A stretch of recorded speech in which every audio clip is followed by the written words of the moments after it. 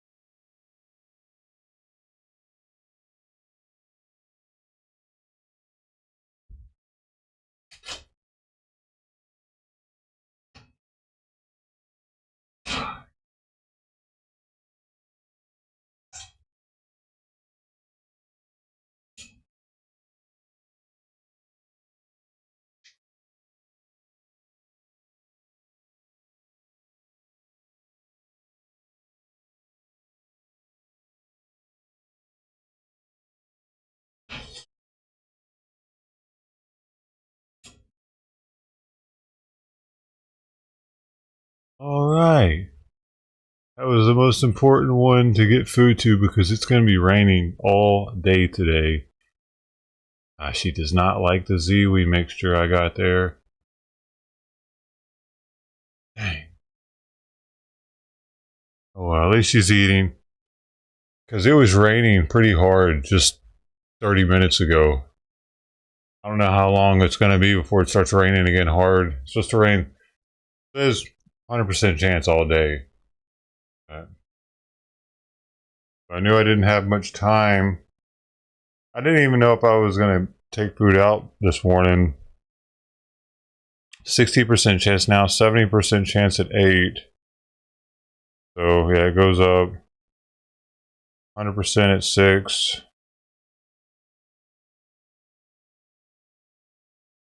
My main goal was to make sure that Trident got a meal this morning. I think she might have been the last one to get a meal yesterday also. It was water. I got a video of it. The food was all waterlogged, but she still... I think that I might be her sole food provider at this point. For her to show up this early on a rainy day like this... Damn, she really doesn't... Fuck that. Sucks. It's Ziwi mixed with chicken and cheese true treat.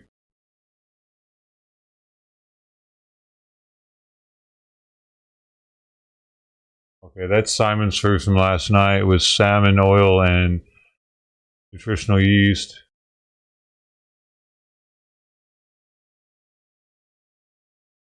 Yeah, she showed up super early too. I saw her walking across the fence of my backyard. I opened the door just to see if it was raining, and I noticed her back there. And I tried to let her know I'm gonna be there in a second, baby girl. I was just opening it to see if I should make their food or not, and I saw her, and I was like, maybe that's why she kind of stuck around. Not, she's being very picky this morning though. She would normally eat Simon's food up.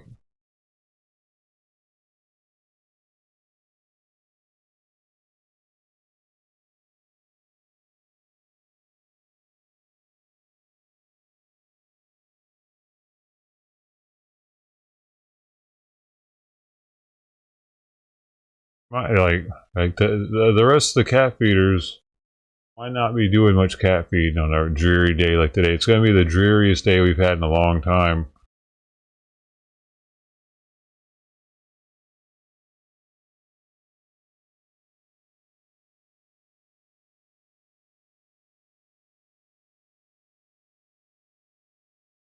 Boy, you barely made it, Golden Coin. I was pressing the button.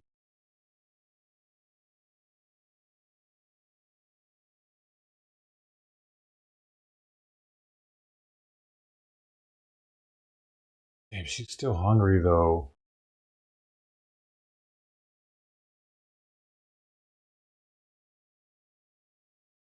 I bet she finished that whole fancy feast. Maybe I should take her another one. Hard to see it.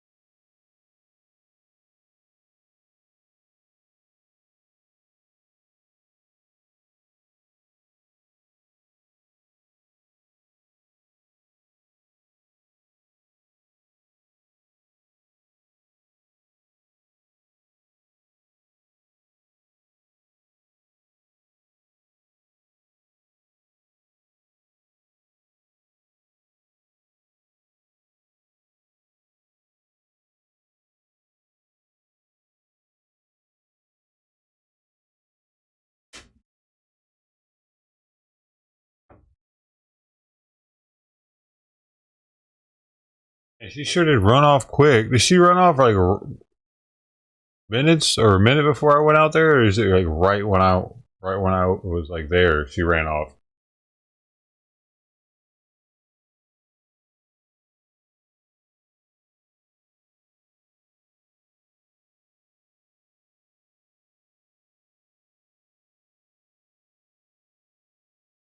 Oh yeah, he did that. He did that yesterday.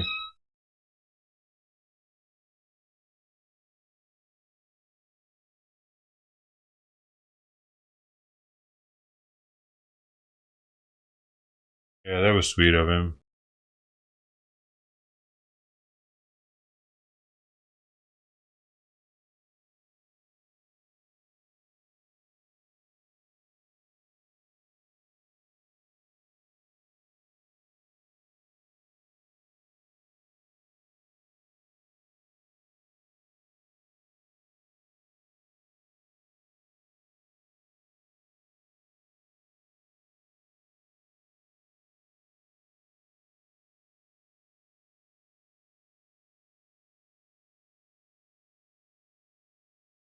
He caught her, but she ran off right when I got out there. I was almost there. That means she's not used to me. She ran away from me. She heard me coming and she ran.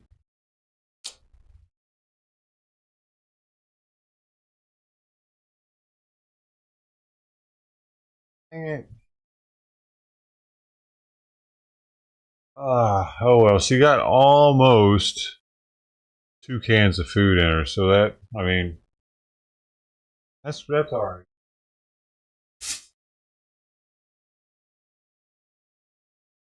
Hopefully, man, I don't know. Hopefully she'll be able to eat more later. I don't know. It's might be too bad.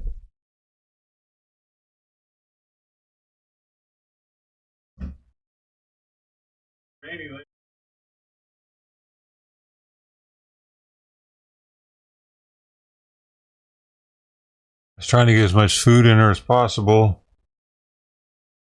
2 cans, that'll probably be good for a little while, at least till noon. Maybe two. Hey, stop! There's no telling what she would have done had there not been food there this morning.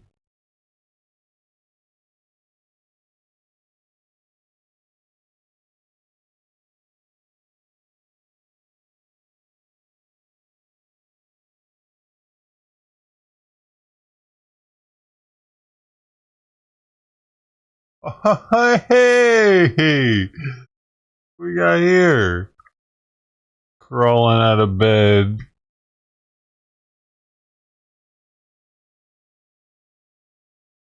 There's another cat that might not have eaten this morning.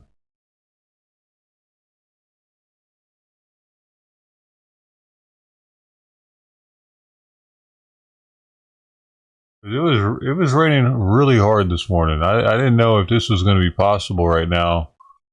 If that would have continued, I wouldn't have been able to feed. Morning, Mark. Hey man, take your shoes off and stay a while. Take your pants off. Are they off yet? Well, are they? Hey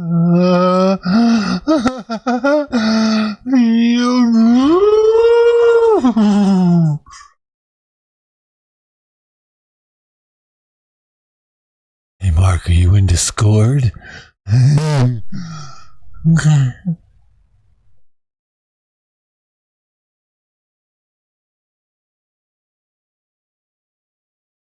I literally can't ever get him to say shit else except for that. One day I'll get him to say something else.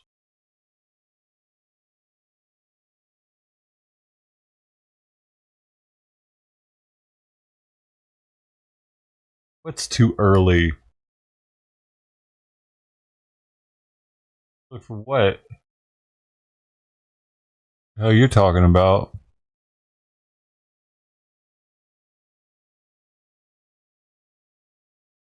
I haven't even smoked yet.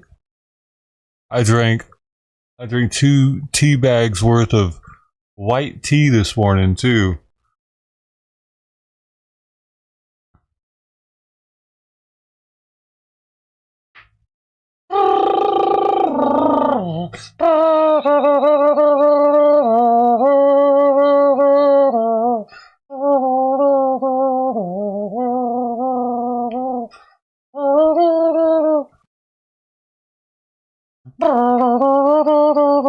Look at that booty. Would you look at that booty? Oh, that's grade A. See what I had it graded. I had it graded, but I lost the certification sheet on her anus. But it's gonna be top dollar once I get her of age.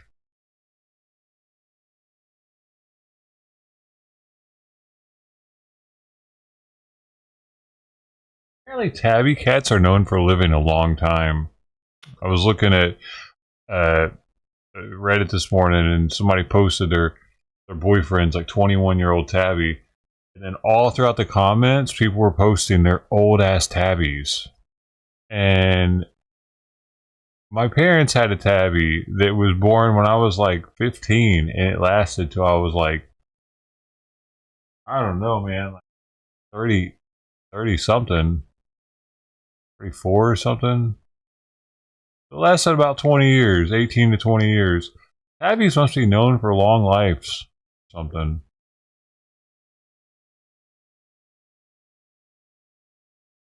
Pippy, stop picking on him. Always pounce on him when he jumps down.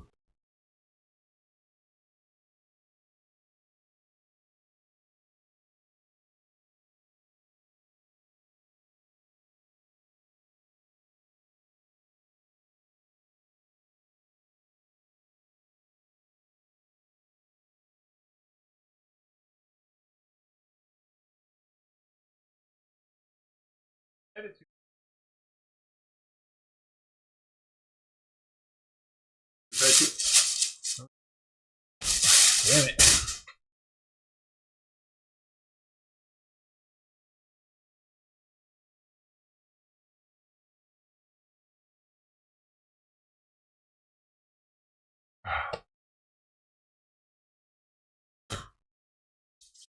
And now you have what? What do you mean?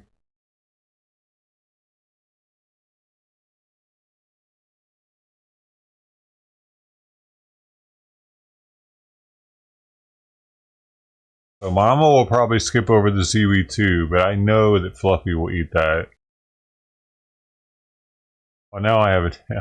Yeah.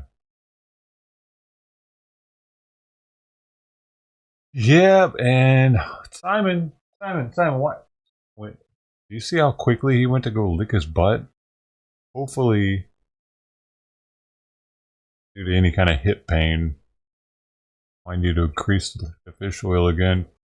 Well,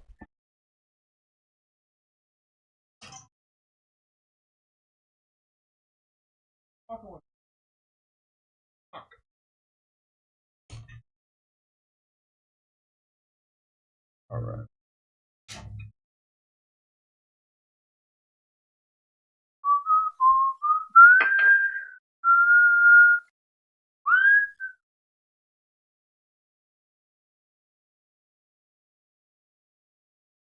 Hey, looks like old Dama was hungry this morning. Oh yeah, I'm gonna finish up that entire plate of fancy feast. Good, because it might be the only meal these cats get today.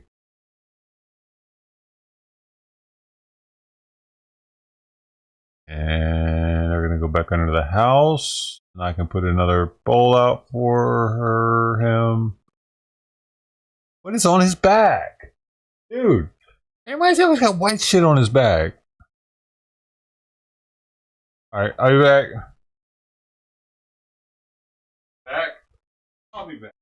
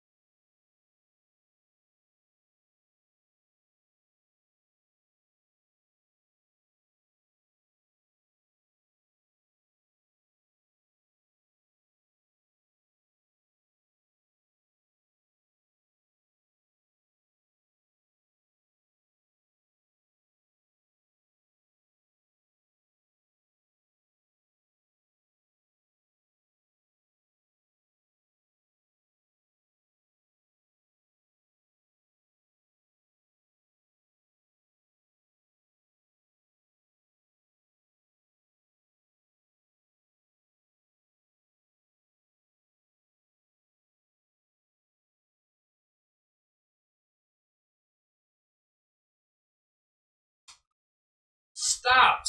Fucking back. God damn it. It hurt.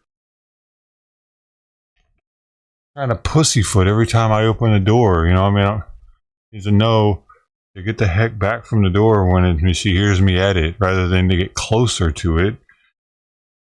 Because I don't want to pinch her little toes under it, you know? She's so cute. She's all... I'm not really mad at her. I'm just mad at the situation, you know? Like, I really don't want to hurt her on accident. I also don't want to have to be like, I'm opening the door now. Here I come. Doot, doot, doot, doot, doot.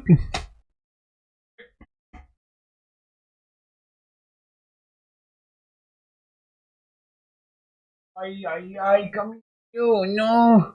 No. No, you can't go. Oh, no. Okay, go.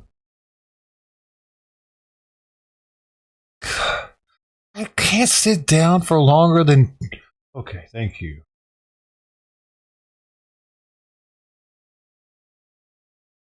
Here's my my cut from yesterday. You can barely... My little fingertip cut. I'm Band-Aidless today. Decided to go Band-Aidless.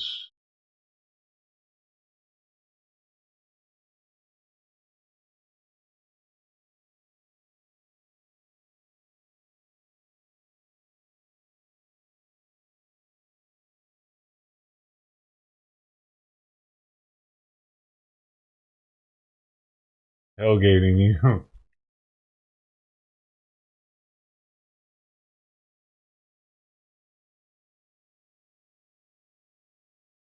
I totally understand. Like, she's stuck in here all day by herself. All night, I mean, by herself. And all day she's in here. Come here. Come here. Come here. Come here. Come here. Come here. Why are you so smart but yet so stupid? Just get out of here. Tell my pants, get the fuck out of here.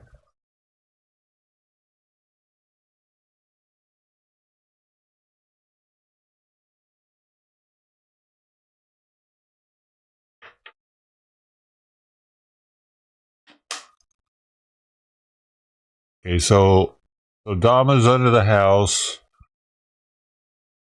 And fried it. Gotten 2 full cans, almost. Got about probably a 20% less than the 2 full cans. So, Dan, she gave a little bite of the Simon's food, a couple bites of that. So, hopefully that's enough to get her milk production up. Enough fluids and enough everything.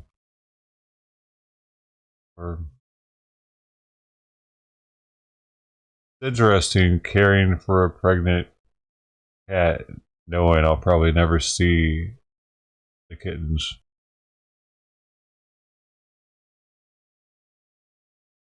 I mean, I kind of hope I never see the kittens, though, because I don't want all of a sudden there to be 5 kittens at the plate and Trident's like, here you go, because I'm not going to really know what to do with that.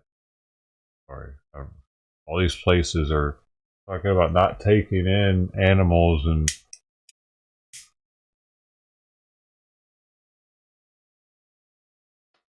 I'd have to start calling places and see if there's an organization that would do it.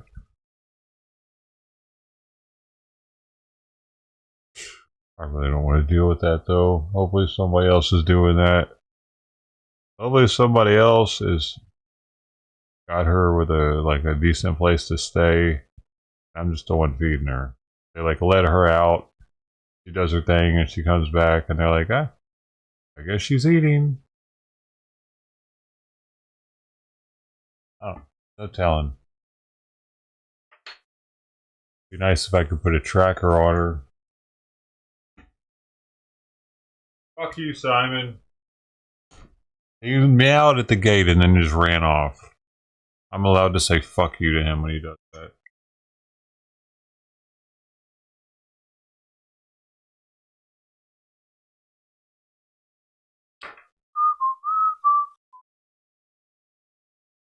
Oh man. Rainy day in Long Beach. You don't see these very often. I'm talking, what would have we had, like 4, maybe 5 of these since this started doing the kitty cam. They are getting Fluffy needs to come on with her bad self. She must have an indoor situation. I think Fluffy would have been here already.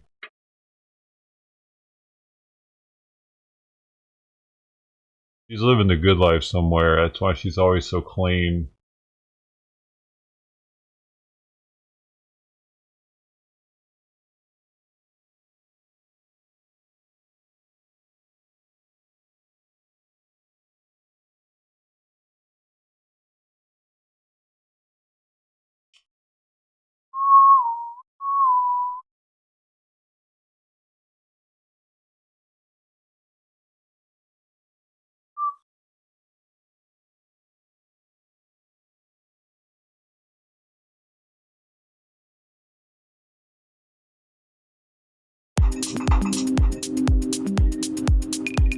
Oh, was there a sound command that didn't work earlier for you?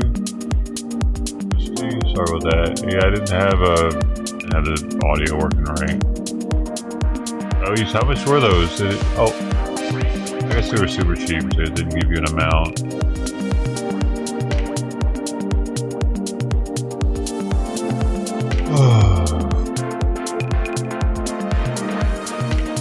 How does we get to the bush? Right, yeah, exactly. I've been thinking about that.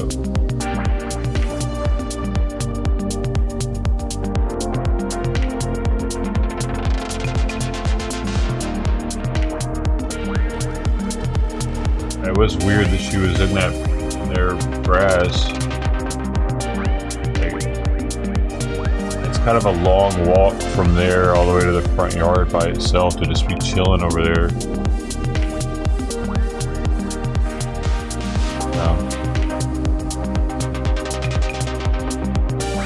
I remember you saying something, the cat could have dropped it off there.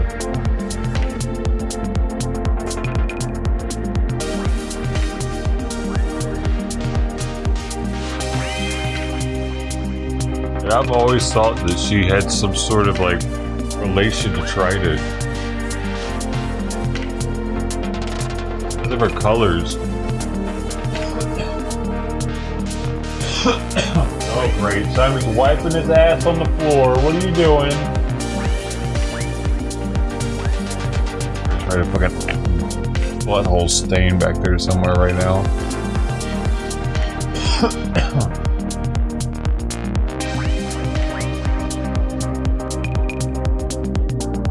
Simon likes to wipe his butthole all over the floor when it itches.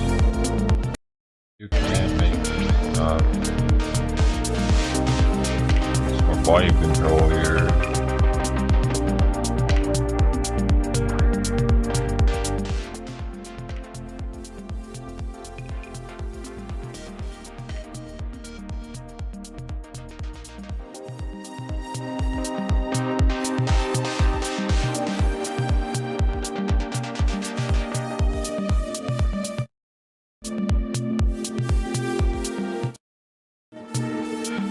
Taking all my volume control out. I'm fucking with the game though.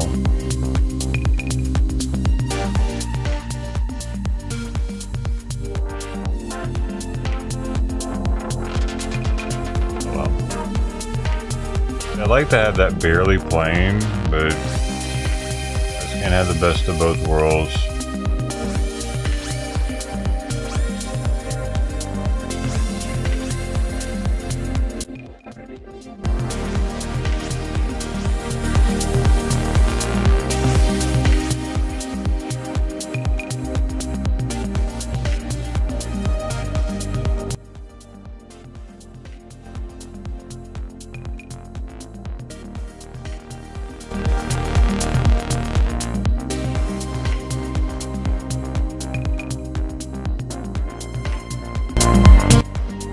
Whoa. Without the limiter. Hopefully it didn't just shoot your fucking speakers into the wall.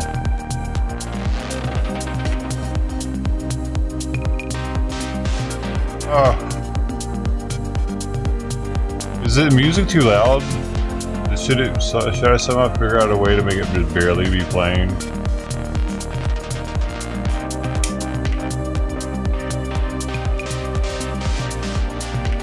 Is it better?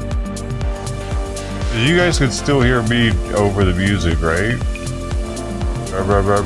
Yeah, like way over the music. Okay.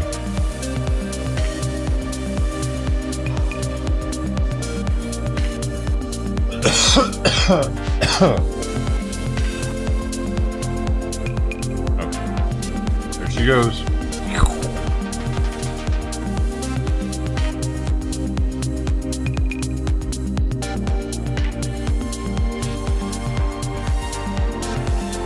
Rainy day in Long Beach, where all my kitties at? I wonder why Trident didn't have the kitties under the house with Velma. Why didn't she?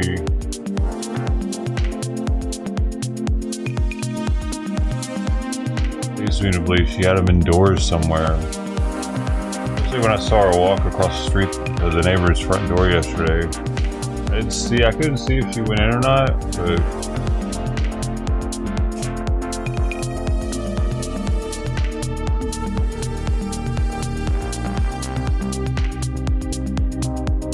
if I'm straight up, if Trident's actually somebody's animal that they're like, this is my cat Fifi or whatever, and they're like, yeah, I don't hardly have to feed her a thing.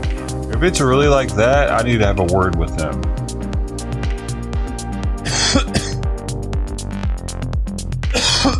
Because that's not fucking cool, asshole. It's not. This isn't cheap. I mean, Trident alone about $2 worth already this morning.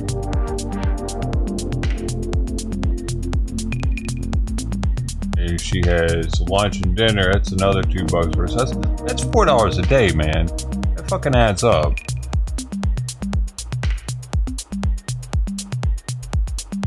That's true too.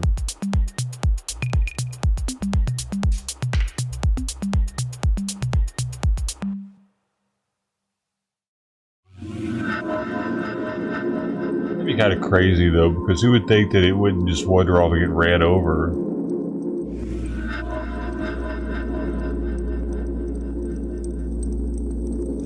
It's right next to the curb. Oh, you do? This tea, that's so very kind of you. Thank you so much. Whatever you is it in the oh, I thought I didn't hear something. What are you talking about? What is it?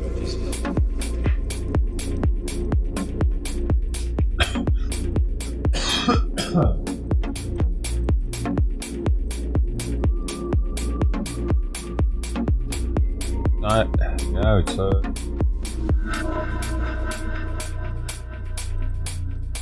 I gotta get some more cat food today, actually. Fancy feast.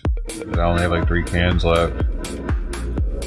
It's crazy how fast I can go through cat food. I gotta get another case for her too. Do you remember that lady when I first found Sweet? She was like, "Oh, you gotta keep her. I'll help out with her." Her name was Tammy LaForest or something. You gotta keep her. I'll help. Dude, we haven't seen that lady since that day, I don't think. She was like all for trying to convince me to keep her, and she was looking forward to like seeing it grow up or something and whatever, and then poof! The fuck? Remember that?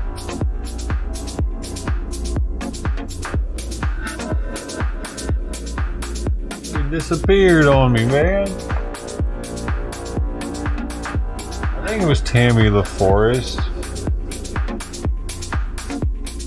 He was super adamant about it. Like, yeah, you got to. Hey. Precious baby. This tea coming through with a badass $30, man. Thank you so much, Sis T.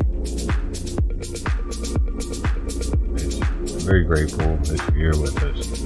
the dono is like definitely extra. Like, you just being here and helping me with all this shit. I probably wouldn't be doing this without you. Honestly. Thank you for being here and for the donation. It's definitely going towards cat food. So, kitties are very appreciative of their fanciest of feasts that they get to have here. Thanks to viewers like you. Now let me put that on the board. The league game.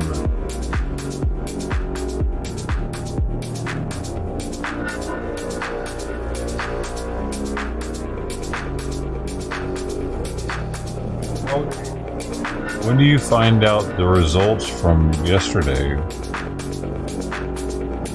Yesterday wasn't your colonoscopy, was it?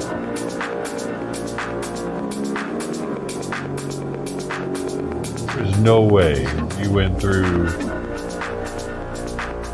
your prep already and everything. I didn't hear anything about it. No, there's no way that happened. Because that's an experience. You didn't get it. You're not gonna. When is that? Is that super fun experience?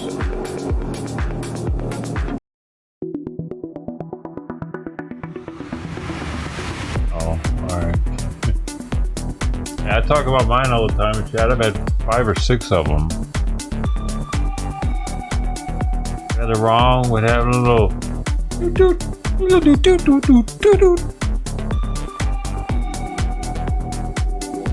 My first one, my first one, I was in my mid-20s.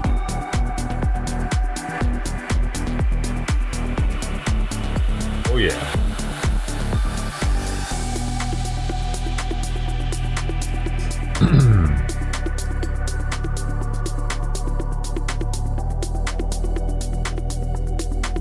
So I don't even think about it. Like it's weirdness or whatever. Because of acromegaly, I'm more prone or likely to get colon.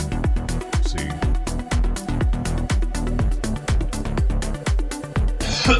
So they got to check me. I've had polyps before, and they had to cut off.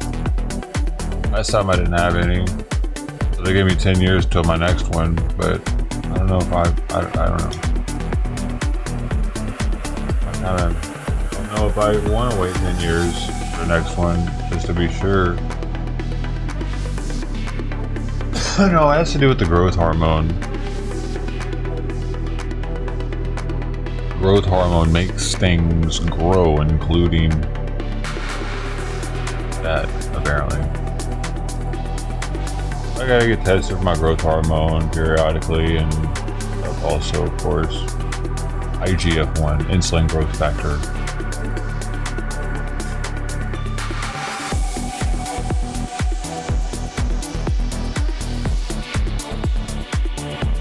Picks up his food up.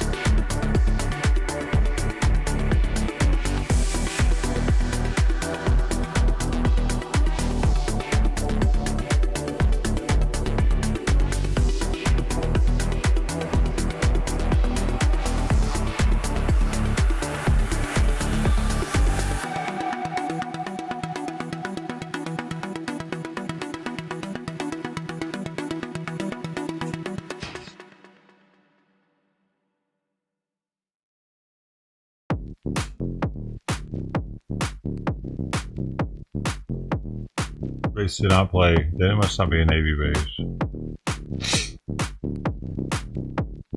Because the Navy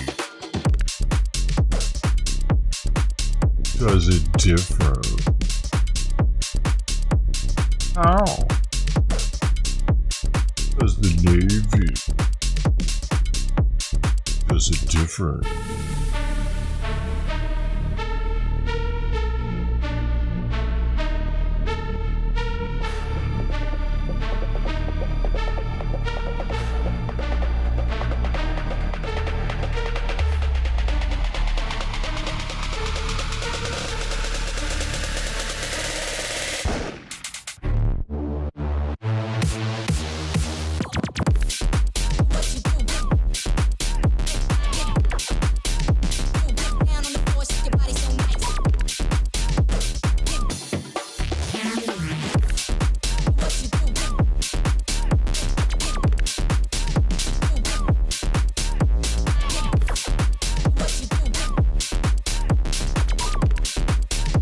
In a roll. What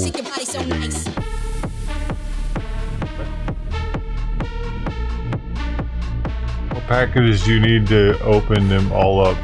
How many more packages do I need?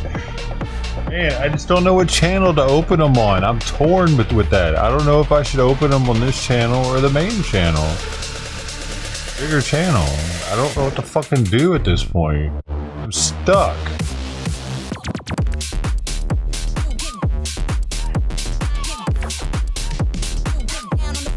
No, I haven't given anybody anything. How much dough are you supposed to get?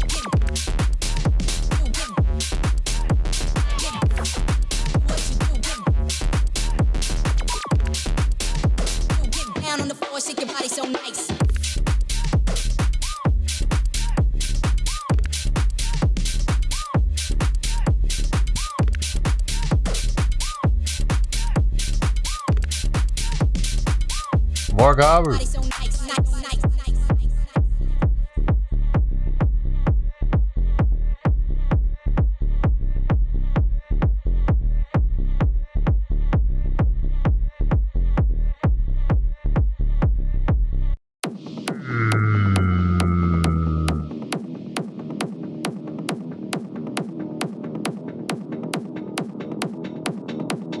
I'm such a big fan. What's your name? Noah. My name is Noah. Hi, Noah. Yeah. Probably my favorite actor in the whole world. Oh my God. Thank you. You see Duke Caboon in Toy Story 4? Yeah, he's my favorite character. And the greatest stuntman. I really love him. I'm such a Sorry, I couldn't pop that out. It's too short. I just want to see Keanu Reeves.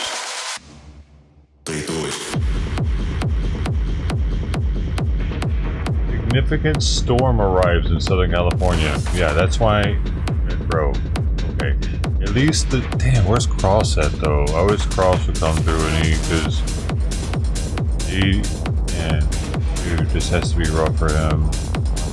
If it's rough for the cats that have non-broken paws and non-broken tails, for the ones that do, it's gotta be harder.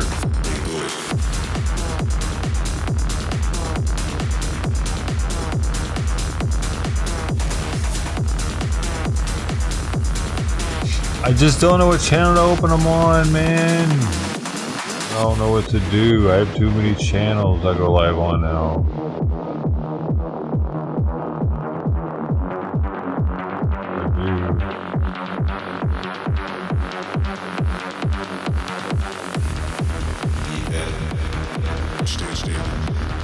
I'm intimidated by opening packages too.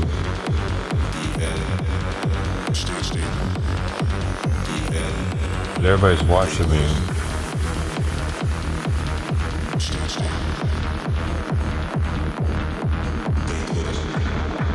It's interesting.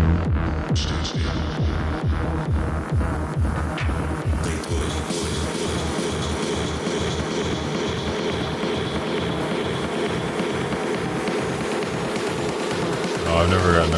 Yeah, actually I have gotten a brain package. But it was from one of my first. No, it was from my first member actually. Night Owl TV was his name at the time. But he worked at a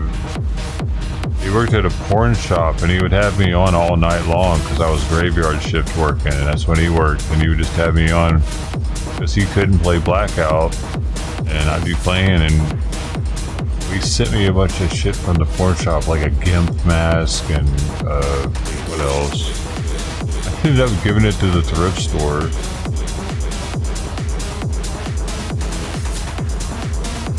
Sorry, I don't have any use for a GIMP mask, even being in my house. Back in I don't know, a zipper on the front of it or some shit.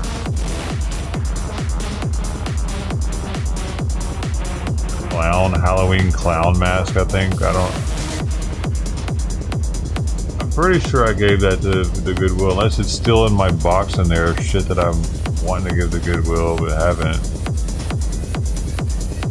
Might still be in there.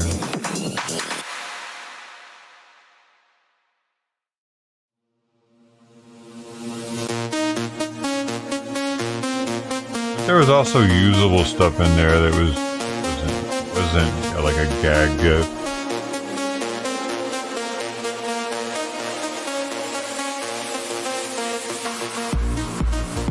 I forget what else was in it, dude.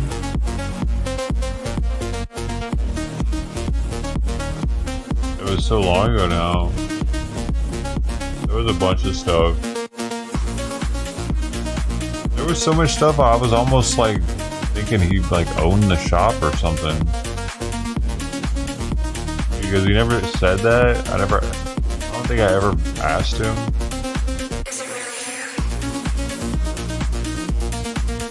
Like, it might have been a business that didn't work out though, because he eventually moved to Vegas.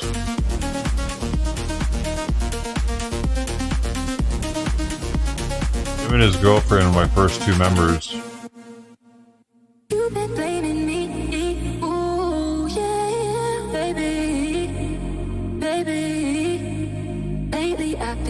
Mandy. I made her avatar for her too.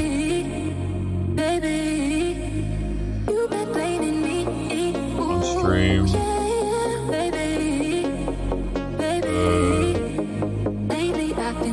What y'all think about it?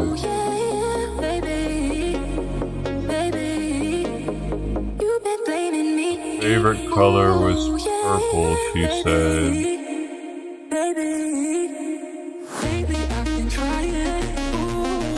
And I took, I'll just see what I did.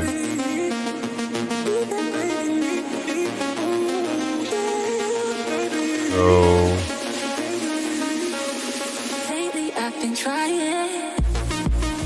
I took this chick here. I found this.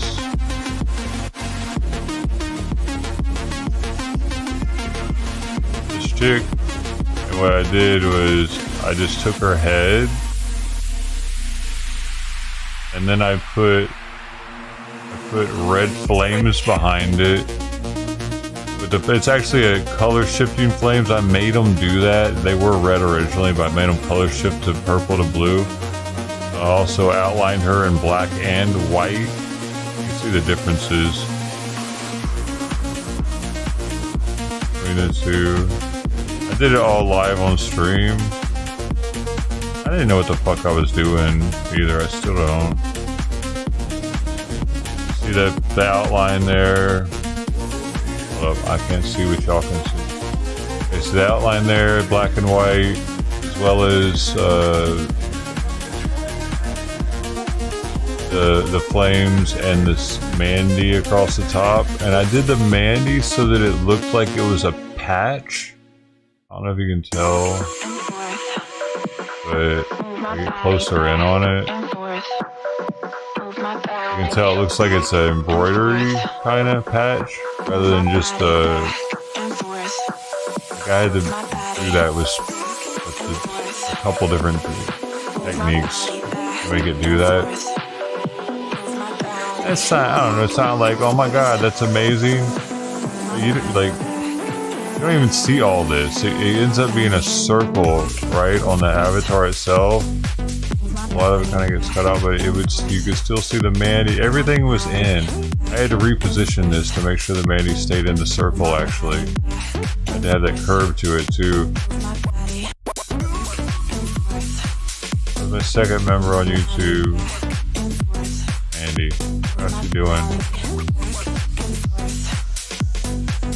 I wonder if she still uses that avatar. Some people still do. Like Bill still uses his. Bill's is in here too somewhere.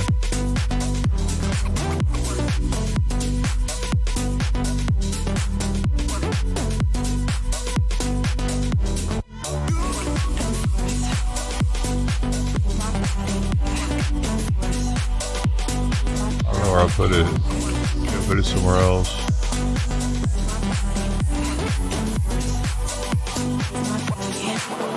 I'll be putting stuff all over the place because I'm pretty disorganized. Oh, this is Liquid Dragons. I made his with this one. Another viewers. They were here the other day in Twitch too. What I did was I took this dragon, I flipped it to look to the right. I made it blue. It's just took this and changed it up to use it. I grab this. So grab that. Flipped it, made it blue so it looked more like water because when it was clear it was kind of hard to see what the hell it was, and I just took the head of it. So it's an actual liquid dragon. And of course, I think I ended up doing this a little better though. Yeah, see I had to get the liquid and dragon like this so that it fit in the circle of the YouTube avatar. I don't think I made this one on stream though, actually. I did this one off stream one day for him. I didn't have an avatar. Is it alright?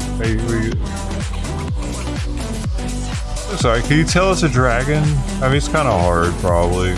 But if you read Liquid Dragon and you look at it, then you see the dragon in it, I think.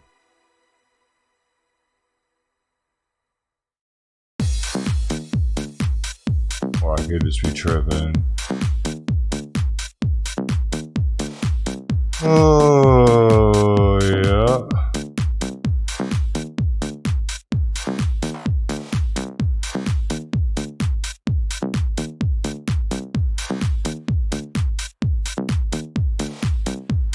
It's a liquid dragon, though. Literally, I searched for liquid dragon, and that's what came up.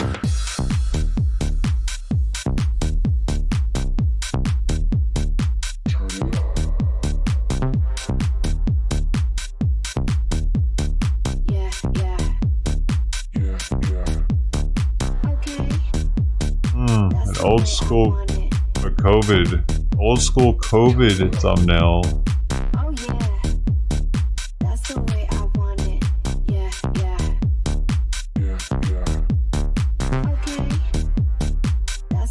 I never even saw that one.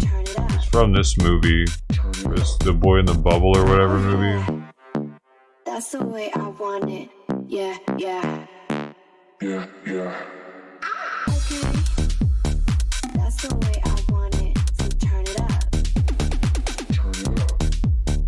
Oh yeah. That's the way I want it. Yeah, yeah. Yeah, yeah.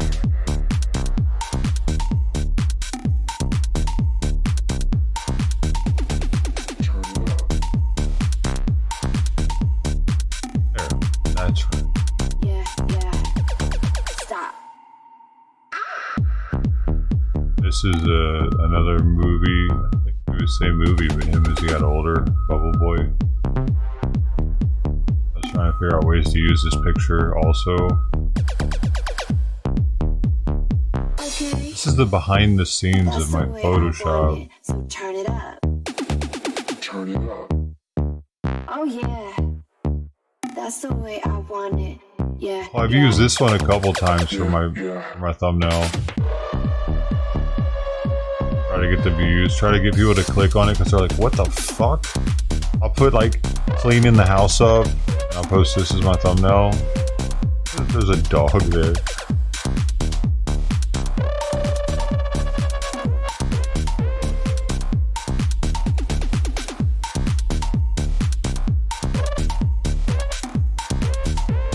Or I'll post shaving.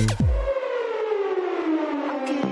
Shaving for the first time in a while. Want it, so turn it up. Turn it up. Oh yeah. Yeah, it's whole family that's like that. You've seen those people. Yeah, yeah. Yeah, yeah. Okay. Or decided to shave it off, guys, but this is a thumbnail. Turn it up. Oh yeah. That's the way I want it. Yeah, yeah. Yeah, yeah. Yeah.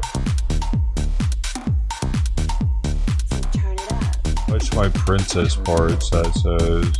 Yeah, yeah. Yeah, yeah. So turn it up. Turn it up.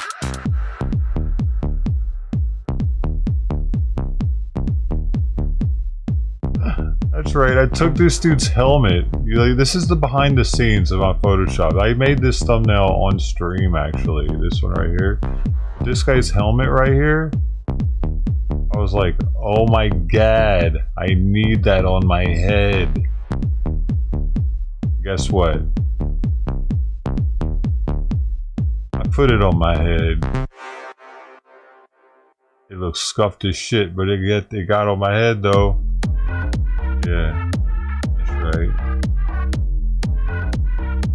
Shake and bake. If you ain't first, you're last, baby. I hardly even played this game. I spent like so long making this thumbnail. There's all kinds of hidden shit in it. Like for one, I picked this orange because this orange and this green are the colors of Newport cigarettes. You feel it? You feel that Newportish vibe there? Shake and bake edition. Of course, I added that. I put the Hennessy on my hand and my arm out the window here, holding the Hennessy up, of course. I'm in there. We got the goat coming up the rear. But what most people don't notice over here is Mike Tyson hitting a fool.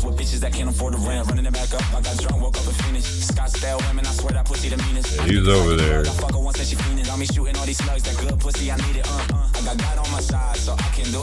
Anything else?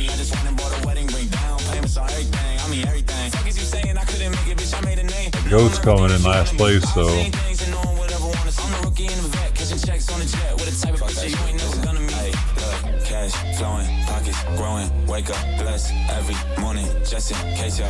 Like little shit, like having the words the way they are behind this, the way the words are doing right here, how they gradually go behind the sign like this and then they pop back out like that, like they're flat but this is at a curve kind of. I don't even know how to do that now. I forgot how to do it. Kind of mask this off or something.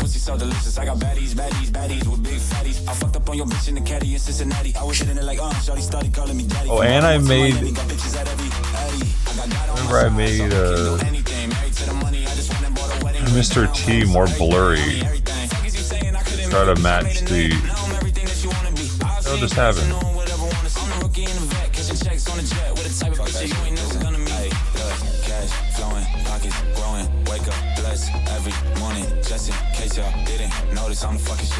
God damn it, why is it doing that? How does that even happen? I click on it and it...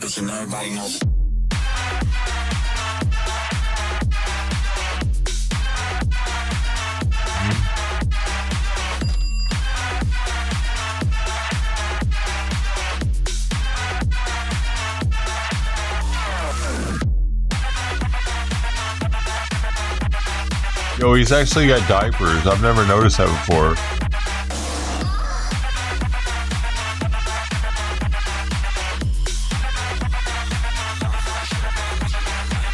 Ooh, I had to make this. It's really, you know, it's straight out of Compton. Whatever.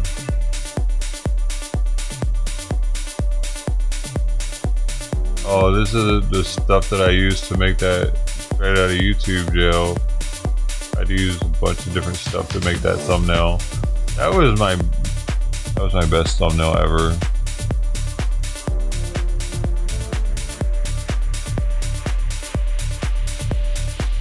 With the pants, the fucking tank, the mustache.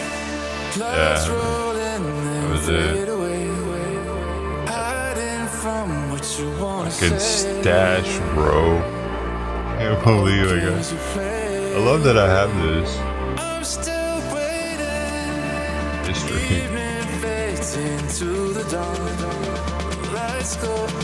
can't believe I had a mustache. What was I doing?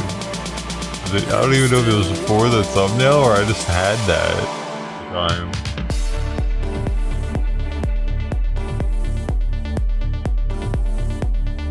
Because that was made in 2020, 6/23/2020. Damn it. 5 years ago.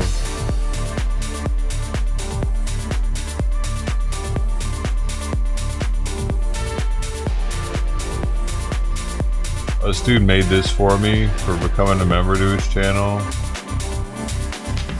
It's like a gazillion dosho, like.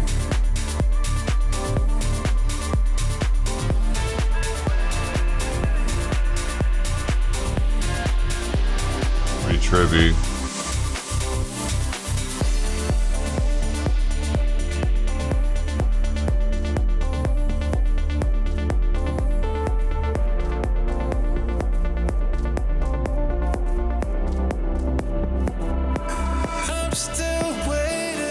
I've used this one for so many thumbnails too. Kids will want dinner to last all day when you spoon on Kraft's potato fudge.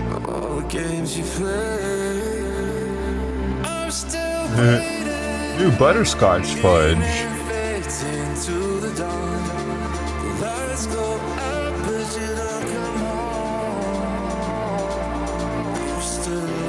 I've used this for a thumbnail before. I don't know, I'm too goofy probably.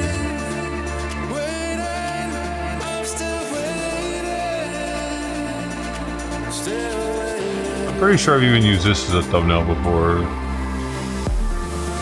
That stream might not be public though. Oh, this is classic. The Rittenhouse trial thumbnail has got classic. For jelly beans and Kenosha, Biden, what's in your ear? Perfect.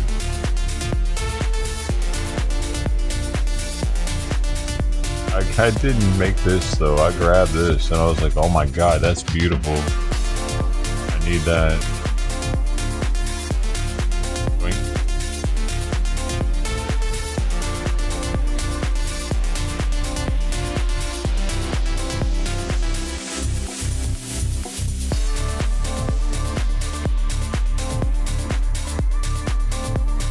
Trudeau laughing at the mandate freedom shit.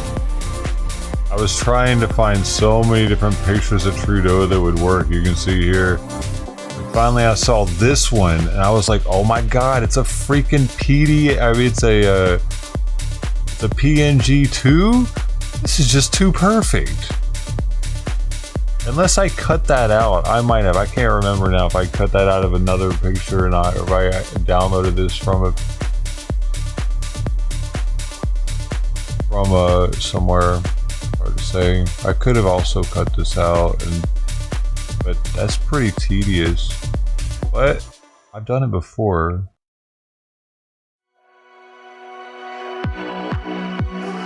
So that I could have him giving 0 fucks about the trucker mandate.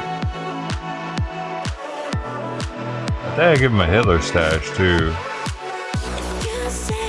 I did. I tried. With it smaller, it looks more Hitler stashy. Curly tail. Baby, can you just stay another night? If you say so, I can't say no. What's Baby, this? can you just stay another night? Keep you close, don't go home. Baby, can you just stay another night? Where is property? Won't let go, 'cause I don't wanna waste February 2022. alone. Don't go home. I'm gonna ask you to stay another That was still 3 years ago. Yeah. let go, 'cause I don't wanna waste another night. I gotta start making thumbnails again, probably. I'm gonna ask you to stay another night. Jersey Jay's Easter stream.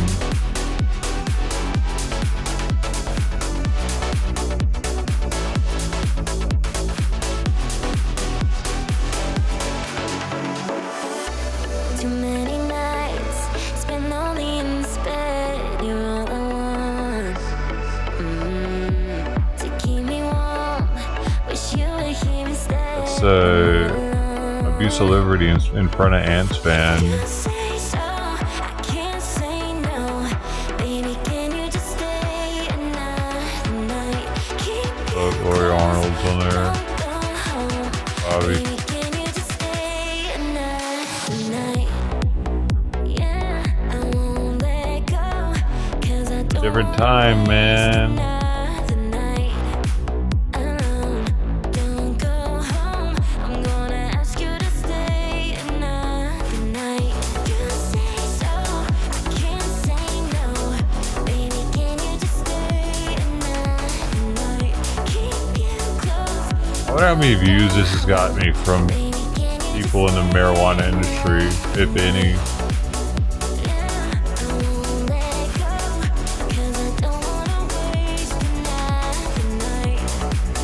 They definitely deleted that shit. They're embarrassed by it.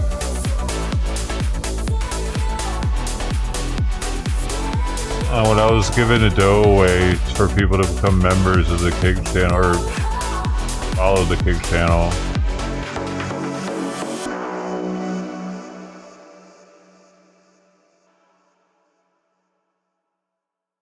Mhm.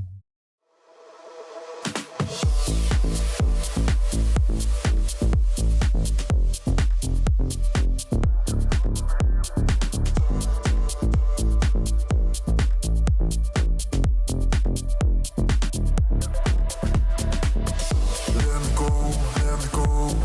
I can't keep on doing this no more. All alone. We cannot go back to love, no.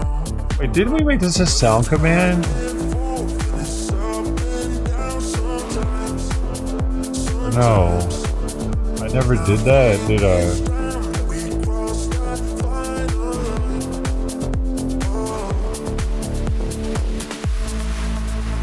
I think it's time to see the other side.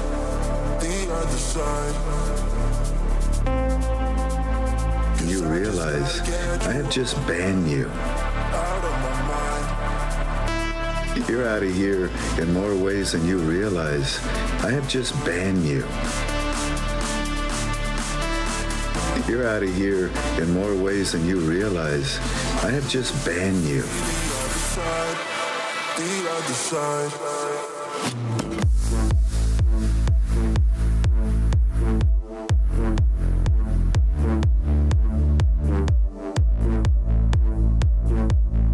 Eat? Did something eat off of the food? I think it's time to see the other side.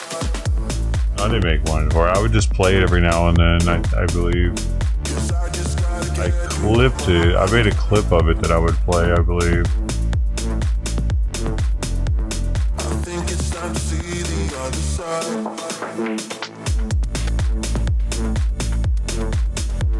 'Cause I just gotta get you off my mind. It's raining, so.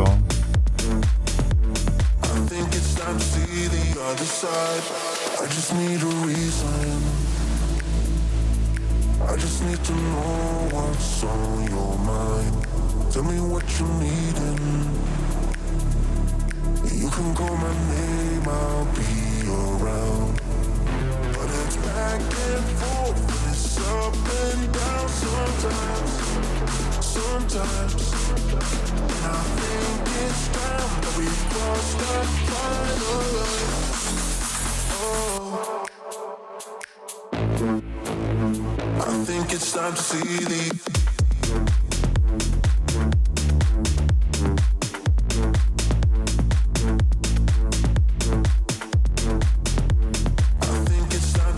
Oh, I wanted to see something.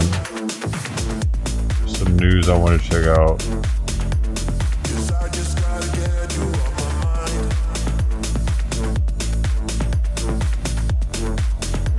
I think it's time to see the other side.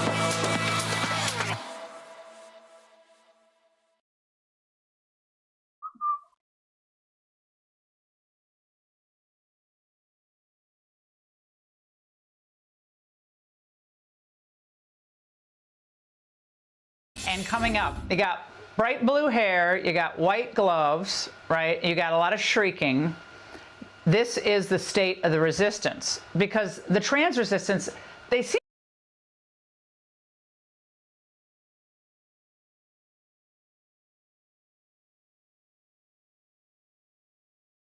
to be just losing their mind if they have ever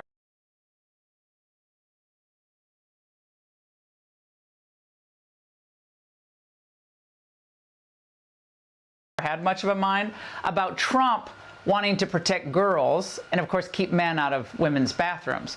So a Massachusetts town going so far as declaring itself, as I mentioned in the angle, a sanctuary city for transgender and gender diverse people. The city council voted in favor of the sanctuary status 9-2.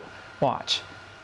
I don't want to spend an hour applying glitter on my face so that you will hear and see me. I need the city to protect me because the federal government won't. And if you think you're afraid of Trump, you should see how afraid of Trump I am. It demands a response from our elected officials to say, we recognize that you are under attack, and in Worcester, we are going to protect you.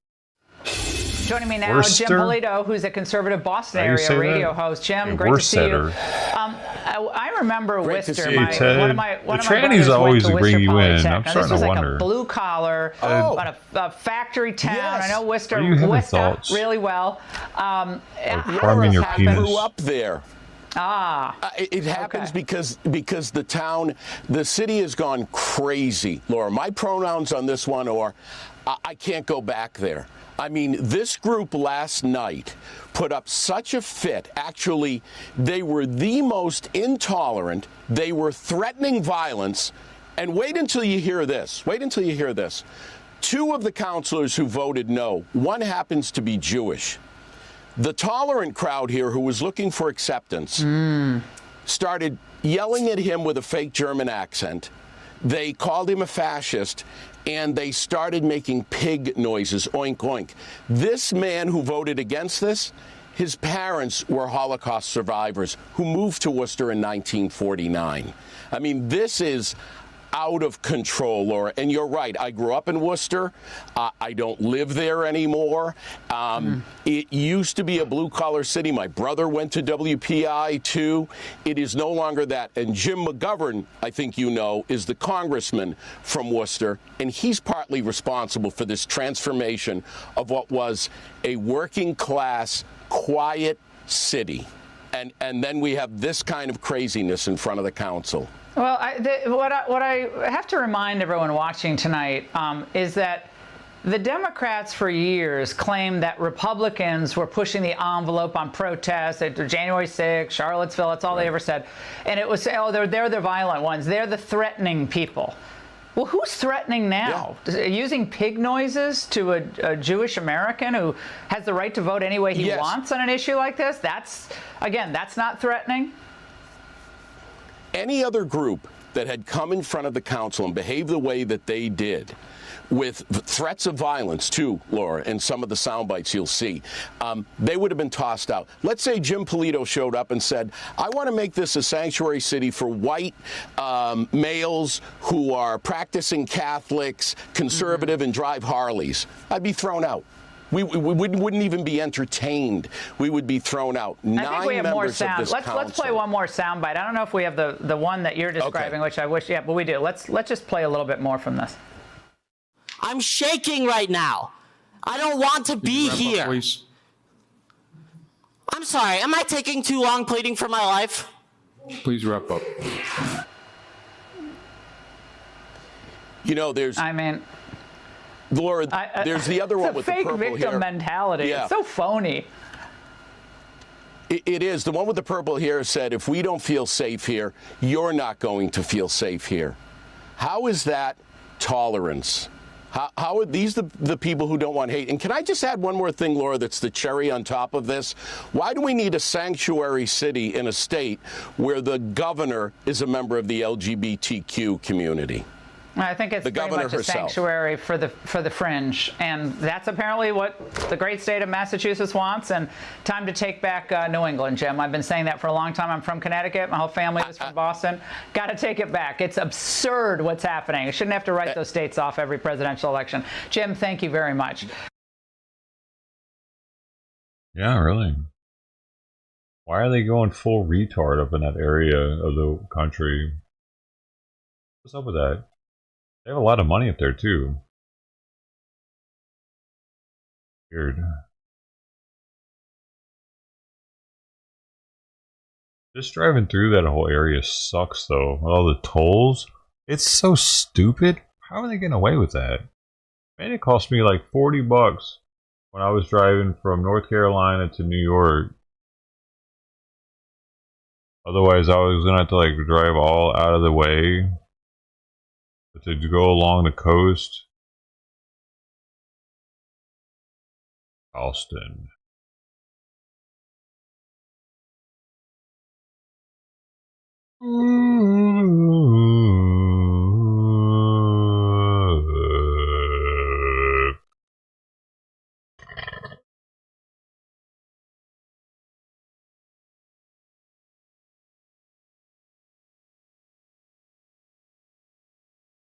I don't remember where we stopped. It was like New Hampshire, something like that, on the way to New York. And I remember they had a bunch of colorful houses, like neon colored houses painted. It was like something that they did there in that city. And sporadically there would be a neon house here, a neon house there, different colors. Do you know where that is? You ever heard about that? Northeast thing somewhere.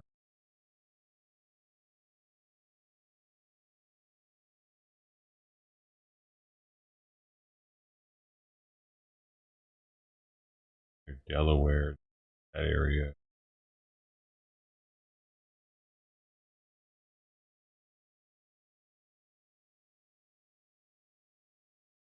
Weird out there, dude.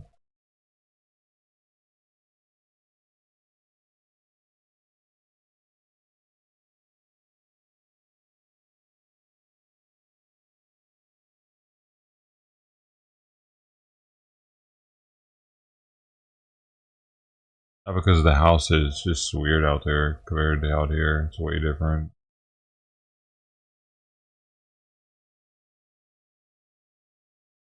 Everybody's in a hurry out there.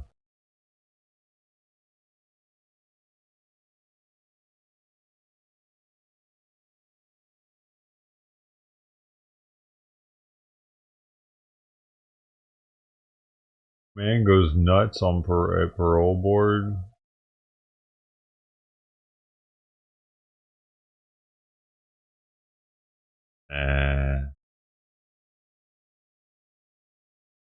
USAID committee hearing, House Foreign Affairs Committee hearing, USAID. This thing's been going on for freaking hours.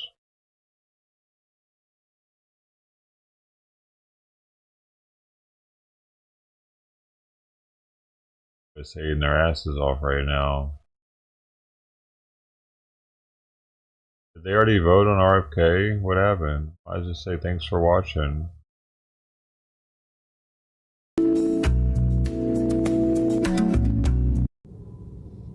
Collins, Mr. McCoy. He's in? Oh, okay. Graham. Why is it? Ellie.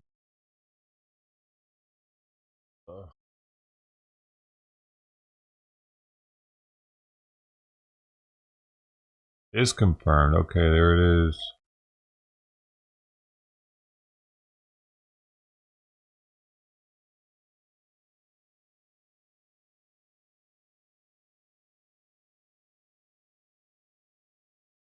Thank you very much, Mr. Chairman. Mrs. McMahon, nice to see you again.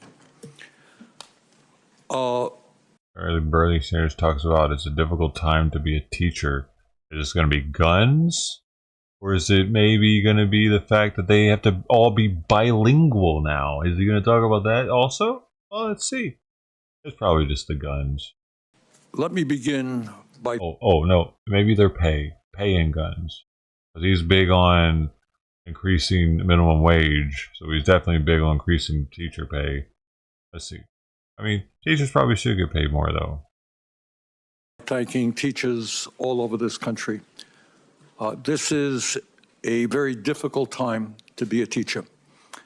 And talking to teachers in Vermont, and I think teachers all over the country, what they are telling me is they are spending a lot of their times not only teaching math and English, but dealing with the emotional needs of kids.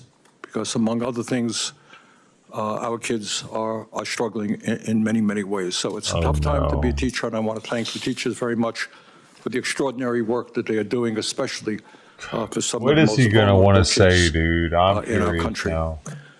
You know, way back in 1863, as we recall... Bernie Sanders gets a lot of hate, but I was actually going to vote for this dude for president one year. Like, that's the headspace I was in when he was running for president. I was like, yeah, fuck it. Ruffle shit up a little bit. Bernie, I like it. For whatever reason, I don't think he made it as a primaries or something. But Colorado voted for him in the primaries. So I knew they would. I think I was living there at the time whenever he was doing that. Was that 2015? But he says a lot of good shit, man. There's a reason why he made it to that level of politics and was getting votes. You know, he's just... And he has been doing this shit for fucking far too long. Career politician. Kind of sucks. Not my favorite. And he makes a lot of money off the pharmaceutical company, apparently. He says not directly. Indirectly, so that's way better.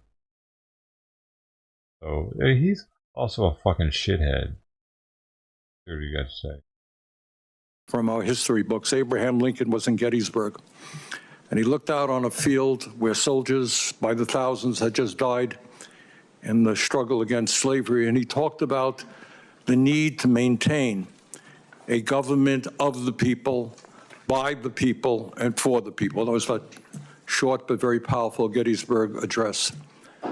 And I think in this country today, there is a growing fear that instead of having a government of the people, by the people, and for the people, we are looking at a government of billionaires, by billionaires, and for billionaires, whose job is not... How much fucking money does Bernie Sanders have? Asshole. Just because you're not a billionaire. You fucking asshole. There's no way Bernie Sanders only has that 51,000. But estimated now with 3 million. The outspoken Democrat, socialist, and political icon is actually part of the 1%. It says on that site. I'm sure they're right. Not to improve life for ordinary people, but to make the people on top even wealthier.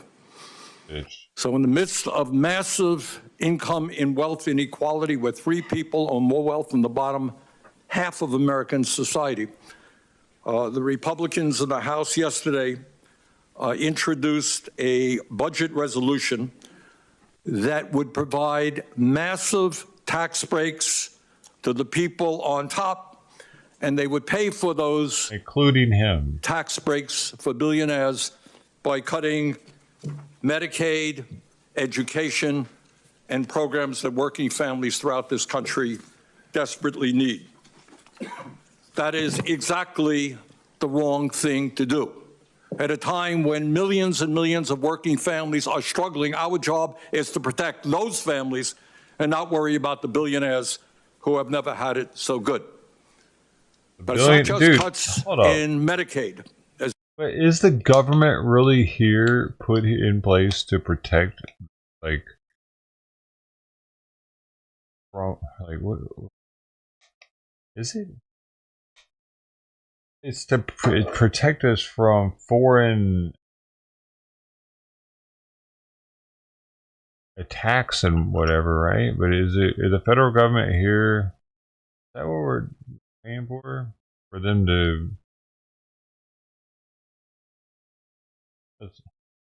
Certain programs are put in place for that, like Social Security.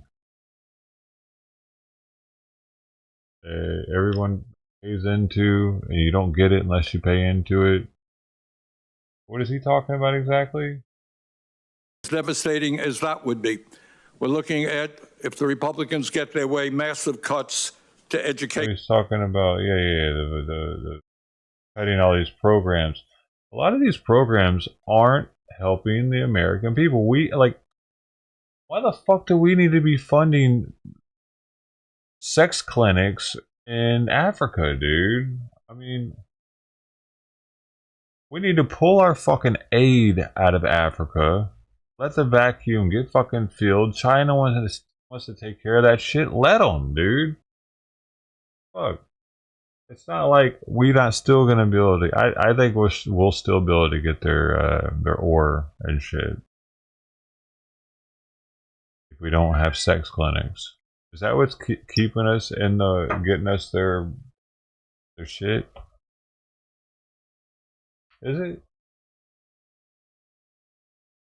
Are we kind of protecting Africa from China with our military?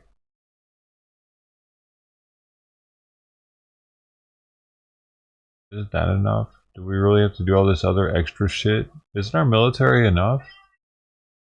It should be. And I should also say that the people who are trying to privatize Social Security, privatize Medicare, privatize Medicaid, privatize the Veterans Administration are precisely the same people who are trying to privatize public education in America. We must not allow that to happen. Oh, In no, America, they're not. we must. They're not. They're trying to give it back to the states. They're not trying to privatize it. That's not privatizing it, is it? Let the states take care of their own schools. If they want to let their kids be idiots, that's on the state.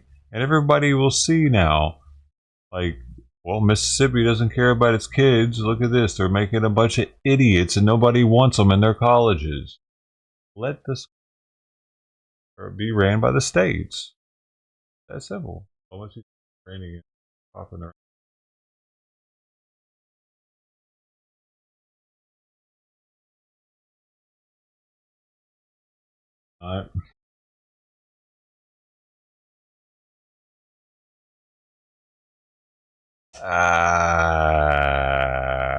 Not allow our educational system to become a two-tier system.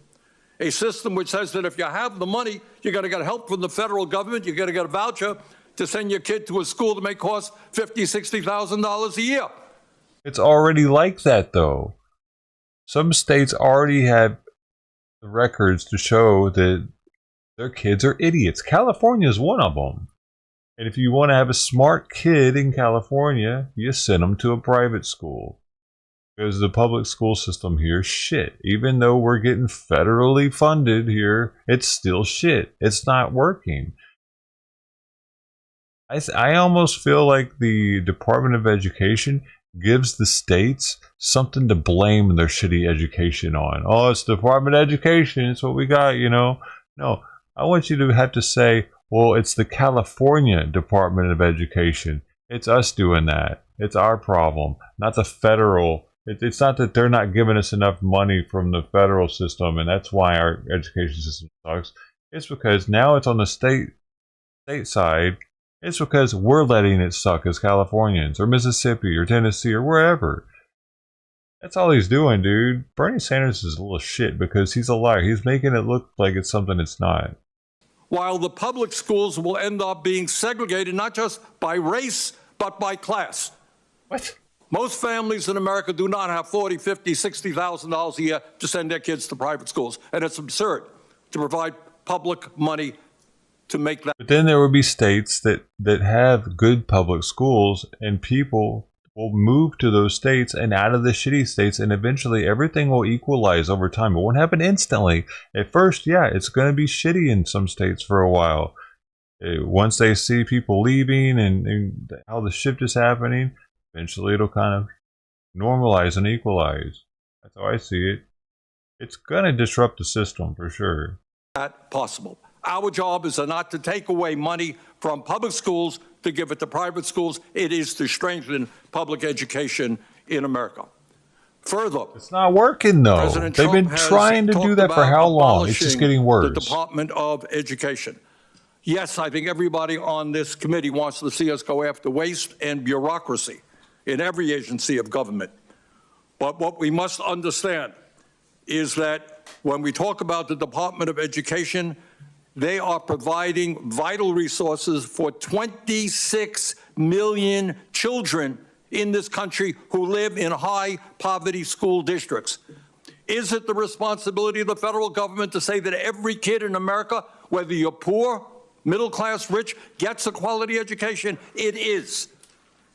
And that is what a lot of what the Department of Education does. But it's not working, dude. It's not. They don't. They claim to do that. They're supposed to do that. That is the job that they're tasked and paid for.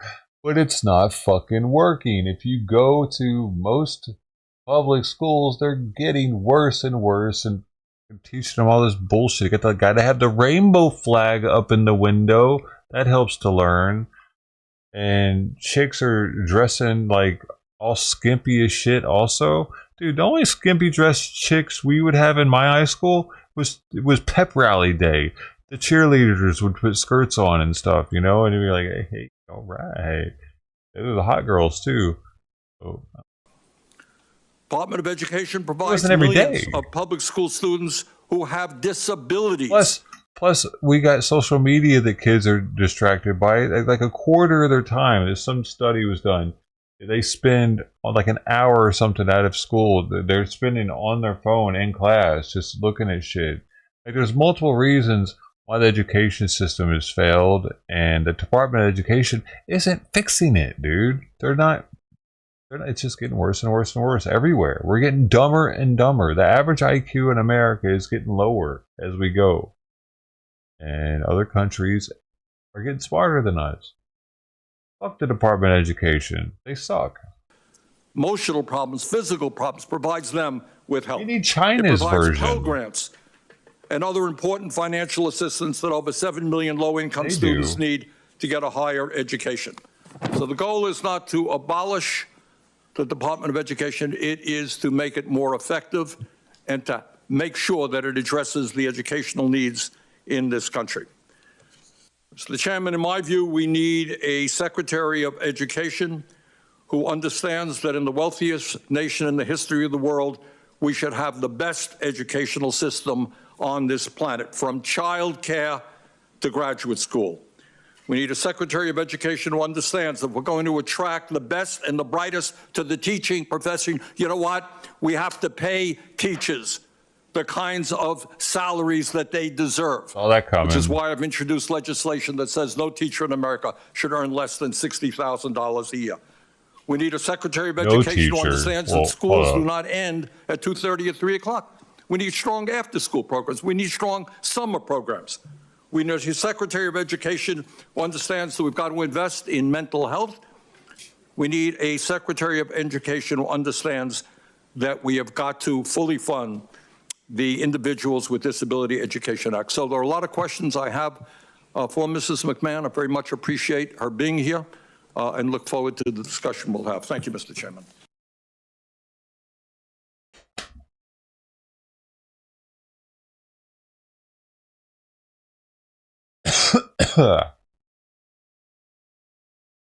Hey there, little buddy. There, little buddy boy. How you doing?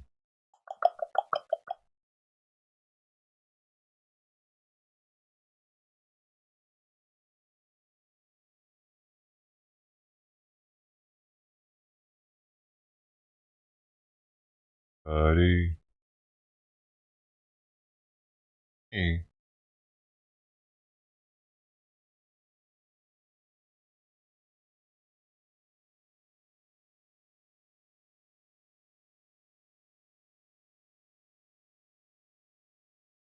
Okay, y'all just mad because I get 3 canned food stamps. So what? I get all kind of snacks while I'm sitting here chilling or whatever, paying no bills. No bills. I'm on government assistance. My son back there with his snacks. Government assistance, 3 canned food. I just got a letter from DHS. They have cut off my food stamps, cash assistance, disability for me, all 6 of my kids, and my Section 8. What do they expect me to do? I can't go out and get a job. I have been getting welfare since I was 19. She has a fucking $40,000 tax refund? How is that even possible with getting all that other shit?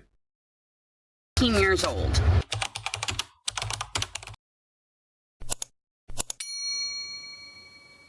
What's up and welcome back to the channel. It's Crystal, your favorite social worker, and today I'm going to be discussing the food stamp benefit outrage that has been going around on social media. For those of you who don't know, I've worked at the welfare office, which is the office that issues and approves food stamp benefits. I worked there for over 6 years. Because my content on TikTok is mostly centered around food stamp benefits, a lot of my followers have been asking my opinions on these 2 creators. My community on TikTok is so dope, so if you want to connect with me on TikTok and become a part of the community, the link is in the description below. So, for obvious reasons, most people choose not to discuss their finances online. It always gets the people going when you do that. People get real antsy when they feel like you're receiving income that you're not entitled to or income that they don't feel that you deserve. That's why people get so mad at content creators, because a lot of people don't feel like you should be getting paid for simply making videos in your house. With that being said, the 2 creators that you saw at the beginning of this video are very loud about their income online, which according to them is made up mostly of government assistance program. In this current political climate, you can just say that the comment section of their videos is chaotic, to say the least. Given my history as a welfare caseworker, we're going to watch a few of their videos together and I'll give my thoughts at the end. Okay, y'all just mad because I get 3 canned food stamps. So what? I get all kind of snacks while I'm sitting here chilling or whatever, paying no bills. No bills. I'm on government assistance. My son. Oh, what's hilarious? Government assistance. This chick acts like she lives off M&Ms and Airheads and shit, dude. Hey, I'm sorry, lady, but you're gonna have some figuring out to do in about 5 or 10 years. You keep that shit up. Pow! This 3 canned food. I just got a letter from DHS. They have cut off my food stamps, cash assistance, disability for me, all 6 of my kids, and my Section 8. What do they expect me to do? I can't go out and get a job. I have been getting welfare since I was 19 years old. Over 10 years I have been on welfare. Okay, this is not a temporary solution. It is a permanent solution. So my 2 older kids that don't live with me, I have had on my case. Their dad went behind my back and put them on his food stamp case so he could get food stamps for them since they're in his home. Well, He has a job. they're at his home. I need the food stamps, not him. So now they have cut me off, and now they are forcing me to pay back over $48,000 for the last 12 months. And they're taking my taxes. $48,000? So, How do you get that much in 12 months? tax return, None of this makes sense. I will be receiving $1. And then I'll still owe $8,000 on top of that. Or I risk jail time. Where do they think I'm gonna come up with that? How am I supposed to live now? Yeah, it's your girl, EBT Queen, right here, right now. 3K, still get my 3K in food stamps. 7 kids, 7 different men, 7 baby daddies. So what? They all on child support. I don't Why care are there how long so them many checks of running. these videos Got them lately? checks. Yes, $0 Crazy. on rent. Yes, living rent free, 5-bedroom house. Yes, faithfully 3K from the plug with the food stamps. Yeah, we eating over here. Yeah, we hood rich over here, baby. Y'all just mad out there. Y'all mad. Y'all can stay mad. I don't care. Stay mad, baby. Because I'm hood rich. I am hood rich. So what? Yes, I had my first child when I was 14 years old. So what? Who cares? It's life. Things happen. So what? Like I said, get in where you fit in. Like I said, y'all just mad at the end of the day. Beat the system. Don't let the system beat you. Don't let them take you out. Take them out. Period. And that's how we're going to do. We're going to continue to get this food stamps. Continue to swipe this card at fast food. We getting gas on this card and all that. My plug coming through. Dude, stop fucking no control. I don't know why Like the cat everybody knocked is it off. hating on me for driving a 2025 Tahoe and getting food stamps. I've been getting food stamps, cash assistance, disability, Section 8 for over 15 years. Okay? I qualify, and I have been qualified for all of those things. Okay? This is what I am owed. This is what we are all owed. You can go do the same thing. Just because you're upset that I can sit at home and make more money than you do and still drive a nice vehicle doesn't mean you need to go rat me out. And how did you even know that I drive? I never posted my vehicle on any social media. Trying to force me to sell my Tahoe. No, I'm not selling my Tahoe, and you're not taking away my welfare. That is, I deserve every last penny, and you're not taking that away from me. Mind your own business.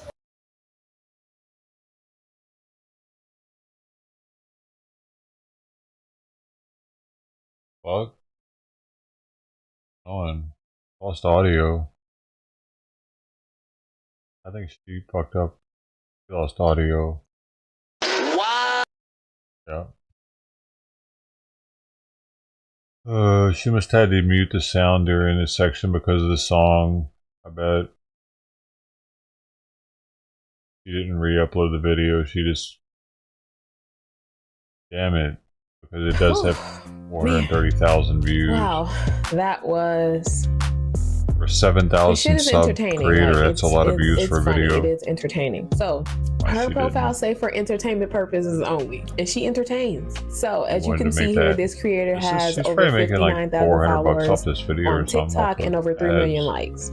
That means she is getting a lot of engagement on these videos. And this other creator has over 100,000 followers and over 3.3 million likes over all of her videos. So here are my thoughts on these two creators. They are both putting out this type of content for entertainment and engagement.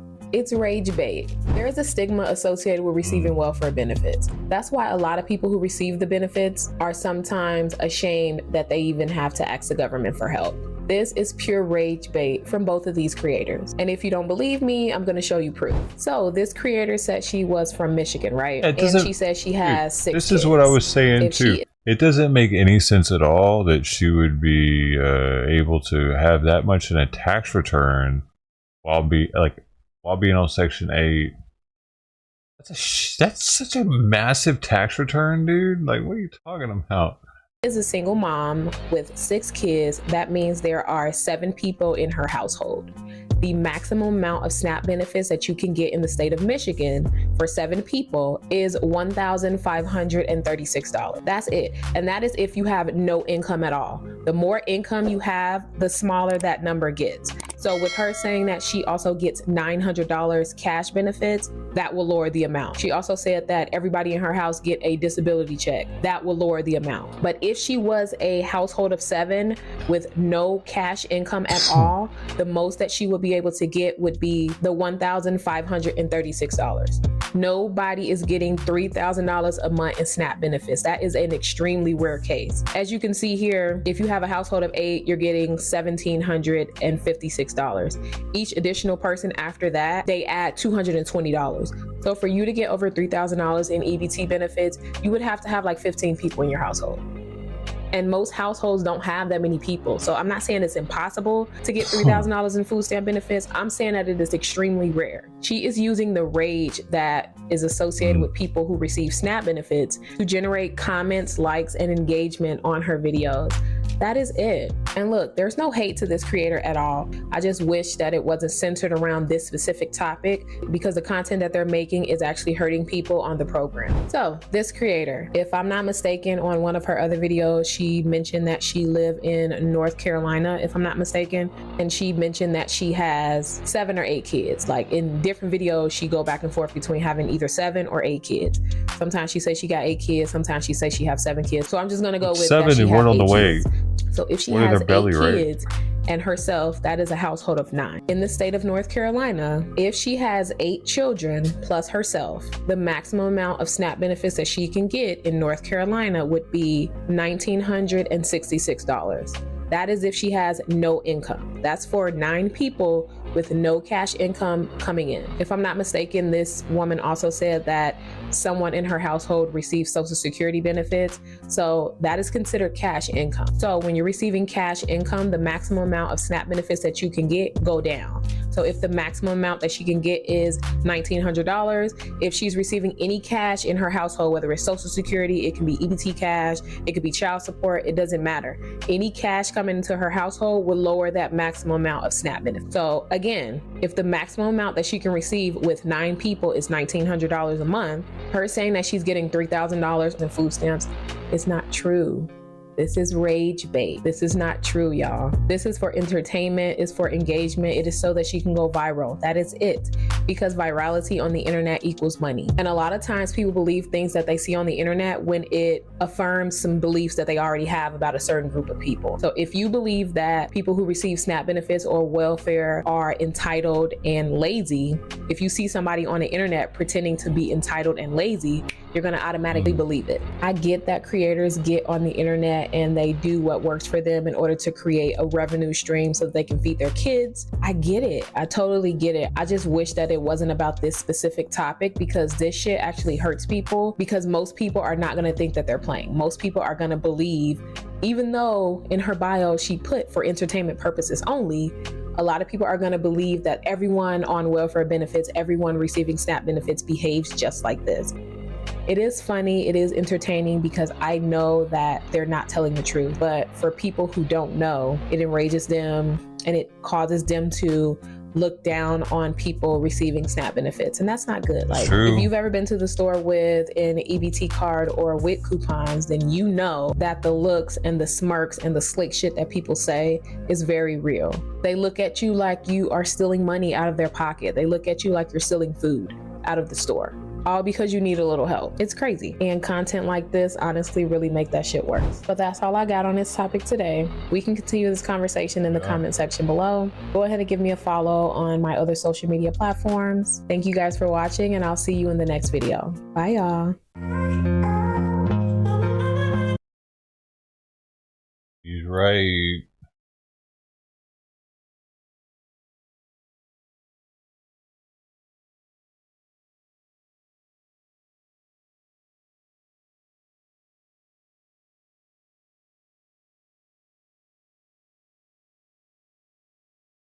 Like Mohan McMahon is being grilled over dismantling the education. It's been going on for hours. It's going for hours, man. Oh! Your brother made a video, Sister D. He shaved his everything. Back for another review. Except for his nose hair. Doing a video today. What the fuck? Look at that nose hair, baby. Holy shit. How does he even breathe? That's like a hair filter. I got this from Myers. Does he have to do like a filter replacement? You can get this from other stores too. Like Kroger, for example. Once it gets clogged up, you just...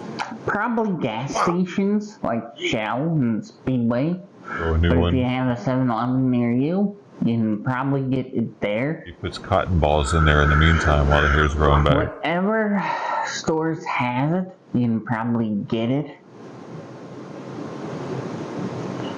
If not, then... It's raining again. If you don't go for monster drinks, because of being... It's raining again. Damn. Being owned by them, after, you know...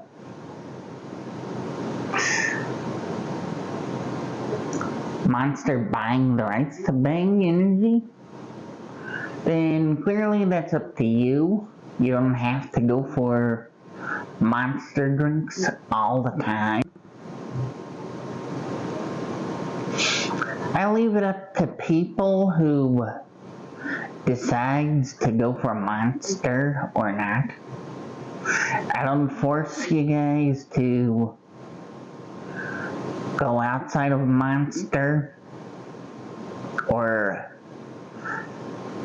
keep drinking monster. That's your choice, your business, not mine. There are many people that likes the drinks, like for example, Rain Energy, Nas, Relentless. By the way, Relentless is only UK. I wouldn't mind having Relentless energy drinks. But let's not ramble on. 200 calories. Monster nicks it on the calories. No total fat. 200 milligrams of sodium. Too much sodium, Monster. Quit that.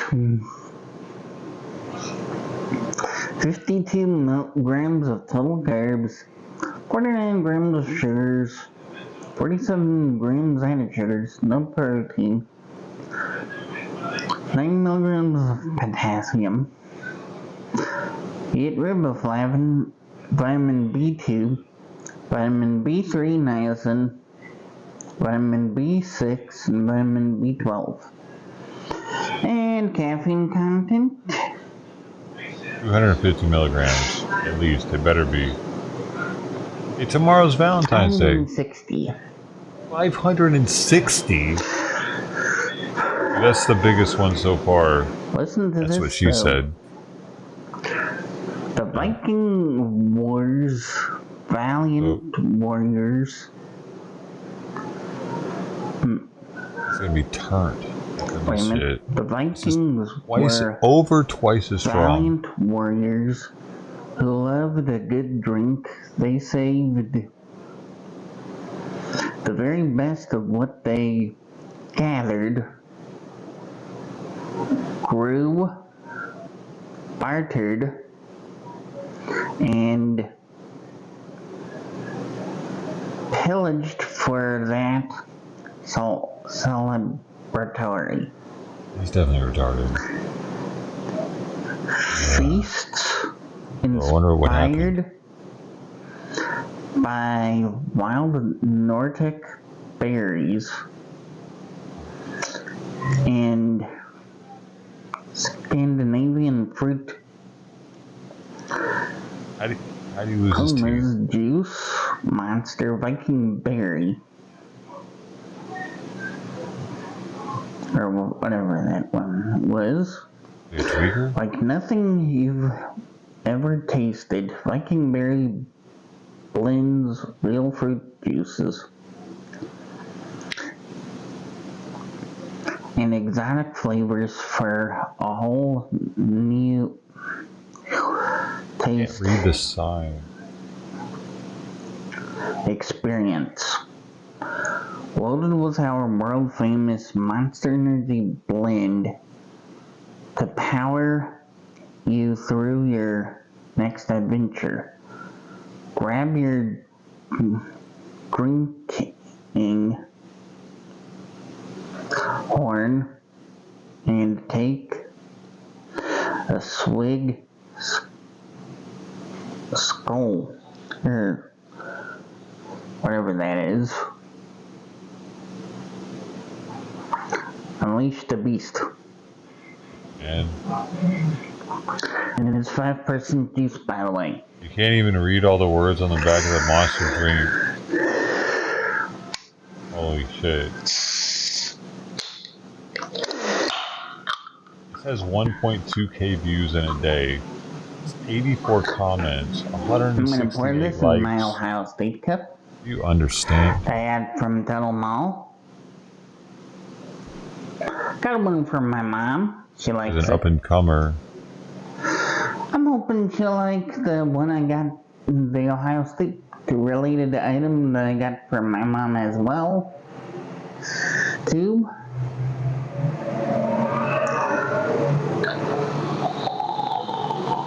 It's a I'm glass. probably gonna do half.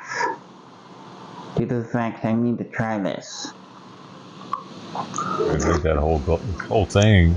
Oh no. Here's the color.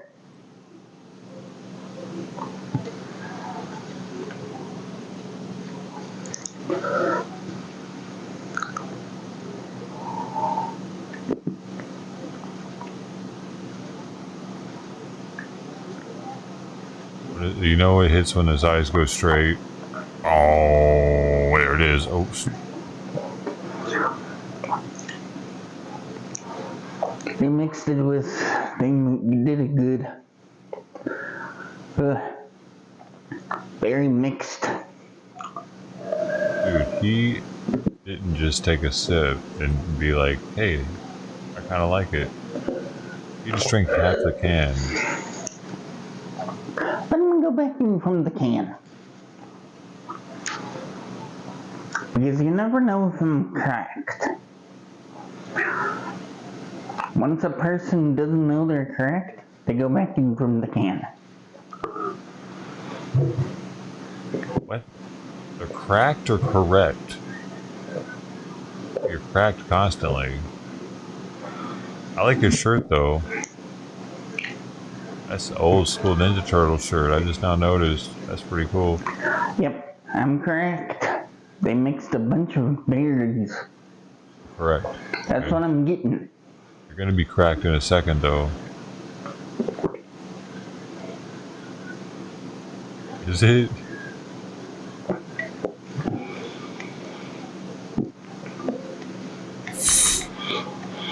Okay, I would advise not to do that ever again.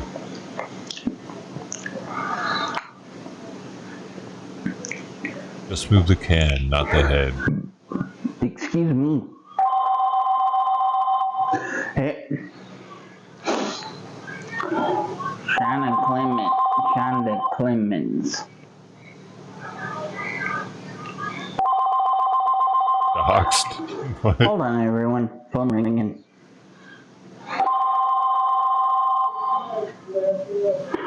China Clemens. That's what it said. Huh? No check. Yes, it is. Hold on, everyone.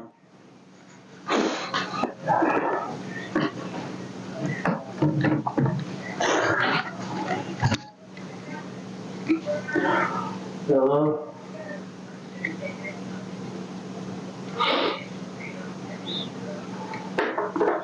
Didn't answer, did she? Oh, and why?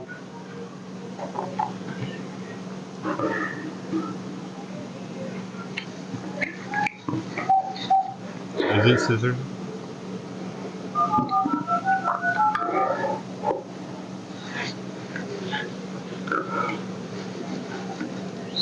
Oh man, I hate to see his food go to waste out there. Hey, Cole, how you did that with Shonda? Yeah, I'm sorry, I want to say what happened.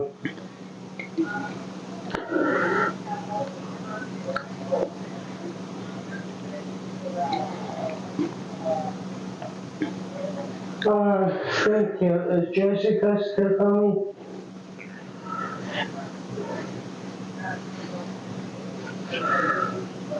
It's a carpet shoved up his nostrils. Bye. Excuse me. Thank you for letting me know, my friend. No problem. The drink is also medium to medium carbonation. By the way, the reason I had to be silent, my roommate was, you know, on the phone right now, so I couldn't talk right now, but I can rate this.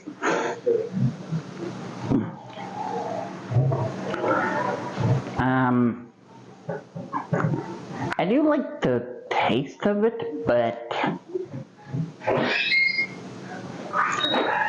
it's not as strong, it's not as light.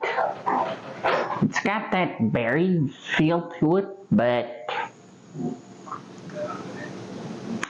does not wow me, however. I have a lot of like special needs people are I'll be scoring this. Addicted to energy drinks. How about an 8.1 out of 10? Yeah, I know you guys have your own opinions on this, but I got my own opinion on this drink. Remember, different taste buds. But I do have another energy drink. There's 2 Black Rifle Coffee. Is he about to down another one? Company Black Rifle Energy drinks. Yo, hold up. What the hell is that guy wearing? Rifle Energy. The shorts? Pants on? Drinks. I don't know, maybe. Hey, Robbie? Yeah? Could you get the white can out of the fridge, please? Yep. The Black Rifle Energy. I think his pants were khaki colored. Bring it over, please. Thank you. Yeah. This is a preview here of what I'm going to be reviewing first tomorrow. Oh man. Black Rifle Energy. I thought he was going to take it in. Wild Frost. Artificially flavored. Dude, I try not to buy stuff that say that. Coffee Company. I not to eat artificially flavored things. ICE makes ICE announcing arrests. more arrests of criminal illegal immigrants, including several with gang affiliations or violent histories. Many were put back how on the you doing streets today, thanks man? to sanctuary city policies.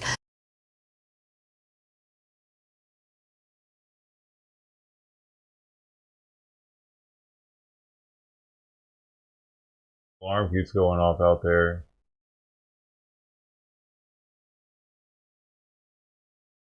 Sucks. Food, man. It's still pretty edible. It just has rainwater. It's got acid rain all over it. Bill Malusian is live in Los Angeles with more. Tell us about these guys, Bill. Well, Dana, it's hard to believe there are any jurisdictions out there that wouldn't cooperate with ICE when it comes to illegal aliens charged with forcibly raping children. But in Massachusetts, it's just routine. Take a look at this case. ICE Boston just announcing they arrested this Guatemalan illegal alien charged in Massachusetts with 3 counts of aggravated child rape and 3 counts of forcible rape of a child. So the question is, why was he on the streets, right? Well, ICE says their detainer request on him was ignored by the Essex County Superior Court due to sanctuary policy. The locals released him into the community on bail without any notice to ICE. Did he reoffend? The director of ICE Boston says in part, quote, Jose Fernando Perez has been charged with some horrific crimes against a minor in our Commonwealth. He is exactly the type of alien we are targeting with our worst first policy. He posed a significant danger to the children of Massachusetts, and we will not tolerate such a threat to our community. ICE Boston also announcing the arrest of this Turkish illegal alien charged in Massachusetts with assault and battery against an intellectually disabled person and witness intimidation. But ICE says their detainer on him was also ignored by the sanctuary city of Somerville. He had also been released into the public. Elsewhere around the U.S., ICE Seattle arrested this Salvadoran illegal alien wanted in his home country for aggravated homicide. Here in Los Angeles, ICE arrested this Guatemalan illegal alien charged with sexual assault and rape with a gun. And in Colorado, the DEA announced their top 10 arrests of illegal immigrants in recent days, including several affiliated with Tren de Aragua and others with egregious crimes like kidnapping, child sexual assault, and fentanyl trafficking. And Dana, I was talking to a law enforcement source in Massachusetts about the child rape case that I referenced, and I asked, like, there's got to be some sort of a catch here, right? Forget about cooperating with ICE. How does somebody charged with so many counts of aggravated, forcible child rape even get released on bail in the first place? The response I got was, quote, welcome to the Commonwealth of Massachusetts. I'll send it back to you. Well, they're finally on their way out. Thanks, Bill. Well, how about getting the politicians in Massachusetts on the way out? Oh, Grady? Everybody loves this guy. Welcome back. Across Florida, Polk County Sheriff Grady Judd is calling on local counties to play a bigger role when it comes down to cracking down on illegal immigration. The sheriff says he wants local law enforcement to work hand in hand with the government to keep communities safe. We're going to round up those that are committing crime, that are here illegally. We're going to turn them over to ICE, and we hope that ICE deports them sooner rather than later. Right now, state lawmakers are holding a special session that's focused in on illegal immigration reform, and they are expected to vote on a new bill this week. Polk County Sheriff Grady Judd joining us live this morning to talk more about it. Good to see you, Sheriff. How are you? It's good to be with you again. I'm doing fine.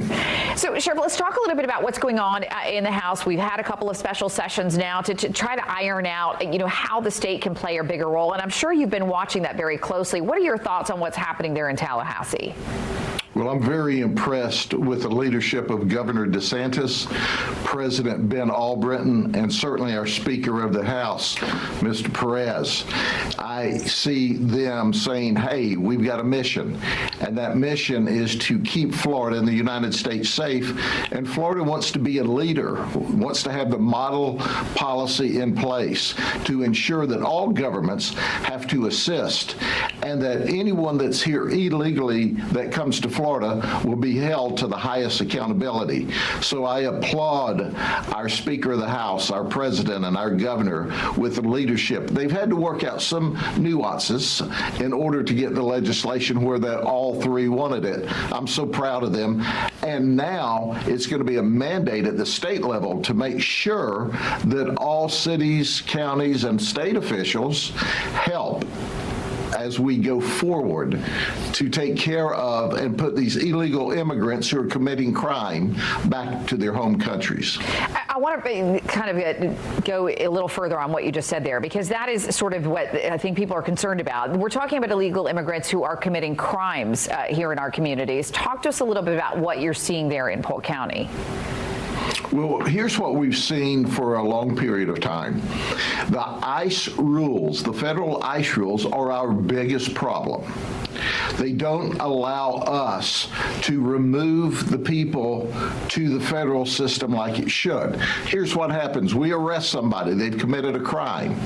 We notify ICE, and we've always done that. ICE looks through, says, yeah, they're here illegally. No, we're not going to deport them. That's what's happened during the Biden administration. So then they turn these criminals back out into the community to victimize you. That is unacceptable.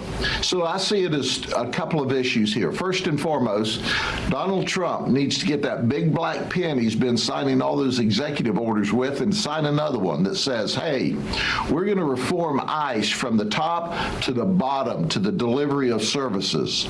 We're going to make sure that all the ICE rules make it easy for the state and locals to help us. And the second thing they need to do is make sure that they have capacity. That's our big fear. Sheriff, I think the signal froze a little bit there, but if you can still hear me, you talked about capacity, and what you're talking about specifically is where should these folks go before they are actually deported from the country. Is that right? It's capacity. The feds only have 1,500 beds in Florida. Listen, when we call the dogs off the porch and go after these illegal aliens that's committing crime, we'll overwhelm them in the first day, the first 3 days. So at the end of the day, we need the feds to give us the capacity. And then we need to take them to take the people. The last thing they need to do, there's about 1.4 million deportation warrants. These people have already gone through the system and they're ready to be deported to their home country.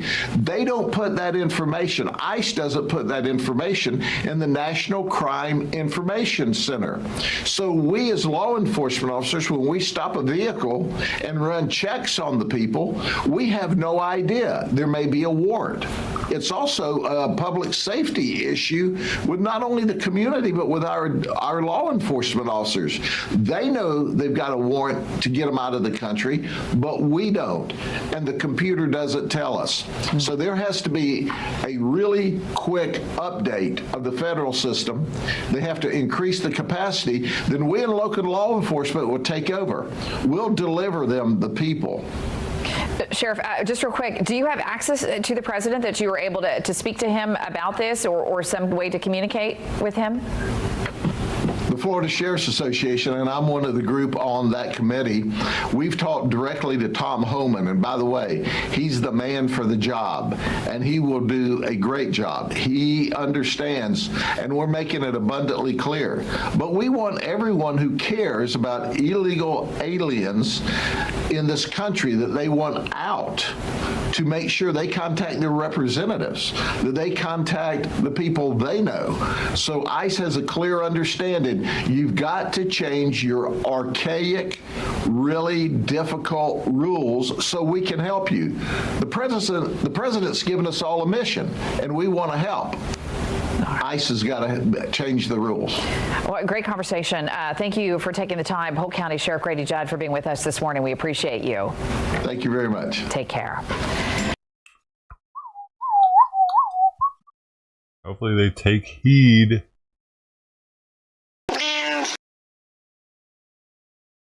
Thanks so much, Sister T, for the $30 dono. Add your dough to your account. It's in there now. Thank you for your generosity support. Very grateful. Helps me get the food to the kitties. Right now, it helps me not feel so bad about this food possibly going to waste. But it does. Man, can they just still come by and somebody come by and eat it? Edible, right? There's a little waterlogged maybe, but like, man, water coming off that wall maybe is dirty though.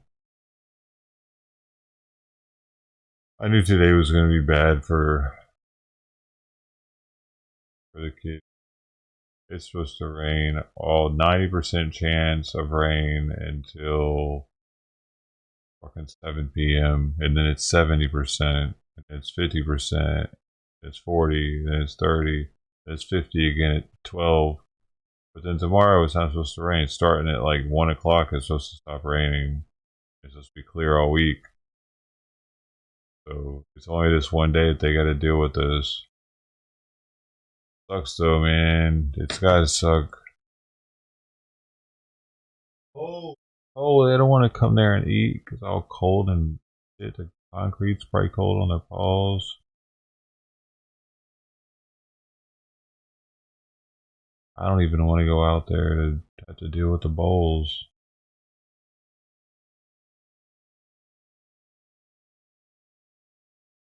Yep, it's cold in here. I got the heater on right next to me. I'm only in tank tops because I'm running out of fucking laundry.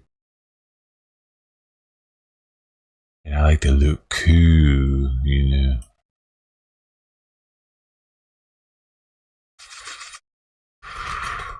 Trump is holding a press conference at 10 a.m. Weird, Fluffy. That's why I think Fluffy's someone's indoor cat. But they don't let out when it's raining. They know when they're coming in all nasty. I wouldn't want my cat coming in all wet either. That'd be gross.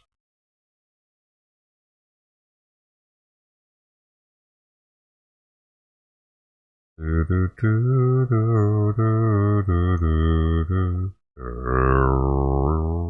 aircraft carrier USS Harry S. Truman collided.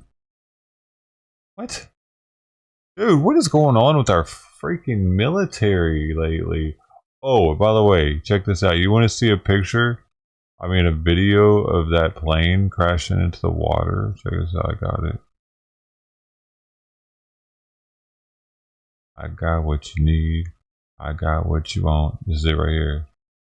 Look how fast it goes into the water.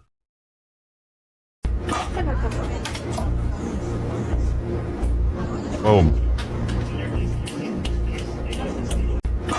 What in the heck's going on with the world of aviation? 2. Why are planes dropping out of the sky like this? Huh? Why is that the second plane to look like it's going full speed into the ground? Dude. We had the medical plane do the same thing. What's going on? Are we being attacked? That's kind of my first thought when I see how fast it went into the water and they hadn't ejected.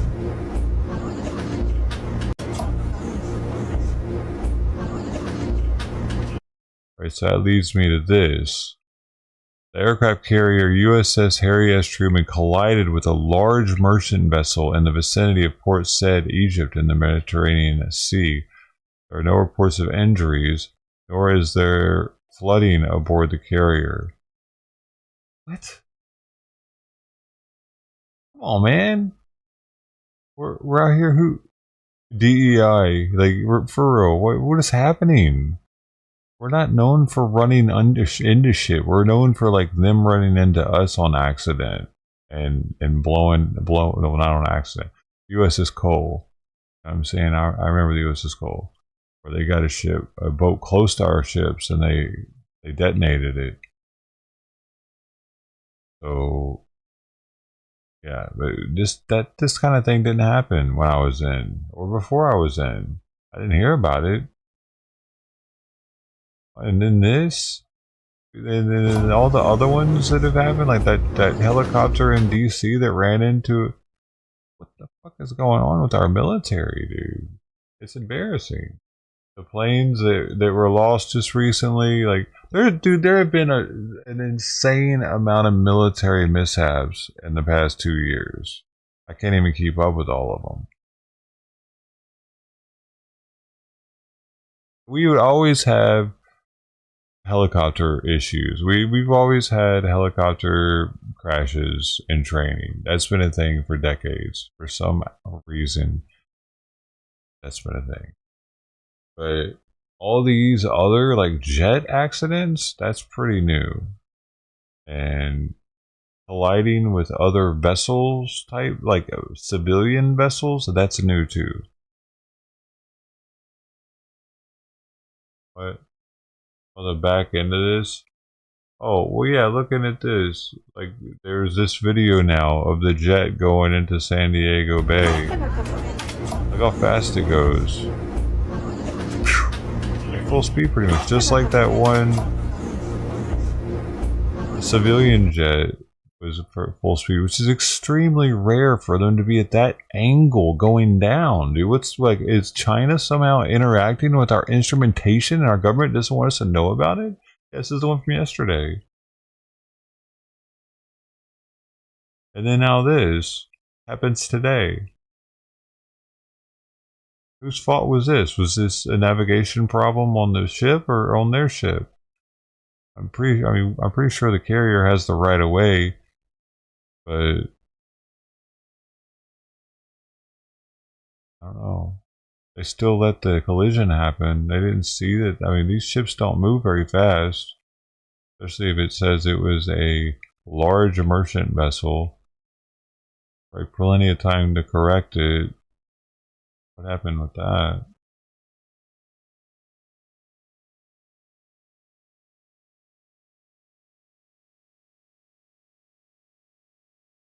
Yeah, this one just happened today with the carrier. In the past couple of hours, probably.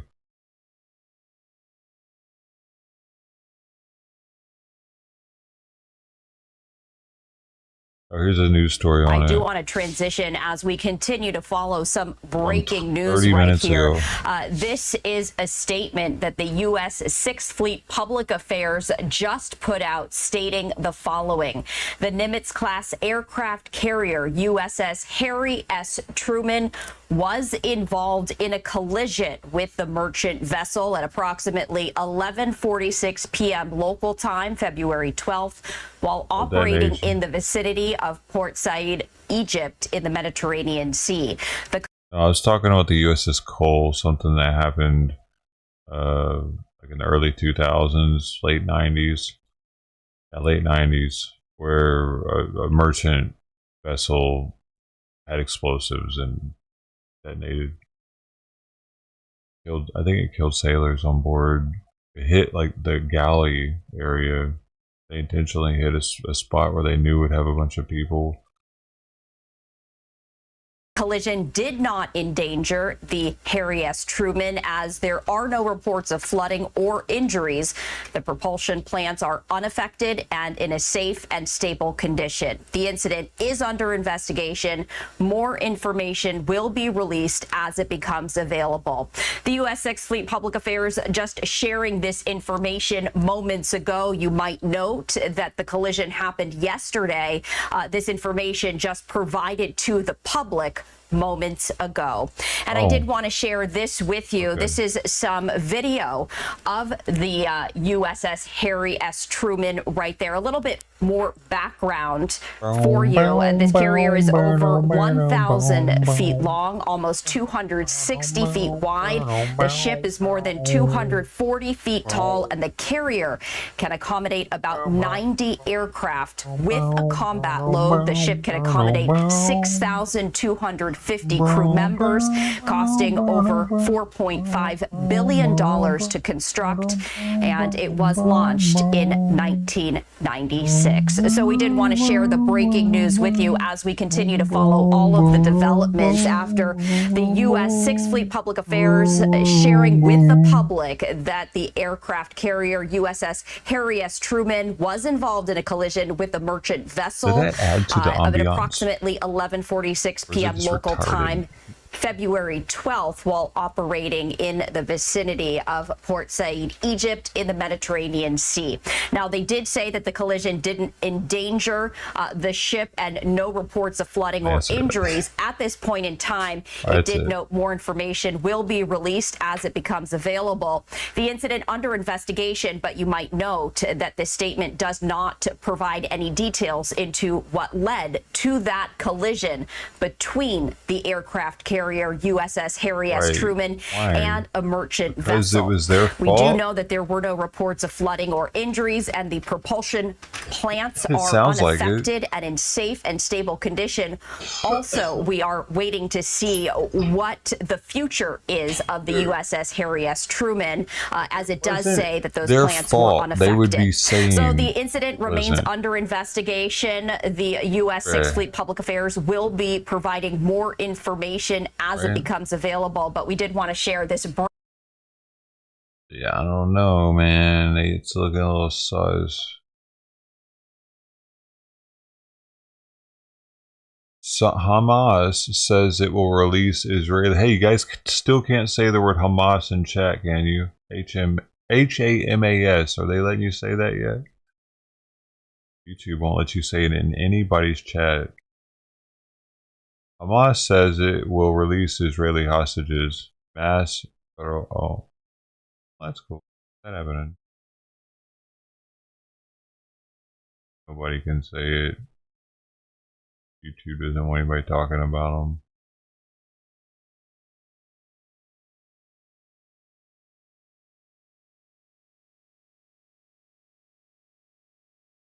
Nothing this here.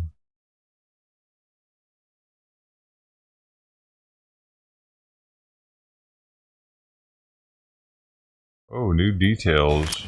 Welcome back. Defense Secretary Pete Hegseth Is sending this a going to clear tell us message that it to had Europe at the NATO conference in American Belgium, technology? saying that Because the we've already China heard threat that. is keeping the U.S. from guaranteeing the continent's security. Watch. We'll see. We must and we are focusing on security of our own borders.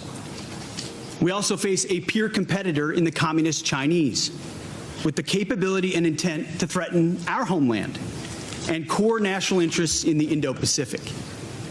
The U.S. is prioritizing deterring war with China in the Pacific, recognizing the reality of scarcity and making the resourcing trade-offs to ensure deterrence does not fail. Joining me now is Gatestone Institute Senior Fellow and the author of Plan Red, China's Project to Destroy America, Gordon Chang, back with me. Gordon, good to see you. Thank you so much for being here. Well, look, Pete Hegseth really laid it out in terms of the threat that is the Communist Party of China on America, and that has to dictate our positioning. Just tell me about the balloon. Because subsequently accommodate the Chinese, clearly the case. And of course, it's the same shit we've already heard. It had tech from U.S. firms. I don't need to watch 8 minutes and 40 seconds to hear the same shit I've already heard. Right? Oh, Democrat leadership. Oh, this should be good. What do we got here? I promise you this. Oh, man, come on. What the fuck is up with these damn stations never being able to start on time? Can they not? Are the you know what it must be? It's the Democrats. They're being little shits. They're being stupid as fuck. They're not waiting on the news people to get ready and get their things on. They come in. They're all pissed off. So it's like, yeah, we're here. Let's get started. Fuck it. Let's go. That's got to be what's happening. But the Republicans are taking their time with shit. They know they're winning, so they're like, okay, everybody good. Everybody. You see even Trump doing it. Everybody good. We all good? Alright, let's go. They're all relaxed. The Dems are coming in all like, alright, let's go. Alright, got time for you. Hurry up, man. It's a bad look for them, dude, because a lot of the news stations aren't catching the beginning of their talks. I don't even know if they're catching all the people sometimes that are on. So I got to find a different one to see, because Fox 5, Washington, D.C. wasn't even able to start on time for some reason. They're in D.C. on a regular. They're the only ones on it. All right, let me see. Democrat leadership. What else got to type? Get these people. Ethnic studies teacher. Okay, so it's about the education system shit, and they're pissed. So I'm just gonna part Department of Education. Give me some live streams. Oh, this one's another one. Philadelphia. Does this one start?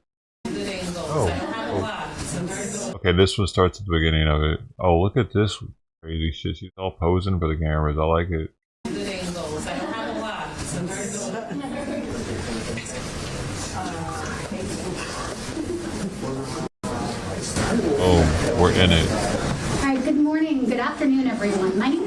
Rodriguez, and I am Matthew Miles David Max and Dylan's mom. And I am here today because I am the president of the National Parents Union. I am a mom, I'm an advocate, and I am a voice for millions of families across this country who are deeply concerned about the future of our children's education. I am here today because we are not going to stand by and allow America's education system to be under attack. We are not going to stand by and watch while it is destroyed, dismantled, and we descend into chaos.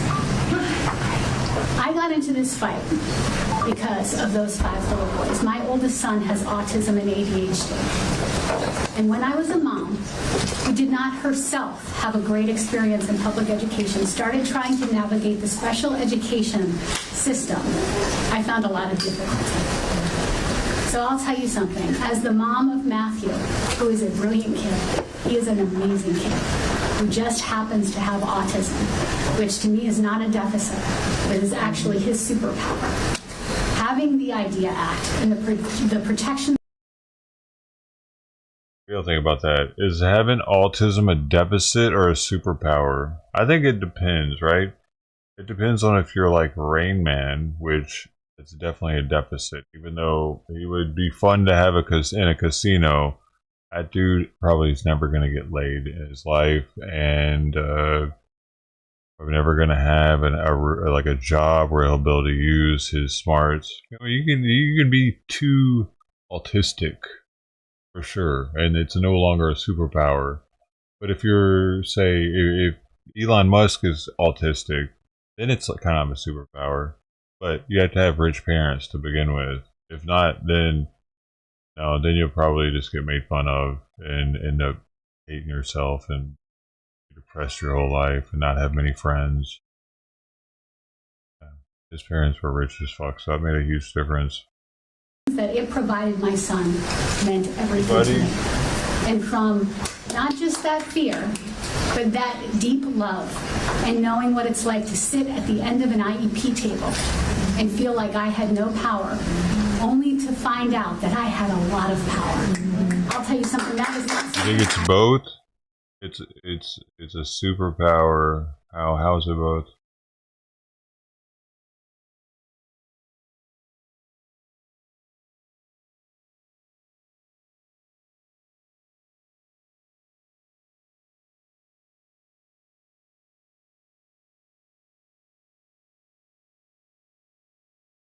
You're just retarded, actually.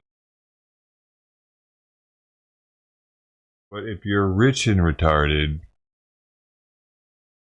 it can work. It usually doesn't work though if you're not rich.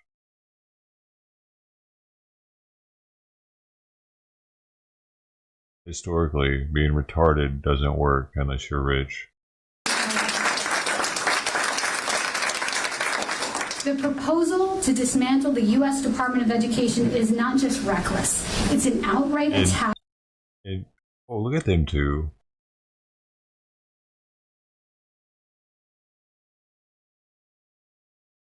Fuck, Simon. You okay?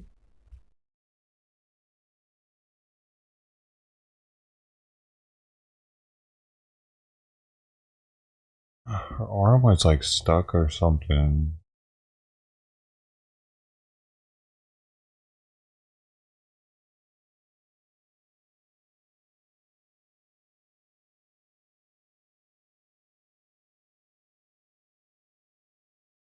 Kicked her off of this perch. You can stay here, baby girl.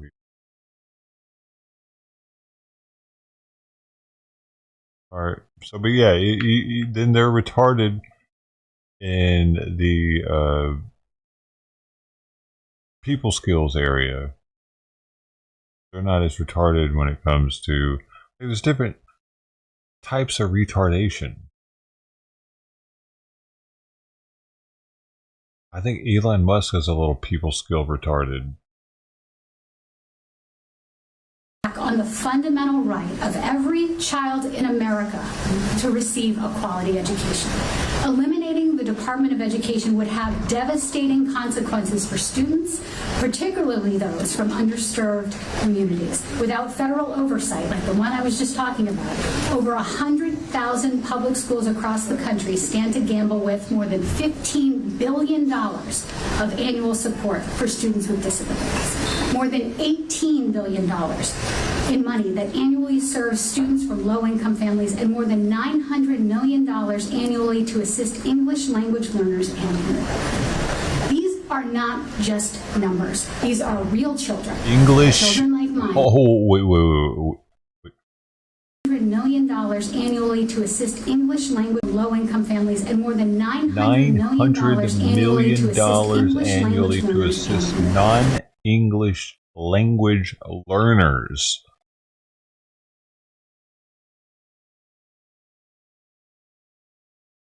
So $1 billion, this is rounded up, and most of that is going to sanctuary cities that are harboring fucking criminals.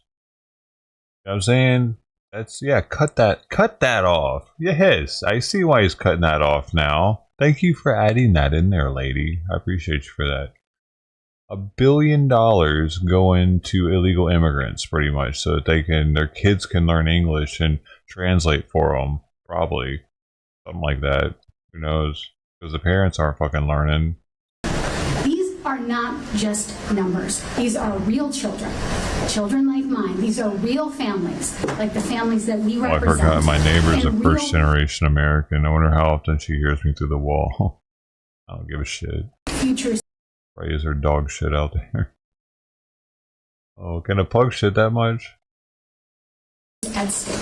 Dismantling the U.S. Department of Education would throw our schools, our families, and our communities into even more chaos, because we have been in a state of panic, anxiety, and chaos now for weeks. These are basic, essential safeguards that ensure every single child, no matter what zip code they have, has access to the education they deserve. And that is something we're going to be playing with? Is everything up for grabs now? Without national oversight and clear... Dude, and they're not totally dismantling the Department of Education. They're revamping it. There's some shit that needs to be cut out. And I definitely agree with the $1 billion in English as a second language English courses should be cut out of federal money. Like, that should go towards Americans. Americans don't have to fucking learn English. And most people that come here vetted to get like a green card or whatever, they go through all the steps, the non-illegals, the illegal way of doing it, guess what? They have to learn English on their own. Like, from what I understand, I mean, that's how it works, right? They go to college and learn it, or they usually probably know it before they even come here somewhat, so it's not so awkward when they get here. The ones that are doing it the legal way. This is mostly for illegals. So they're looking at all this. They're fine-tooth combing it, and they're saying, you know what? No, we're not going to give that billionaire anymore. We're not going to do this one anymore. Now this is the new Department of Education. That's what I feel like is happening. Education standards, we are flying blind when it comes to global competitiveness. Not something I heard a lot about today. Wow. Our American public education system is a strategic national asset. I hear folks talking in the Ed Workforce Committee about worrying about China and India and our ability to compete on the field of AI and technology. And if our kids are prepared, I am hearing nothing about that and protecting that very critical asset. That means everything to the future of our national economy and our national security. We are weakening our workforce. We are weakening our economy. We are weakening our national security. We cannot afford to let political ideology take precedence over the needs of our children and the future of this nation. That is why today I am calling on senators to stand up for our nation's families and the future of our children. We need to reject any nominee who does not commit to protecting our public education system. We need to reject any effort to dismantle the U.S. Department of Education and create further chaos and instability in our schools. Parents are watching. Families are watching. Our children's lives are on the line. This is real. This is not a partisan issue. This is a fundamental question of whether we as a nation are willing to uphold our commitment to educational opportunity for all. And there are really important, serious things we need to do. We do not need to manufacture a crisis. We have a literacy crisis in this country. I'm not calling Simon down. I have sweet tea in my lap. And I will promise you this, and I will swear to it. Parents across this country are not going to sit idly by while our children's future are put at risk. This is going to make schools less safe in uncertain terms. We will fight, we will continue to organize, and we will make sure that every child, no matter where they live, has a shot at success in achieving their dreams. Because when our great-grandchildren ask us what we did when we were at our darkest, what did they're going to hear a you story about how we came Trumper. together with our friends and we stood to fight together. He had some happiness to it. So he now felt I'm good. going to welcome our dear friend who is another champion for children, for kids across this nation, and most importantly, our favorite dad from Connecticut, the Senator Chris Murphy. Thank you very much, Carrie. Thanks, everybody, for being here today. How wonderful it feels to be in a room of parents and teachers and students standing up for public education. Donald Trump said last night that the Department of Education is a con job, right? It's extraordinary, extraordinary. But Donald Trump doesn't need the public education system because he can send his kids to private schools. The billionaires that are in charge of our government today, they don't know anything about the public school system because they don't need it.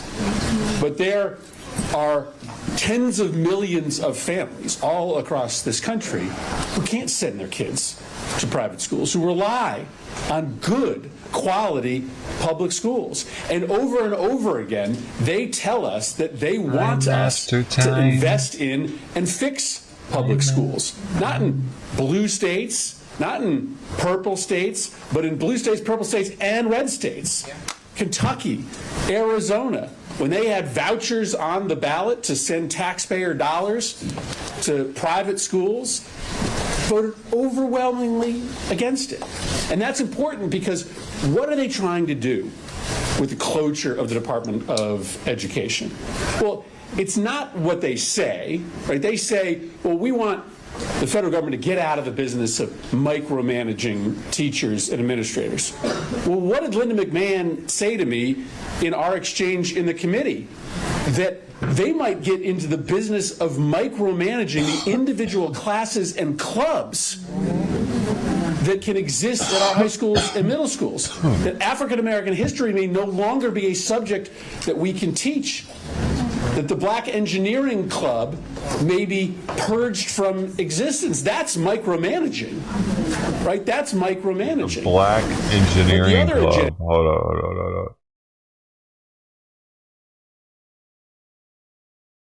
Why is there a Black Engineering Club? The black people not like. Do they not like white people in their class with them or in their club with them or something? Do they only feel comfortable around each other? They don't like white people?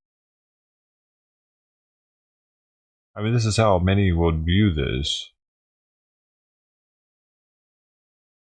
I get the whole fucking thing, but where does it stop?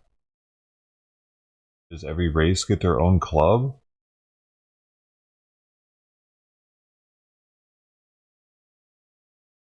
Pretty soon there are going to be more Mexicans here or Latino X's than there are black people. We keep it the rate we're going every Democrat cycle.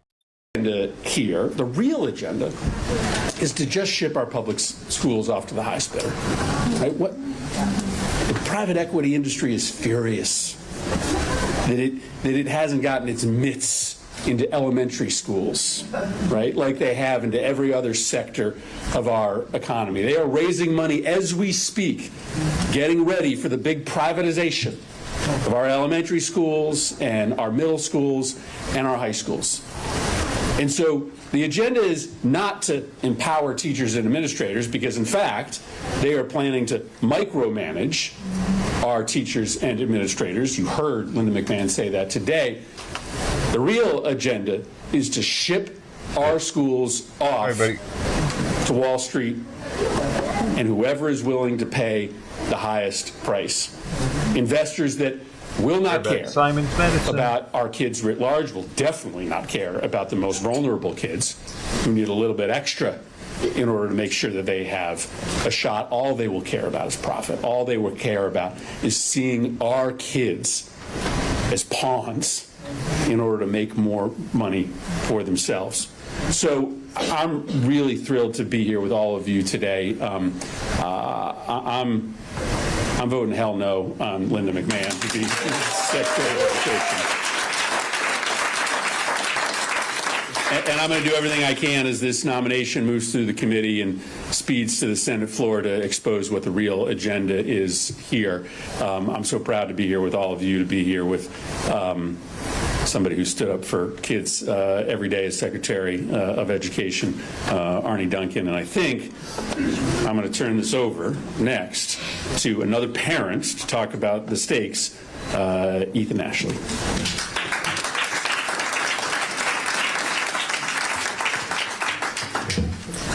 Thank you, Senator. Appreciate that. Thank you, Carrie. I just want to say good afternoon. My name is Ethan Ashley. I have the honor of serving as the CEO of an organization called School Board Partners. We are dedicated to training and supporting elected school board members throughout this nation. We're in over 190 districts, impacting about 8 million students. And while our mission is national, I just want to tell you, my roots are in Louisiana. And so, y'all know, Louisiana is a state that depends critically on federal K-12 funding. And I know firsthand about that. I'm a retired school board member. I served 8 years during the pandemic. And I'm also a public school dad. So let me talk a little bit more about what's at stake here from the school board point of view. Imagine being at a school board meeting in a rural district where students are still struggling to recover from pandemic-related learning loss. The board is reviewing a proposal for high-dosage tutoring.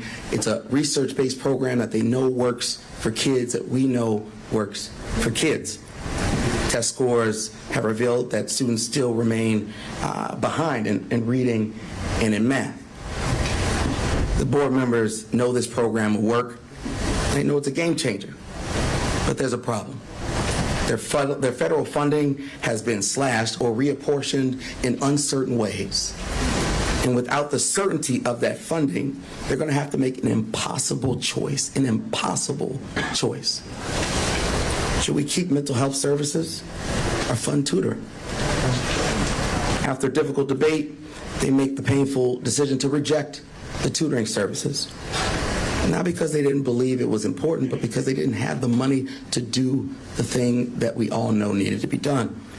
And unfortunately, this hypothetical is a scenario that's playing out throughout our country right now.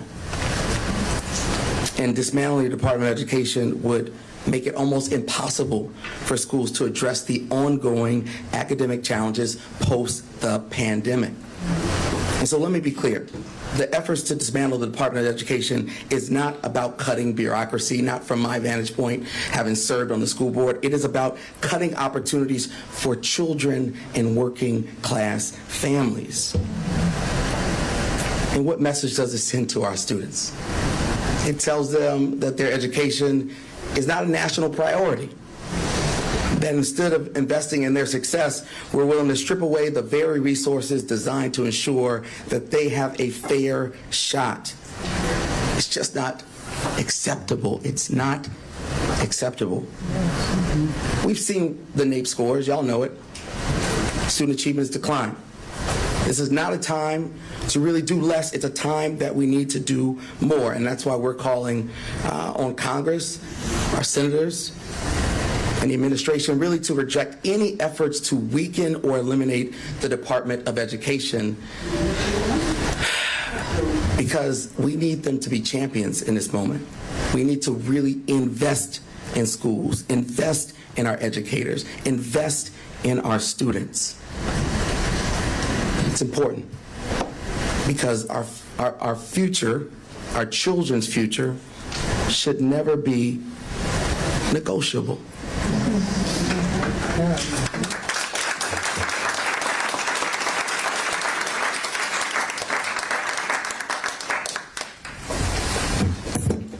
Hello. I won't say good afternoon because it doesn't feel like such a good afternoon when you're as concerned about public education as I am as a mom. My name is Jillian Rainingbird. I am an enrolled member of the Chippewa Cree tribe of the Rocky Boy Indian Reservation. I'm a mother of 3 brilliant, bold, beautiful babies. My 21-year-old baby, Monet, my would-be 12-year-old baby, Jayla, who was in a wheelchair, who is now in the realm of our ancestors, and my 6-year-old CJ, my adopted baby. I'm here today to advocate on behalf of my girls, the disabled community, and then, of course, my Indigenous communities. They all stand to lose so much. We all stand to lose so much if the Department of Education is eliminated. I come from Kansas City, where the literacy rates are at a crisis level. I recently moved back home to Montana to the reservation, and I'm now raising my 6-year-old in a public school on the reservation.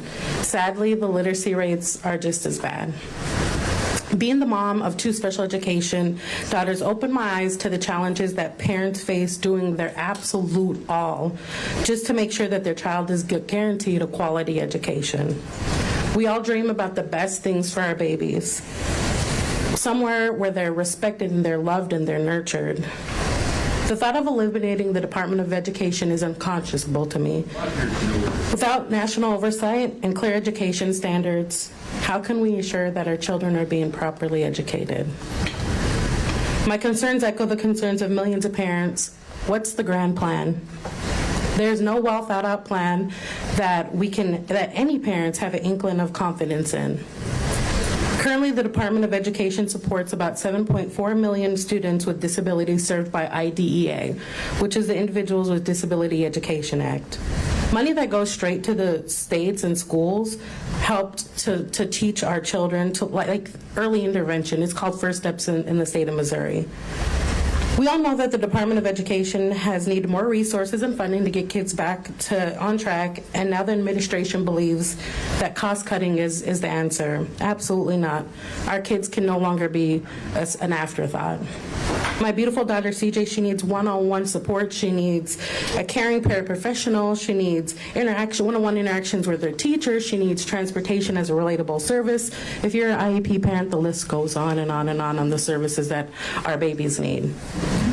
Our story is the story of many children across the country who depend on the adults to make informed decisions on how we can best equip the next generation of our children and in the future. That is why today I'm calling on the senators to stand up to our nation's families and for the future of our children. They must reject any nomination that does not commit to protecting our public education system. Reject any effort to dismantle the Department of Education, which will just create instability in our schools. We cannot give way to privatizing education or acting in any way that would allow anything harmful to come to our children. I want to say that our babies are not for sale. Their future is not for sale. I need the senators to put on their IEP mom shirt, take their power back, and I need them to protect our children.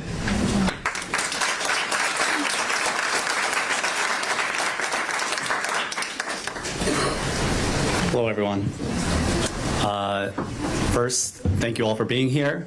My name is Joseph Tadros. I'm a 12th year math and science teacher and a team supervisor in Brooklyn, New York. Thank you. I know my students are happy that might not be in class today, but I'm really happy to be here today. Over 12 years, I've been an active member of Educators for Excellence, which is a national teacher-led advocacy group with tens of thousands of members across the country. And I'm one person speaking for many of them, saying that we overwhelmingly disagree with this administration's attempt to dismantle and eliminate the Department of Education, as well as the nomination of Linda McMahon. The administration threatens to eliminate Title I funding, IDEA funding, which is primarily going to hurt our students of low income and students with disabilities, as you heard. I've been teaching in Title I schools for 12 years now, and the teachers work night and day. It's a really tough job, and burnout is a real thing. They don't need to lose resources. We need to give resources to these schools and the school communities, because now is the time that we need to reinvest into education. The administration has threatened schools that want to teach culturally relevant history to their students and trying to eliminate the experiences and stories of those marginalized communities across the country from the classroom.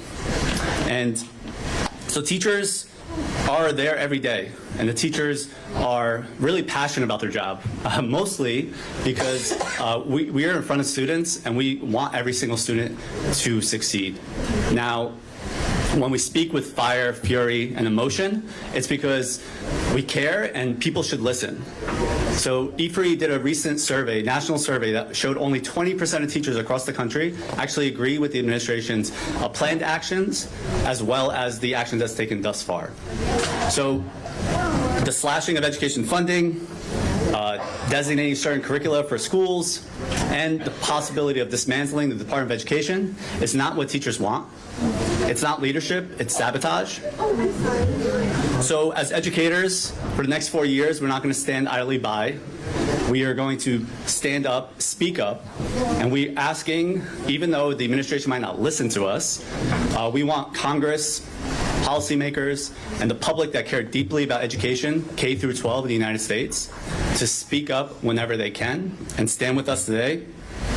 Because reject these harmful policies, because we need to reimagine, reinvest, and rethink education throughout the country from K through 12 and not dismantle it. Thank you.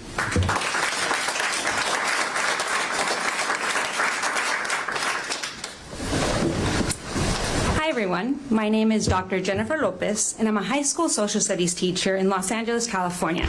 I've taught for over 13 years at both the elementary, middle, and now the high school level.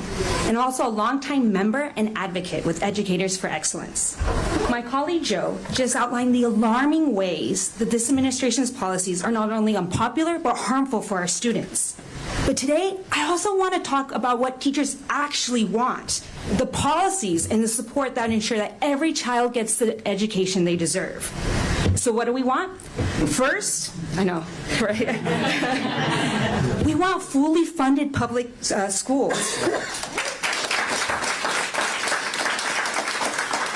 As educators, we support Title I funding and IDEA funding to ensure low-income students and students with disabilities get the supports they deserve.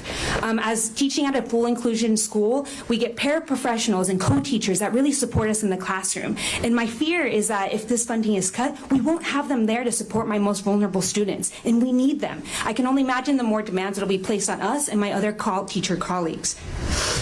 Second, we also want a safe and inclusive classrooms for all students. Schools must be safe spaces for learning, not battlegrounds for political agendas. We need strong policies that make sure our students stay safe. Furthermore, we want a curriculum that reflects the truth in our diverse society. As an ethnic studies teacher, it's so empowering to teach students about their Mexican-American history. I teach in Boyle Heights, and just to see them and say, Miss, I see myself in what we're reading right now about the walkouts. It's just amazing. It's so empowering, right? And so history is not an opinion. It's record on facts, right? And our students deserve to know the truth. In addition, we want evidence-based practices in research. High-quality instructional materials have been shown to be the most cost-effective ways to bolster student success. Yet most students aren't getting them. So let's use the research, let's use it in the data to help us support our most vulnerable populations. Furthermore, we want real solutions to student debt. Many of my colleagues, teacher colleagues, friends, really depend on the public service loan forgiveness program to not worry and have another cost, right? Living in LA, I have to pay for rent and gas and housing, and thinking about all those pieces is really like, it's a burden. And to now know that a lot of my friends are saying, like, if we don't have this is another cost that we have to do. And teachers, we already don't get paid enough, right? So it's just another thing to have to worry about. Lastly, we want investment in teacher leadership and career pathways.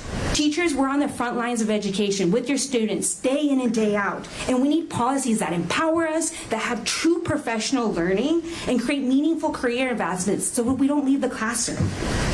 So in closing, we're here today to not just reject this administration's harmful policies, but to demand something better. Teachers don't need politics in the classroom. We need fully funded schools, we need safe and inclusive learning environments, evidence-based policies, a commitment to telling the truth in our classrooms.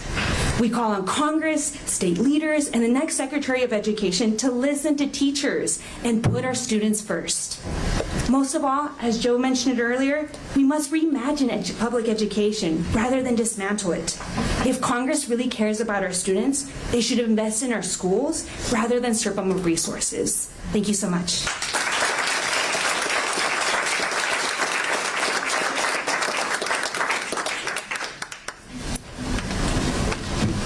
Good afternoon, y'all.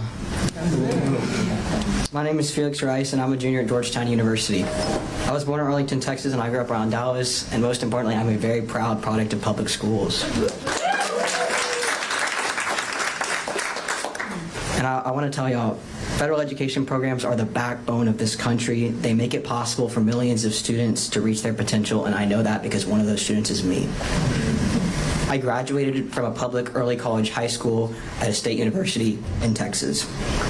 And this opportunity, which changed my life, was made possible thanks to full state and federal financial aid, including multiple federal Pell Grants.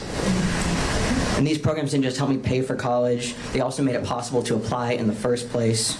Receiving my first Pell Grant in high school qualified me for fee waivers to take the SAT, and more importantly, for college application, it would save me thousands of dollars. If I hadn't gotten that, I would have had to take out a loan just to apply to college. But instead, I was free to apply to every school that I dreamed, including Georgetown, where I very proudly attend today.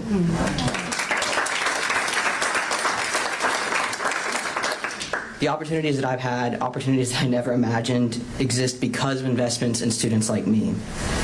But Trump and Linda McMahon, they don't care about us. They don't care about the student that's working multiple jobs to pay their tuition. They don't care about the student that's going to be the first in their family to graduate college. They don't care about the student who had to fight centuries-long systems of inequality just to get an equal public education in the first place.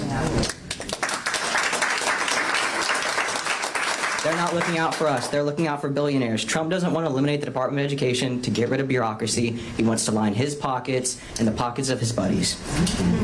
He wants to pull resources from students, teachers, and public schools to serve the corporate elite. Do you really think Donald Trump knows what it's like to wonder if you can afford to fund your dreams? We don't need someone who paid someone else to take their SAT to make it more difficult for working class kids to go to college.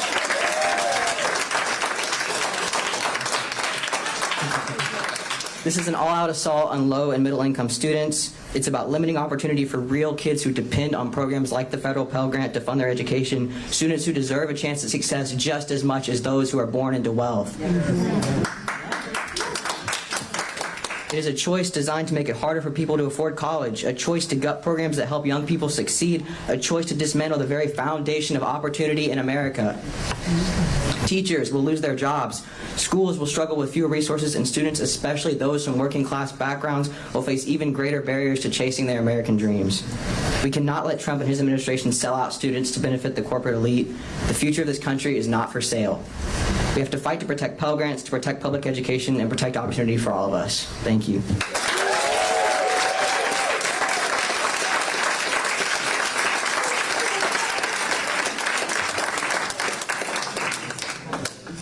Amen. We can all go home now. So, class dismissed. I just want to thank you for your heart and for your passion, what you're doing. And I'm the last speaker. I'm also very clear. I'm the least important speaker here. Hearing from students, hearing from teachers, hearing from parents. That's what this is all about. I appreciate all of you.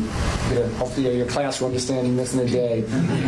Heck of a lesson to come back and talk about tomorrow. What you guys are doing, but this is sort of who we are. And I want to say a couple things and sort of open up to your questions. First, Senator Murphy had to leave. I can't overstate how important he is to our country right now. As we search for a center of gravity, my personal opinion is he's at the center of that. He understands what's at stake. He is not an alarmist guy, but he knows we're at a critical juncture, not just in education, but for our democracy. He's fighting every day, every second to help us. So whatever we can do to support him, we need to do this. He and I met very tragically. He was a young senator then, right after the Sandy Hook massacre in Newtown, Connecticut. And that was my worst day here in D.C. That was President Obama's worst day. He and I met, sitting on a bus, talking to teachers after that aftermath. Never imagined 20 babies, 5 teachers and a principal being killed. And he was right there on the front lines, not ducking the smoke. He's doing the same thing today. So I know his heart, I know his character. Those experiences will stay with us the rest of our lives. And the fight to protect kids, the fight to protect our country, these things are not disconnected. So I just want to thank him. I want to start with a quick little history lesson. I think history matters. I think truth matters. A little quick history, I promise it won't be long, of Republican leadership on education at the presidential level. Go back to our nation's first Republican president, President Abraham Lincoln. He created land-grant colleges, transformational, during the Civil War. Fast forward to the last 70 years, every single Republican president has understood that education was in our nation's interest. It was a national interest. Eisenhower created the first federal role, the Department of Health, Education, and Welfare, and pushed for greater STEM education following Sputnik. Pell Grants. I talked about Pell Grants. The most important thing that's ever happened. Guess who signed that law? Nixon. President Nixon signed Pell Grants into law. President Ford signed the law creating IDEA. Heard from a couple parents on the critical importance of providing all of our children, particularly those with disabilities, a chance to have a free and fair public education. That was President Ford. Reagan released the report, A Nation at Risk. First President Bush convened all the governors in Charlottesville and pushed many states to raise standards because so many states had abominably low standards. Second President Bush passed No Child Left Behind, the most far-reaching education accountability law in history, with bipartisan support. So I just say all this because I think context is important, because what's going on today is different than anything that has ever happened before. As you heard repeatedly, this is not about left or right or R or D. That's not the fight today. Education should be the ultimate bipartisan and nonpartisan issue. What's happening today is an assault on public education. And we can't sugarcoat it, we can't deny it, we can't run from it. Unprecedented in our nation's history. We can agree or disagree with anything any of those presidents did, anything Democratic presidents did, anything President Obama and I did, but none of that was an assault on education and creating opportunity. This is fundamentally different in our nation's history. With that backdrop of history, I want to address our Republican leaders in the House, in the Senate, and our mayors, and our governors. We all know who Trump is. There is no secrets. There is nothing subtle about what he does. My question to all of you very directly is we need to know who you are. Who are you? And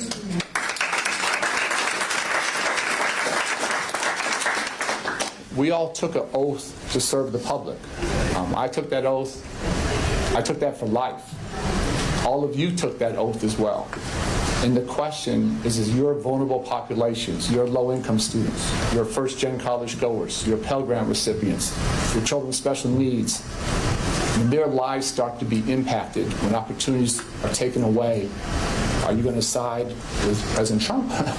Or are you going to side with your constituents who you swore that you'd be there to support? And we're at a crux in our nation's history. We're at a crossroads. And the fate of our democracy, the fate of public education is going to be determined in real time. I so appreciate everyone taking the time to be here because it's that important. And so I beg, I implore, I plead the Republican leaders in the House, in the Senate, and mayors and governors to remember the oath you took to help the public and serve the public, and figure out, are you here on this planet Earth to serve Trump, his interests, or to serve the people who gave you an opportunity, gave you the privilege of serving? And I hope that you will think through why you came into this part. And if we just had a few of them step up, that would change everything. We just need a couple profiles of courage. We don't need many. We just need a few. And the absence of that is stunning to me. But it is not too late, and there's an opportunity for them to step up. Third, I just want to talk briefly to the public servants across the entire government, but for me particularly the Department of Education. It breaks my heart what they are going through now. When I first came here to D.C. in 2009, for months I'd go in every Saturday and sit down with career public servants and just pick their brains about what works and what doesn't. Their expertise, their knowledge, their passion made me and my team better. Nobody's being paid overtime, nobody's getting but for months, 9 to 1 on Saturdays, I would just sit and listen. And I had lots of what I thought was great ideas, and a few they said they were great ideas, and many said, Arnie, that's a terrible idea. And we tried that in 1980, or we tried that in 1990, and it was disaster. And I listened very, very closely to them. Everything we did, they helped to shape. You can critique any policy. We'd had no crises of integrity. Never a penny went somewhere else or where it shouldn't go because they were there. And to imagine anyone coming into a federal department and lose all of that knowledge and historical expertise and passion, that terrifies me. I can't imagine what I would have done without that infrastructure there. And to see them being demonized and villainized is mind-boggling to me. These are smart, passionate, committed people who have dedicated their lives to education and to serving, and to not benefit from that wealth of knowledge does anyone trying to serve in our children's country a huge disservice, a monumental sort of self-wound. Don't understand that. Fourth, the thought of dismantling the Department of Education. One of the joys of my job, I didn't spend much time in D.C. I traveled to all 50 states, traveled to Native American reservations, incredible learning lesson, hundreds and hundreds of visits all over the country. Never once did anyone say, don't come to my state. Never once did anyone say, go home. We could disagree on stuff, we could agree on stuff. Everybody, 100% of hundreds and hundreds and hundreds of visits, they wanted a partner in the Department of Education. Parents and students and teachers, universities, early childhood, they want someone here to listen, to partner with them, and to help them fight for their kids. I know that hasn't changed. People didn't care that much, left or right, RD, they wanted a partner in D.C. to fight for their kids. That's the mentality out there. This idea of returning things to the states, again, just a quick history lesson. Our state's education was segregated until the federal government and troops came to change that. There was not some golden age of state control. Prior to IDEA, children with special needs were denied access to public schools. Senator Harkin talked to me a lot about his brother, who was deaf, who could not go to public school. We know how low many state standards were, incredibly low. And we have low standards. Who gets hurt? It's the vulnerable kids. The elite kids are going to do fine. It's the kids who are being lied to and their parents told you're on track to be successful and you're not even close.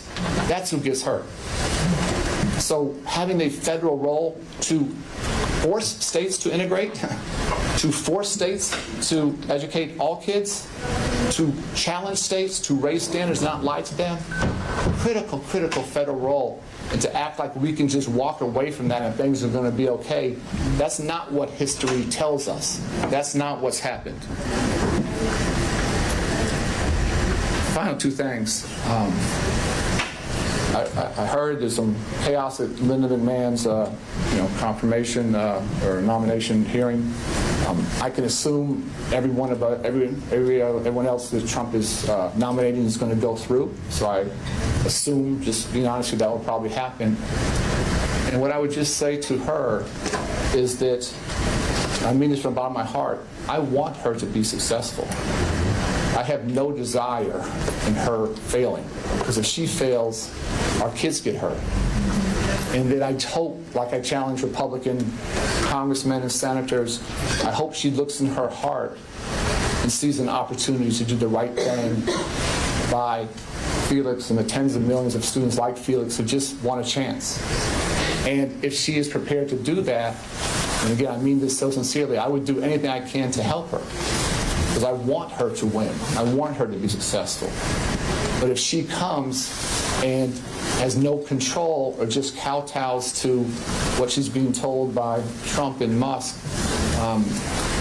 then that's not just educationally a disaster, it is morally bankrupt. She has to look in her heart and her soul and decide which way to go. But if she chooses to support and help public education, I will do anything I can to help her be successful. And the final thing I'll say is that it's important not to be given, or and this is, people don't understand this, not to believe Trump's lies. If you're trying to shrink the federal government, the U.S. Department of Education is actually the smallest agency there. That's not the place you would start. If you're trying to shrink the federal footprint, you wouldn't be dictating what clubs or what curriculum you could have. It's not honest. If Musk is actually trying to reduce federal spend, he would not take $400 million for Tesla to get a contract, as we saw yesterday. So this is a grift. It is a scam. It is a fraud. And it is an all-out assault on public education. And collectively, we're in the fight of our lives. And I'm not a scared guy. I deal with gun violence every day in Chicago. I have for the past 8 years. I'm scared for our country. I'm scared for our children. I'm scared for our democracy. And we have to find ways to come together, have a little courage, push back, fight back, to give our country a chance for the next 5 decades. I thank all of you for your support. I want to thank all of our speakers for their heart and for their passion. And together, despite the real fear I feel, I'm not going to sugarcoat that, I deep down have a lot of hope. We have so many great people here in this room and across the country who want something better for our country. And collectively, we got to win. Thank you so much.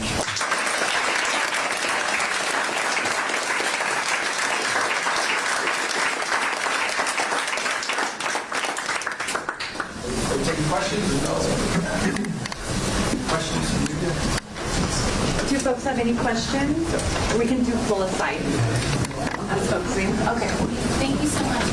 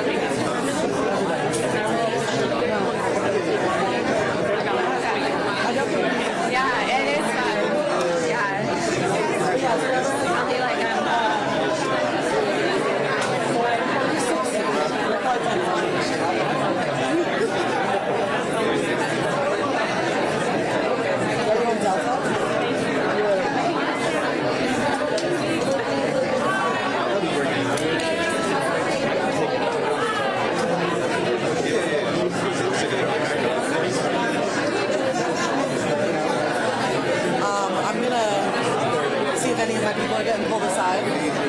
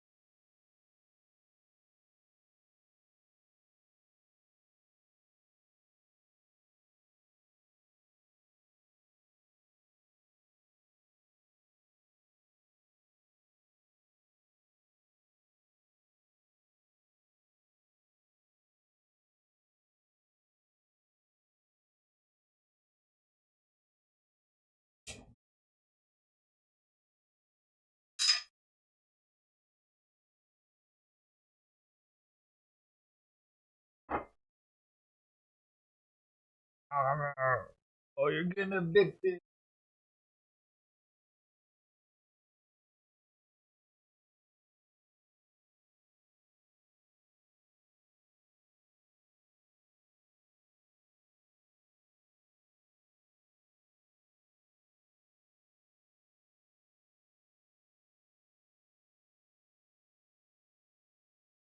Oh, really? She didn't eat much, though, or he didn't eat much?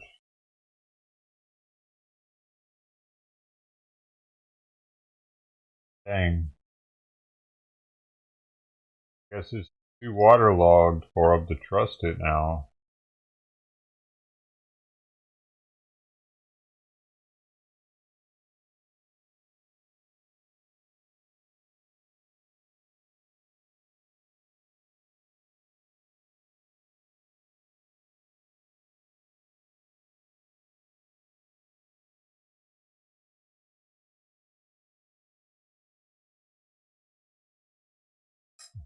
Sucks.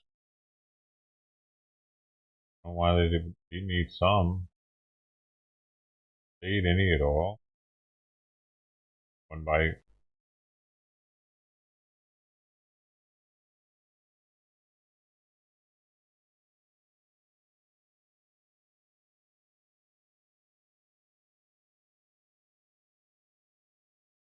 Disney is the latest major company to scale back its diversity initiatives, including softening content warnings on classic films like Dumbo and Peter Pan. This move comes as corporations across the country adjust their DEI policies in response to shifting political and social changes under the Trump administration.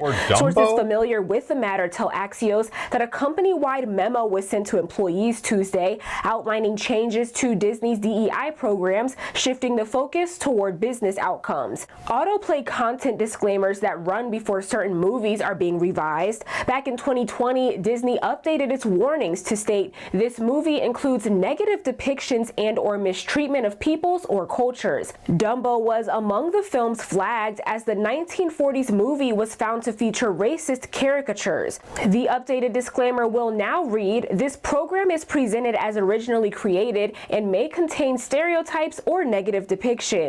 Disney is also phasing out its Reimagine Tomorrow program, a diversity initiative launched in 2022 to amplify underrepresented voices. The program and its associated website now redirect to Disney's inclusion page, which outlines various company initiatives. In another shift, Disney is changing how executive performance is evaluated. According to Axios, the memo revealed that executives will now be graded on talent strategy instead of diversity and inclusion. This new metric focuses on how leaders incorporate company values to drive business success. These changes come after a story we reported on last December when Disney pulled a transgender storyline from an upcoming Pixar series. According to Variety, Tuesday's memo to employees reads in part, "Creating a welcoming and respectful environment for our employees and guests is core to our company culture and our business. Our values, integrity, creativity, collaboration, community, inclusion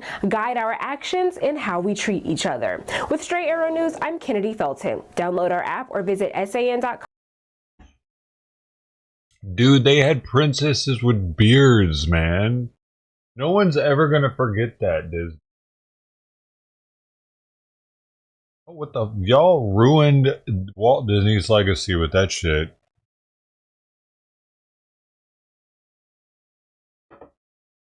They try to normalize princesses in gowns and beards at Disney World.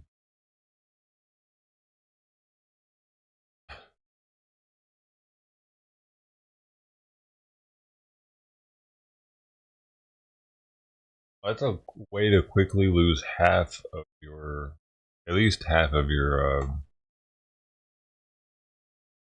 clients. Right? Why would they do that? Why would they have done that? They should have just left it how it was, just let Disney be the normal Disney, but they had to do that. What did DC Short say about this? I speak in favor of my city becoming a sanctuary city for people like me. Oh, hell no. I speak as both the B and the T in the LGBT.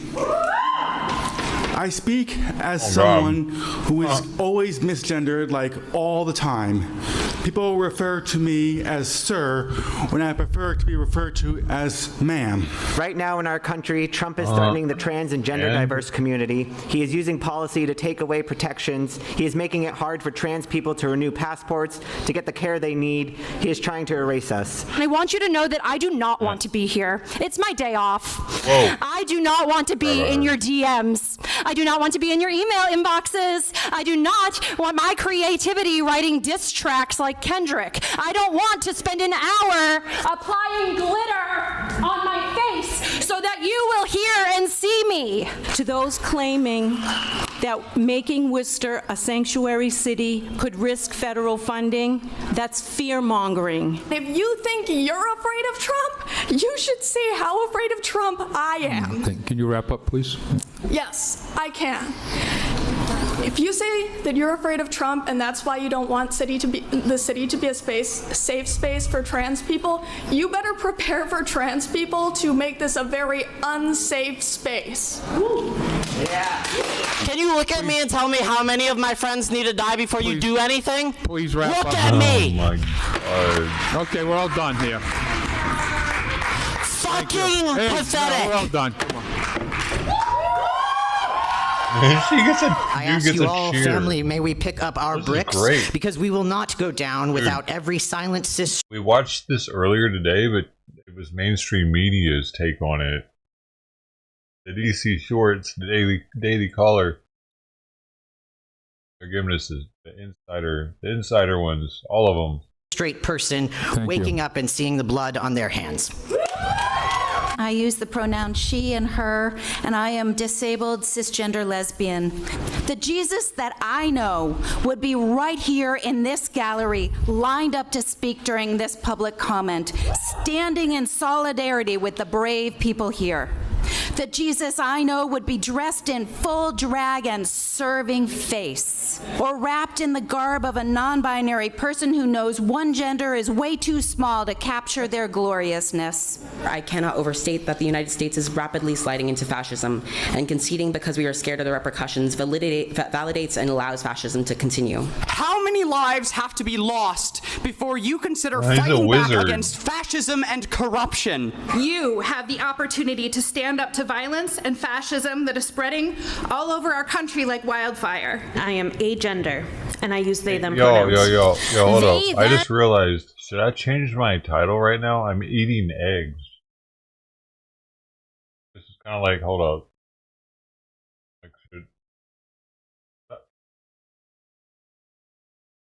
Yeah, want to come see me eat some eggs, baby?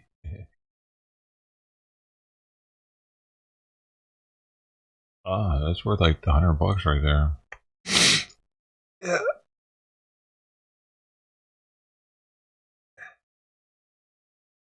As a singular pronoun has been in use since the 14th century. No one in this room is as old as the 14th century, so I'm going to ask for some adaptation. I invite every member, through the chair, of City Council to come to my queer studies classroom at Worcester State University. You are all welcome every time, but be aware that you are a guest in my house when you come. And when you come, know that there are strong queer and trans people in my classroom who will collect you with the quickness if you speak out of turn. The reason that Worcester needs to be a safe space for trans people is because I can't go home where I can't work, I don't qualify for disability, I can't drive because I'm narcoleptic, and my family doesn't support me because I'm trans, and then come to a city council that won't listen to my voice. I need the city to protect me because no one else will. How much for one trans life? How many dollars does it take to put them on the chopping block? I want a precise number. I want a dollar amount. And who next? Who's the next protected group to be tied to the railroad tracks, and will you fold for them? Now is the time to stand up for tyranny. You can make all the rules and whatever you want, but you cannot change nature. What the? Yeah, go ahead and finish. This dude's got a boner right now. Okay. No. I love trannies.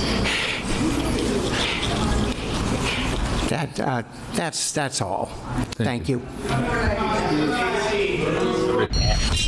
They're retarded. Oh. All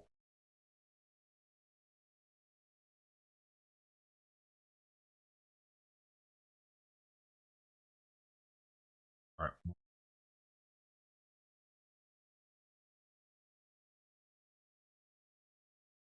Oh. While Elon was hanging out with Trump in the Oval Office, he made these eye-opening comments.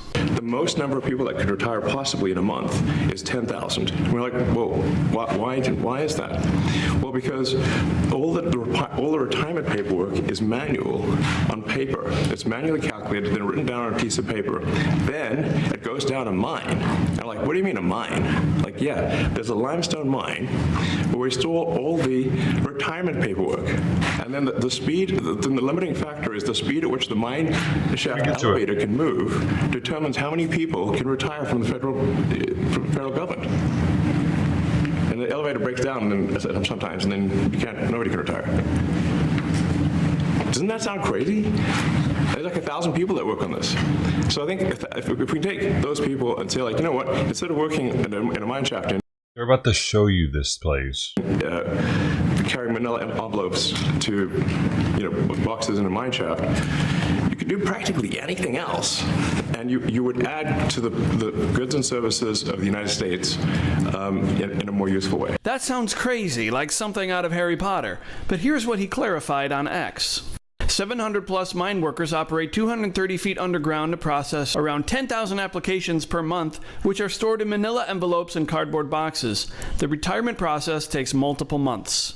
To clarify, this mine, Iron Mountain, is a third party that the federal government outsources to. It's essentially a storage facility whose promise lies in its indestructibility and ability to keep important documents at a preservable temperature and environment. Take a look. There are more than 6 different challenge points before we hit the data center. These challenge points and these extra gates help with security and compliance. The 30-foot thick limestone and 200 feet of stone above the facility lead to natural weather protection, and the ambient temperature of 53 degrees helps the facility remain cool. We are now in the underground, 220 feet below ground, and this is where vital records are stored. And the key difference for vital records is really the preservation and how long something has to be kept. So the longer you keep something, the more it's going to degrade over time. And the way that you keep that degradation down is through keeping the temperatures cooler and also keep the humidity consistent. Records that are important for long-term preservation. I heard they're starting to experiment with semen. What they do is they spritz it, concentrated eel semen. Makes it last way longer. At least 10 more years. So again, the artwork, the artifacts, historical documents, long-term things like, you think about county records, marriage certificates, wills.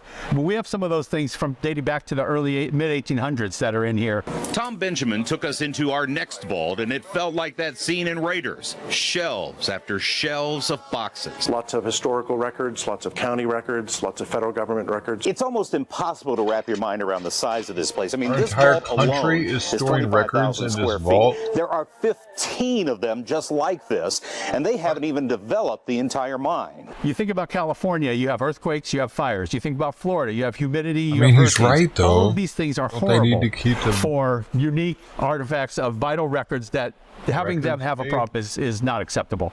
So this is the place where those kinds of things should come. Iron Mountain certainly has its place for rich clients with important, delicate stuff, but hiring documents for federal employees? Do we really need this? We do business with the majority of the motion picture film studios in California. So they store the original movies with you? Correct. The original negatives are stored in here at this low temperature and low relative humidity to extend the life of the collection. Confidentiality means unmarked door after unmarked door as you roll through the mountain. And there are lots of doors. Ann Hartman took us into the refrigerator that houses the Corbis Image collection owned by Bill Gates. 27 million mixed prints, negatives, glass plates, and slides. Royalty from all around the world is in these print files here. Historic shots are commonplace here, including this 1932 lunch atop a skyscraper and its glass negative that had an unfortunate spill. It had been scanned, but it was dropped, so you can see that it's broken. Iconic shots of legends and their original negatives, including the historic Rosa Parks on the bus and other shots from that day.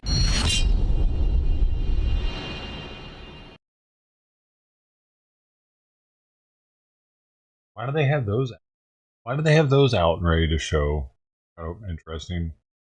All the stuff they showed Rosa Parks, like the original newscaster showed that. But yeah, I don't think we need their hiring or whatever records probably in there. I mean, that's a good point. Like stuff that's like irreplaceable works of art. Yeah, I could see.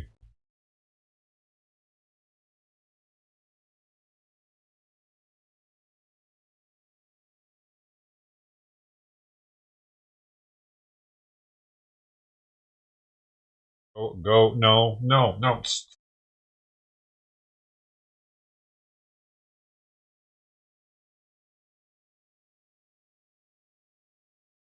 All eyes on Adams as FEMA pulls millions for housing migrants in New York City.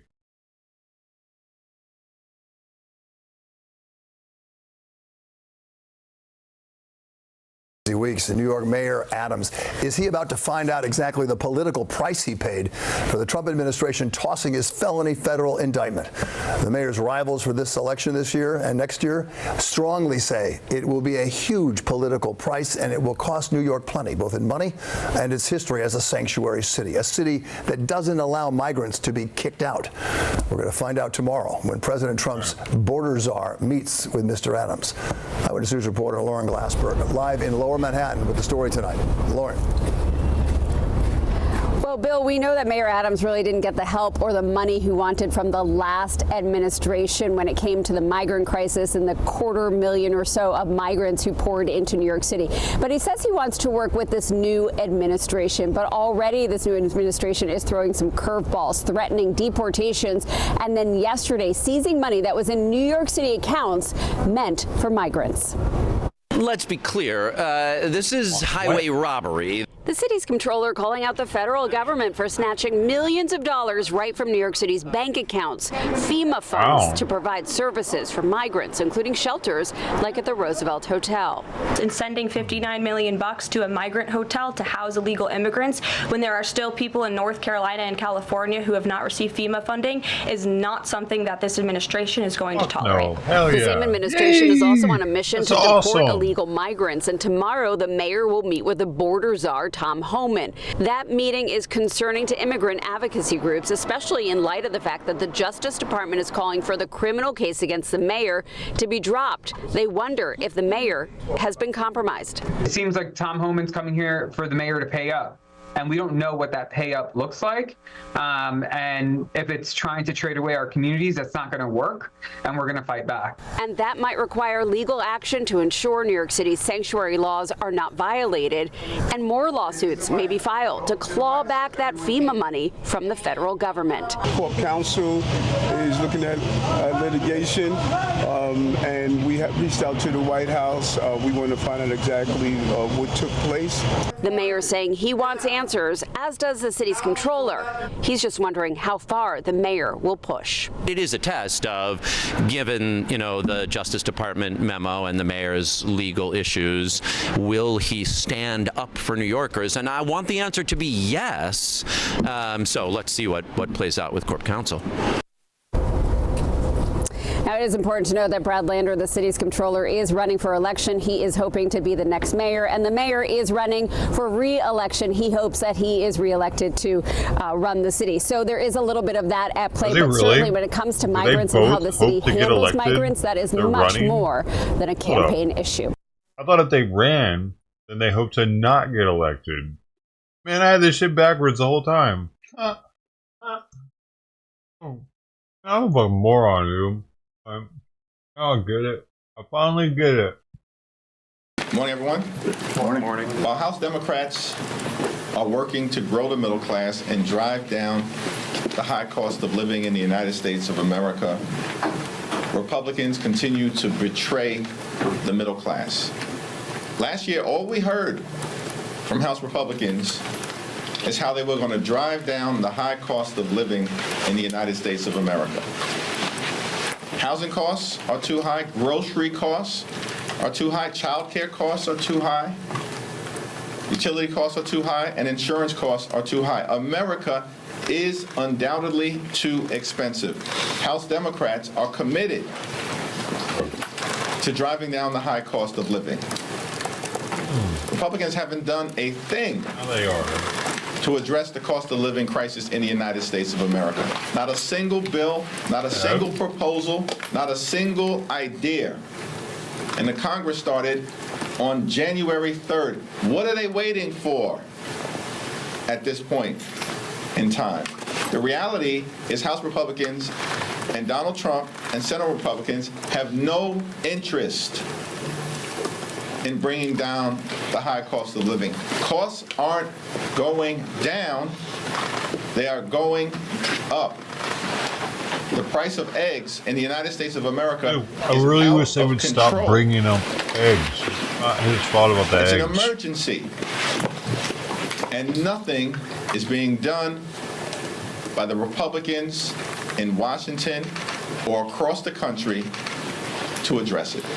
But Democrats will be like, yeah, man. With eggs. Thank you. There's Yeah, a man. government funding I'll deadline be like, on yeah, March man, 14th. eggs. How would you Eggs, characterize man. the appropriations talks right now? What is And do you Trump feel doing that now? Republicans are still actively engaging, or have they walked away? House Republicans have the majority. Senate Republicans have the majority.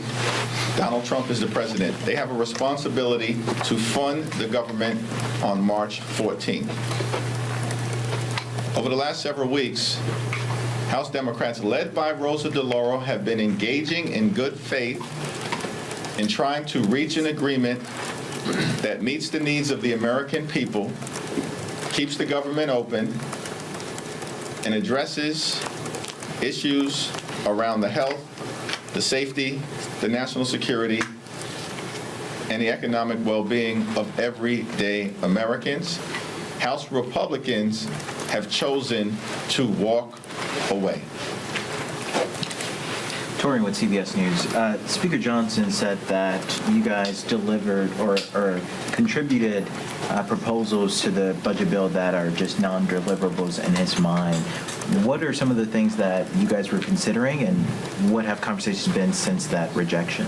I have no idea what the Speaker of the House of Representatives is talking about in terms of the budget or the spending agreement.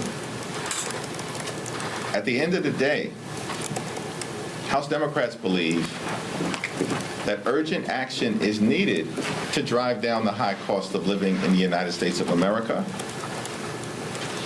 and to protect Medicaid from the devastation that House Republicans are trying to bring to children, people with disabilities, and seniors in nursing homes and long-term care. House Democrats have made clear we're going to protect and defend Social Security and Medicare. We've also made clear that we will defend nutritional assistance to children, seniors, and veterans at a time when grocery prices are through the roof. I be needing my eggs, House dog. Republicans want to take away nutritional assistance from everyday Americans who they promised to help and are doing everything to hurt. Thank you, Mr. Leader. Next week, you all will be out on recess. It'll be an opportunity for you all to talk to your constituents and let them know what you all have been up to. What's the message going to be to your constituents? What's the expectation that you have of the members of the caucus to be connecting with their constituents, having events, really pushing forward the message that you've been pushing forward over these last few days? Every opportunity to be back home in the district is a welcome opportunity to engage with the people that we are privileged privilege to represent, to make it clear that House Democrats are fighting hard to drive down the high cost of living, secure the border, while defending dreamers, farm workers, and families, and make sure that we are keeping our communities safe. At the same time, the people of America are understandably alarmed at the parade of horribles and the extremism that is being relentlessly unleashed on the American people by this far-right administration. Eating pieces of my... that grocery prices were going to decline on day one of this administration. On January 20th, Why are you so hungry? grocery prices were going to decline. Why hasn't that happened? In fact, costs are going up, they're not going down. As it relates to groceries, housing, consumer goods, and insurance. Republicans made a lot of promises last year. They spent a lot of time talking about lowering the high cost of living while running away from Project 2025 as if it didn't exist. This year, Republicans have spent all of their time implementing the most extreme parts of Project 2025 and have done nothing, nada, as it relates to the high cost of living. In fact, the Republican budget plan, which represents a betrayal of the American middle class and all those who aspire to be part of the middle class, will hurt working class Americans, hurt middle class Americans, and hurt everyday Americans, children, seniors, and veterans by devastating Medicaid. The Republican Party... Wait a second. Why didn't he bring up how much it's going to hurt the illegal immigrants to not have Medicaid? It's going to hurt them the most, actually, because they come here with no skin in the game, no money put into the system, and Medicaid is 70% federally funded in California, and it's used for things like pregnancies of illegal immigrants and native post care, is that what it's called after they give birth? All that's taken care of with Medicaid, baby.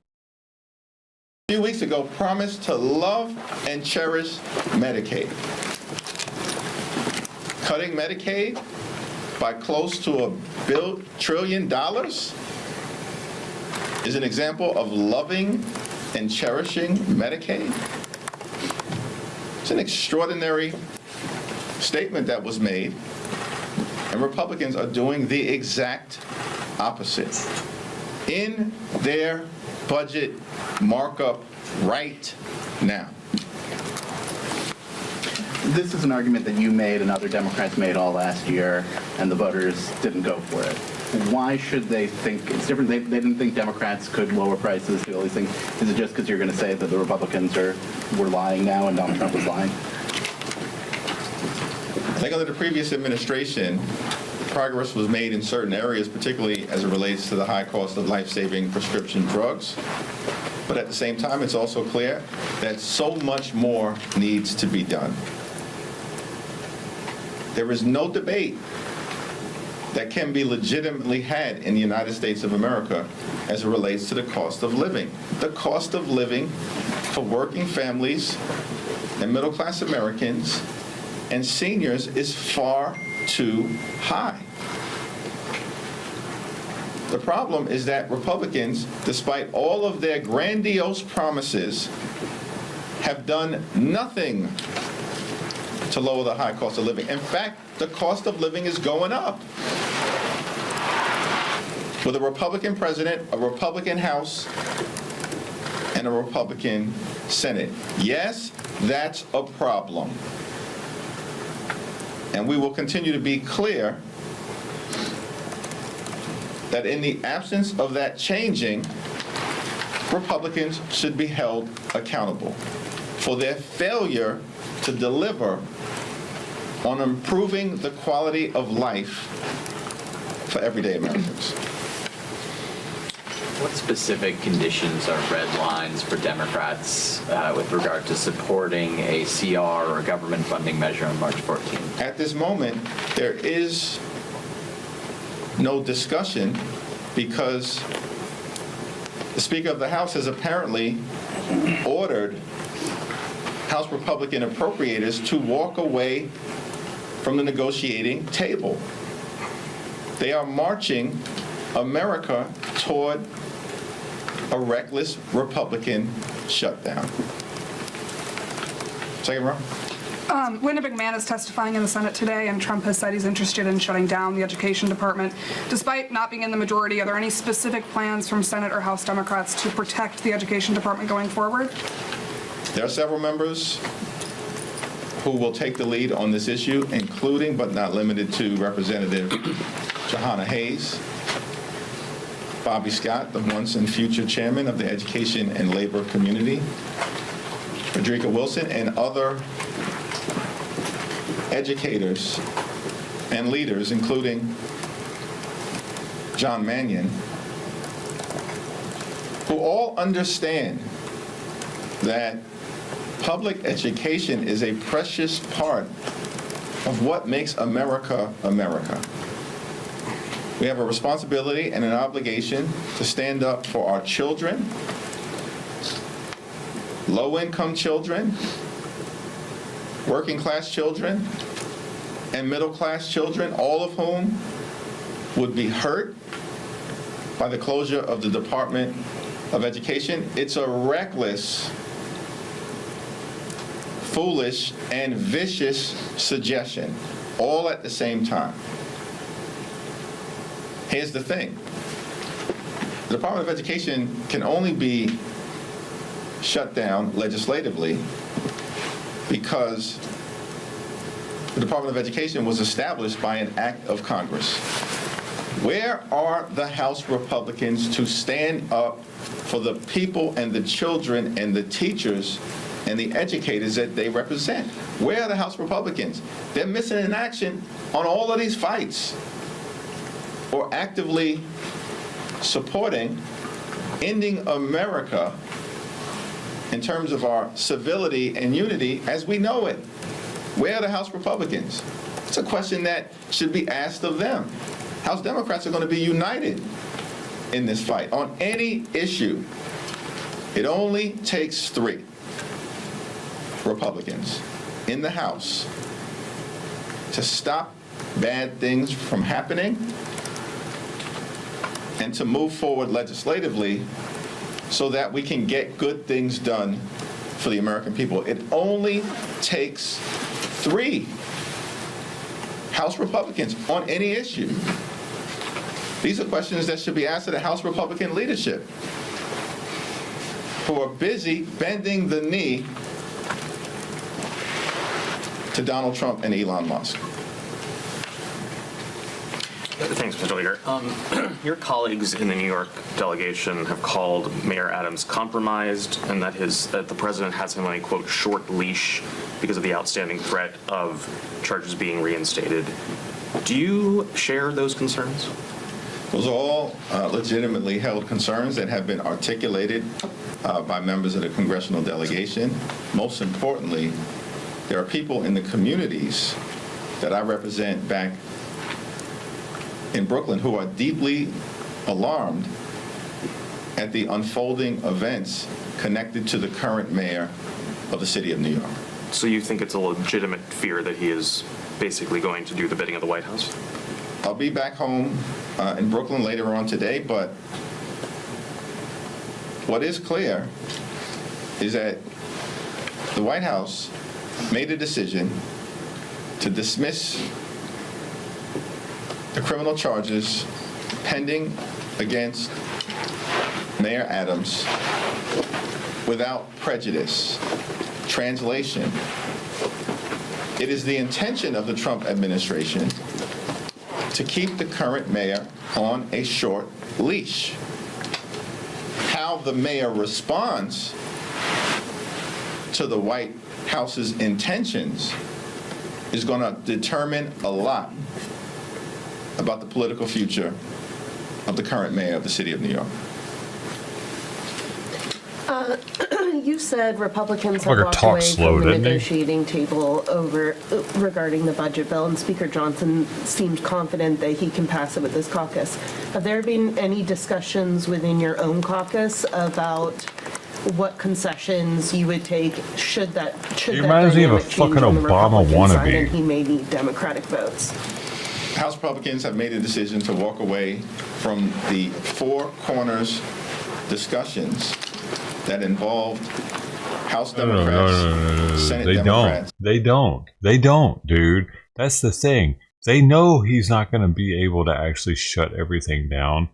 They're fear-mongering. They're just trying to get their constituents freaked the fuck out so that they hit the streets, so that they protest like these kids are doing and shit. You know what I mean? That's all they want. They want that. They know he doesn't have the power to shut all these different programs down the way that like he's doing. Like Trump probably knows that the judges are going to get involved and shit, and he's going to have to turn shit back on. He's got to gut shit, but he's just making a point, I think. But in doing so, he's like giving them ammo to freak their people out also at the same time. So I don't know if it's good or not. What do you think? And Senate Republicans related to funding the government in a manner that meets the needs of the American people. They have chosen to walk away, and they have a responsibility to govern in connection with March 14th and beyond. How would you judge the Dems' messaging on DOGE and if it's been effective or not? And could there be the argument that you might be missing the will of the voters who support DOGE and might be too hung up on the process? The American people are alarmed about the possibility that Elon Musk and his far-right extreme minions have access to their personal and financial information. Why in the world does Elon Musk need access to the names, addresses, birth dates, social security numbers, and bank account information of tens of millions of Americans? Why does he need access? What are they planning to do with that information? These are legitimate questions that House Democrats have been. He's making sure that they're actual alive people that should be getting benefits, that are in America. That it's not being sent overseas to somebody that's not an actual citizen that's getting Social Security. Like, these questions have been answered somewhat by Elon. It's like they don't listen when they're being answered. Asking, and we're taking action to stop it, which is exactly why we introduced the Taxpayer Data Protection Act. Where are House Republicans as it relates to stopping the steal of taxpayer data? Where are House Republicans? It only takes 3 to join us, and we can move the Taxpayer Data Protection Act. I think... Dude, Elon is so fucking rich. He could definitely have information on everybody in the country if he wanted it. Elon's so rich, he could have people assassinated. You know what I mean? He's the richest person in the world. So he could definitely make some shit happen. We've been very clear in terms of the pushback that's taking place in the Congress. He could have made that data get leaked regardless. With Democratic attorney generals, unions, advocacy groups, and democracy reform organizations as it relates to... If he would have wanted to use that data for nefarious reasons, he would have done it super low key. You know what I mean? He would have just gotten it. Paid some dude in crypto $1 million. Like, yeah, $1 million, just give me the data, you're good. Nobody's ever gonna find out. Blah, blah, blah, boop. Beep. Boop, boop, boop, boop, boop. The dude washes it, a few meme coins and shit. Bada bing, bada boom. Who knows where that money came from? I got it on crypto. I just became crypto rich. The litigation that has been filed that is successful to date in stopping Elon Musk. the overreach and the More unlawful, powerful unconstitutional, and unconscionable power grab. Already. being led He by already an was. out of touch, unaccountable, and out of control billionaire puppet master. Leader, I have a question about messaging as well. Trump is just harnessing his power. Stephen A. Smith, the ESPN personality, and running for president. I'm wondering what you make of that and what you think it might say about how effectively Democrats are messaging at this time. 2028 is way off in the distance. House Democrats are engaged in an hour-by-hour, day-to-day, week-to-week struggle on behalf of the American people in the context of the first 100 days and beyond. Do you think There's a lot to like about Stephen A. Smith, including the fact that we are both diehard Knicks fans. Leader Jeffries, in regards to Attorney General Pam Bondi's announcement yesterday, I want to get your perspective on the Department of Justice lawsuit against Governor Hochul, and what role do you think, if not just the New York congressional delegation, but Democrats in general, what kind of role do you think you need to play in addressing the tensions between state and federal immigration policies if they're going to overreach like this? I have not had the opportunity to speak with Governor Hochul about this issue or Attorney General Tish James, but I expect that there will be a forceful response to this overreach by the Department of Justice. We will not be intimidated at all, ever, by the Trump administration and anything that these far-right extremists attempt to do to hurt New Yorkers or hurt the American people. We will not be intimidated. What in our record suggests, particularly as it relates to the House of Representatives, that this crowd over there will intimidate us? What in our record suggests that? What in 2017? What in 2018? What in 2019? What in 2020? What in 2021? What in 2022? You sound intimidated. What this year suggests that House Democrats are going to be intimidated by any of the extremism that is coming out of 1600 Pennsylvania Sound like Avenue. you're losing, buddy. We're going to push back. We're going to push back forcefully. We will certainly defend the people of the great state of New York and the American people. Last question. As recently as yesterday, top appropriators were saying that talks were still going and that they were hopeful they could get a deal by March 14th. What changed? That's a question that needs to be asked of the Speaker of the House of Representatives. They are in disarray over there. Senate Republicans are arguing with House Republicans. House Republicans are arguing with each other. House Republicans aren't clear. Should they take orders from Donald Trump or Elon Musk or both? They are flailing over on the House Republican conference side. I don't believe that there are House Republicans that are wondering who to take. They know that it's Trump. There's no way that they don't know, dude. Bullshit. And then trying to project otherwise.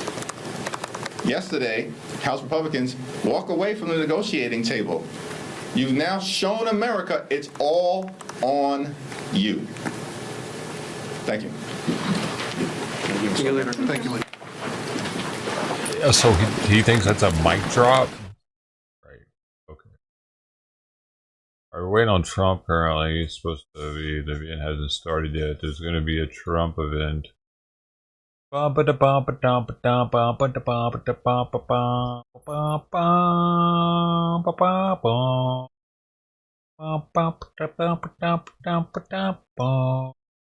11:45.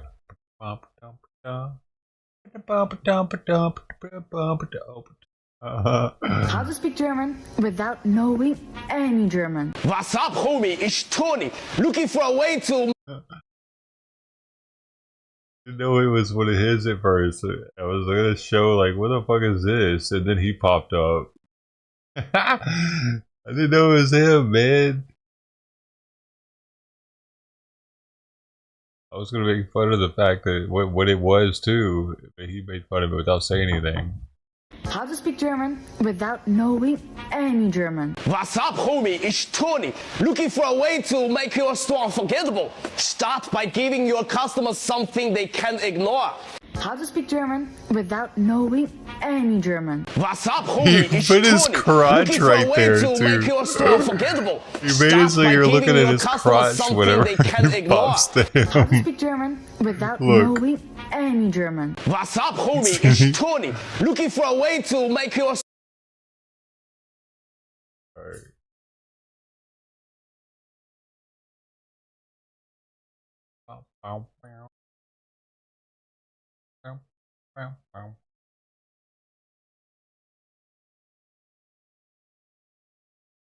Too funny.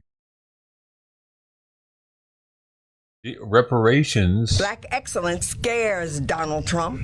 It This is scares Stephen Miller, and it scares Elon Musk. Because you know what? Deep down, they Excellence. recognize their own mediocrity.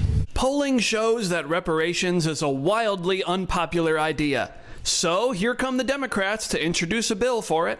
The long and ongoing fight for justice, accountability, and healing for Black America. Today, I'm deeply honored to reintroduce H.R. 40, historic legislation to establish a federal commission to examine the lasting legacy of slavery, to develop reparations proposals for descendants of enslaved Africans. We're at a critical inflection point in America, and the moment cannot be more urgent. With Black history under attack and white supremacy emboldened, there is no better time to introduce this bill than during Black History Month. More than 4 centuries ago, Africans were kidnapped, trafficked, and enslaved, forced to build this country under horrific brutality. This bill is not a symbolic gesture, but rather a meaningful Yes, it step is. toward repairing the deep That's all it is. structural injustices that continue to harm Black communities today. The racial wealth gap in America is not an accident. H.R. 40 creates a federal commission, an expert body charged with investigating the enduring impacts of slavery and its aftermath, and developing concrete proposals for reparations. California. Dude, this shit's a total waste. This is the kind of shit why like our government takes so long to do anything, because they're gonna have this bill, they're gonna have to vote on it, they're gonna talk about it one day probably, and the nays and the yays of it or whatever, the pros and the cons, and then they're gonna vote on it, and they're gonna spend a whole fucking day on that dumb shit probably, dude. They did this whole song and dance in 2024, and how much did they decide Black people deserve in their state? The number could top $800 billion. That's 2.5 times California's annual budget. They include payments that could exceed $1 million in some cases. The task I force is never also remember calling this. This was fucking going on during the George Floyd shit. They were talking about this in the news. Were they really? Wait, is that when that is? They were making Black people think that they were gonna get $1 million payout? Doing? Why, yeah, they are doing this again, aren't they? They're trying to make these fuckers right in the streets, like, because they think, oh man, we need the Democrats in office because they'll give us $1 million. free college tuition for those eligible for reparations, and funding for wellness centers in majority Black neighborhoods. Even they couldn't stomach that and decided not to go down that path. Anyway, moving on. We're in a moment of anti-Blackness on steroids. I'm the surviving daughter of the phenomenal Congresswoman Sheila Jackson Lee. H.R. 40 is long overdue and even more necessary under this administration. Looks like her. As hate is fomented, discrimination is promoted, and code words are used to bring out the worst in our fellow Americans. It is Beyonce and Kendrick Lamar saying, "Freedom, where are you?" Trump and his lackeys are on a mission to erase the contributions of Black Americans, including the unpaid Black labor upon which our country was built. White supremacy is rampant in this country. Just look at the current administration and our own legislative body. Black people, look, we are magic. We are miracles. We have resilience. We're hardwired. It's in our ancestral DNA. We're certainly long overdue. Special people. And for those that would say we need to just get You're over better it, than everybody else. That's interesting. When as a nation you are benefiting right now from an economy that was built on the brutalized backs and the indignities and the horrors of chattel slavery and our African ancestors. Right. Well, I mean, there was also white and Chinaman and Mexican backs in there too. There are all kinds of backs. But were most of the backs that built America black, really? Is that really how it happened? Like even in Texas, where they would have gotten most of their slave labor from probably Mexicans. I don't know if they had Mexican slaves, but they had Mexican laborers that they didn't probably pay very much, right? Didn't they? I mean, that wouldn't have been, of course, wouldn't have been like colonial times, but eventually, once we started expanding west.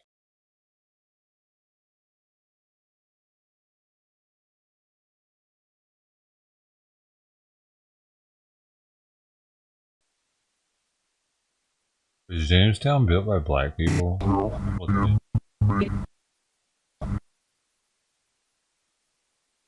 don't know where that came from.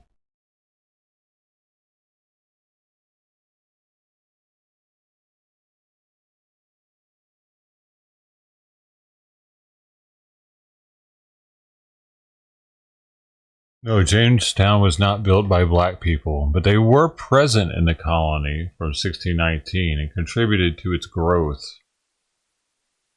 Oh, they don't go back that far, I guess. That means white people built the original America, doesn't it? Sounds like to me. They built the colonies. Black people didn't. Slave labor didn't build the colonies. Let me look at that. Slave.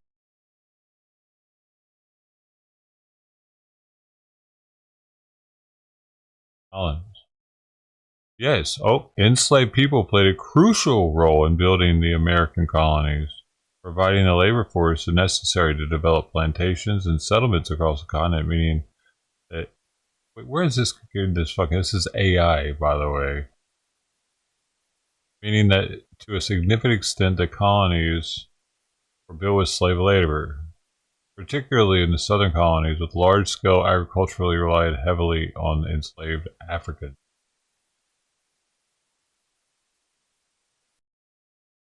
Oh, there's a whole Wikipedia page that's dedicated to slavery and the colonial history of the United States.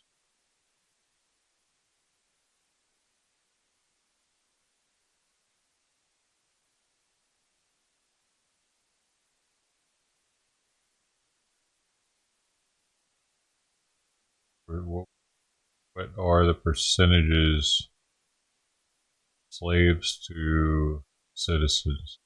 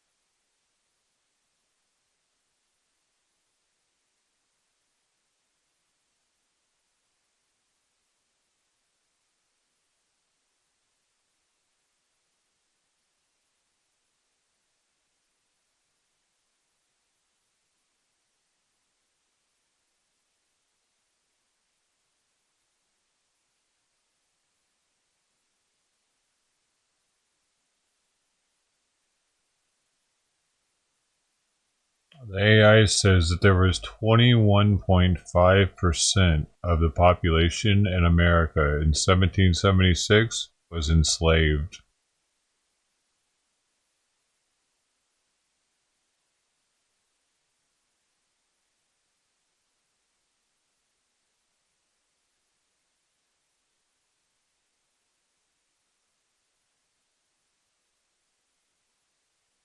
At the start of the American Revolution, about 500,000 African Americans lived in the colonies. Of those, about 450,000 were enslaved, which was about 90%. The total population of the American colonies at the time was 2.1 million. Interesting.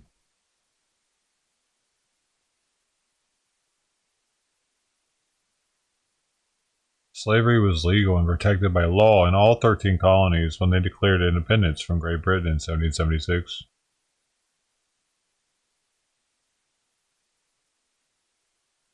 In New England, less than 5% of the population was enslaved. Vermont was the first northern region to abolish slavery in 1777.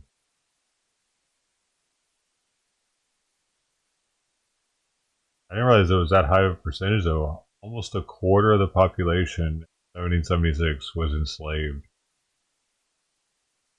African American enslaved. That's a lot of slaves, man.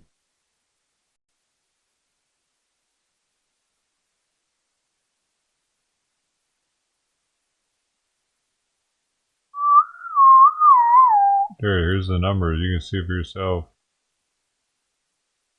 Prices go up. Excuse me, we haven't asked you to speak yet, please. Right? Okay. Go ahead, please. Go ahead. Go ahead, please. Mr. President, you are meeting Has this been going all this time? this afternoon. What kind of Just started on my end. Go ahead, please. Go ahead. Go ahead. Oh, now I gotta find a good one.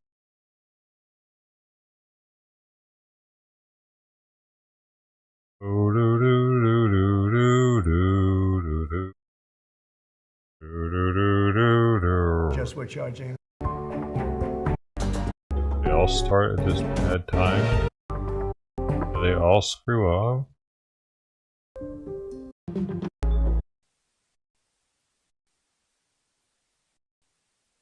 Prime Minister Modi of India This one just came live too. What about this one? Making positive. What the fuck are they doing? Motorbikes into India because of the fact that Oh. the tax was so high, the tariff was so high. And Does no one have a one word starts?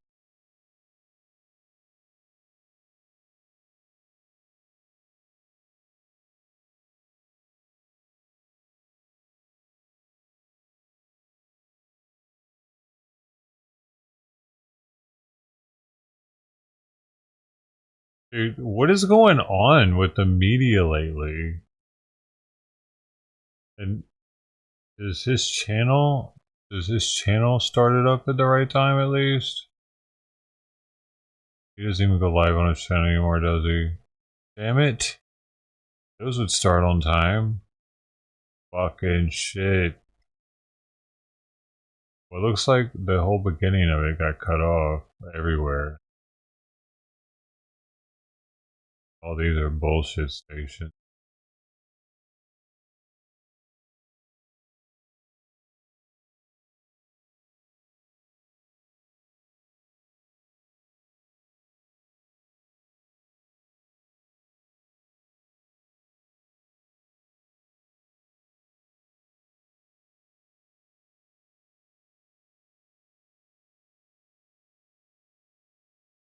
tremendous tariff. Travel again for mediators with reporters right now. So they went back to it eventually. First one I went to. Product is being. I feel like we missed like 7 minutes of it or so. Tremendous.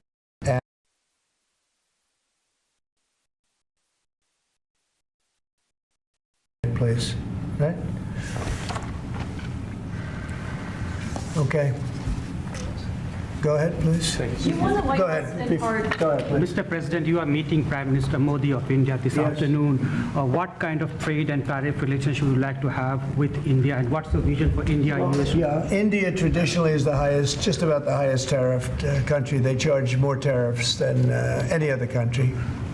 And I mean, we'll be talking about that. But again, whatever they charge us, we're charging them. So it works out very well. It's very it's a beautiful, simple system, and we don't have to worry about, gee, we're charging too much or too little. But traditionally, India is right at the top of the pack, pretty much. There are a couple of smaller countries that are actually more.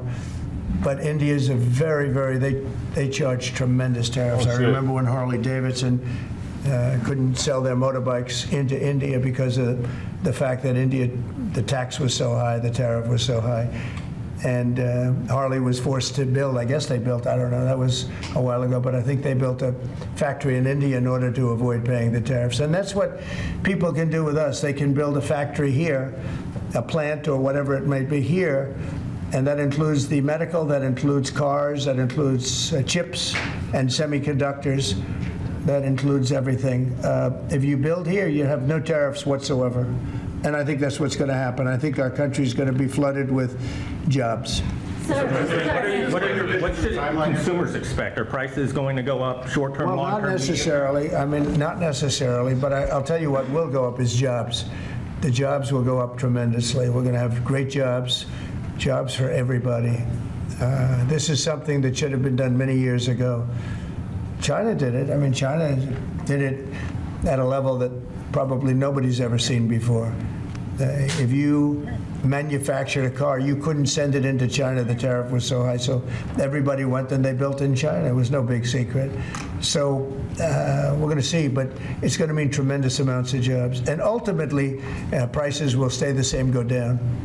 But we're going to have a very dynamic country. But if prices go up, Mr. President, because of these tariffs, who do you think voters should hold responsible? Oh, I think what's going to go up is jobs are going to go up, and prices could go up somewhat short term, but prices will also go down. And I think the farmers are going to be helped by this very much because product is being dumped into our country, and our farmers are getting hurt very badly by the last administration.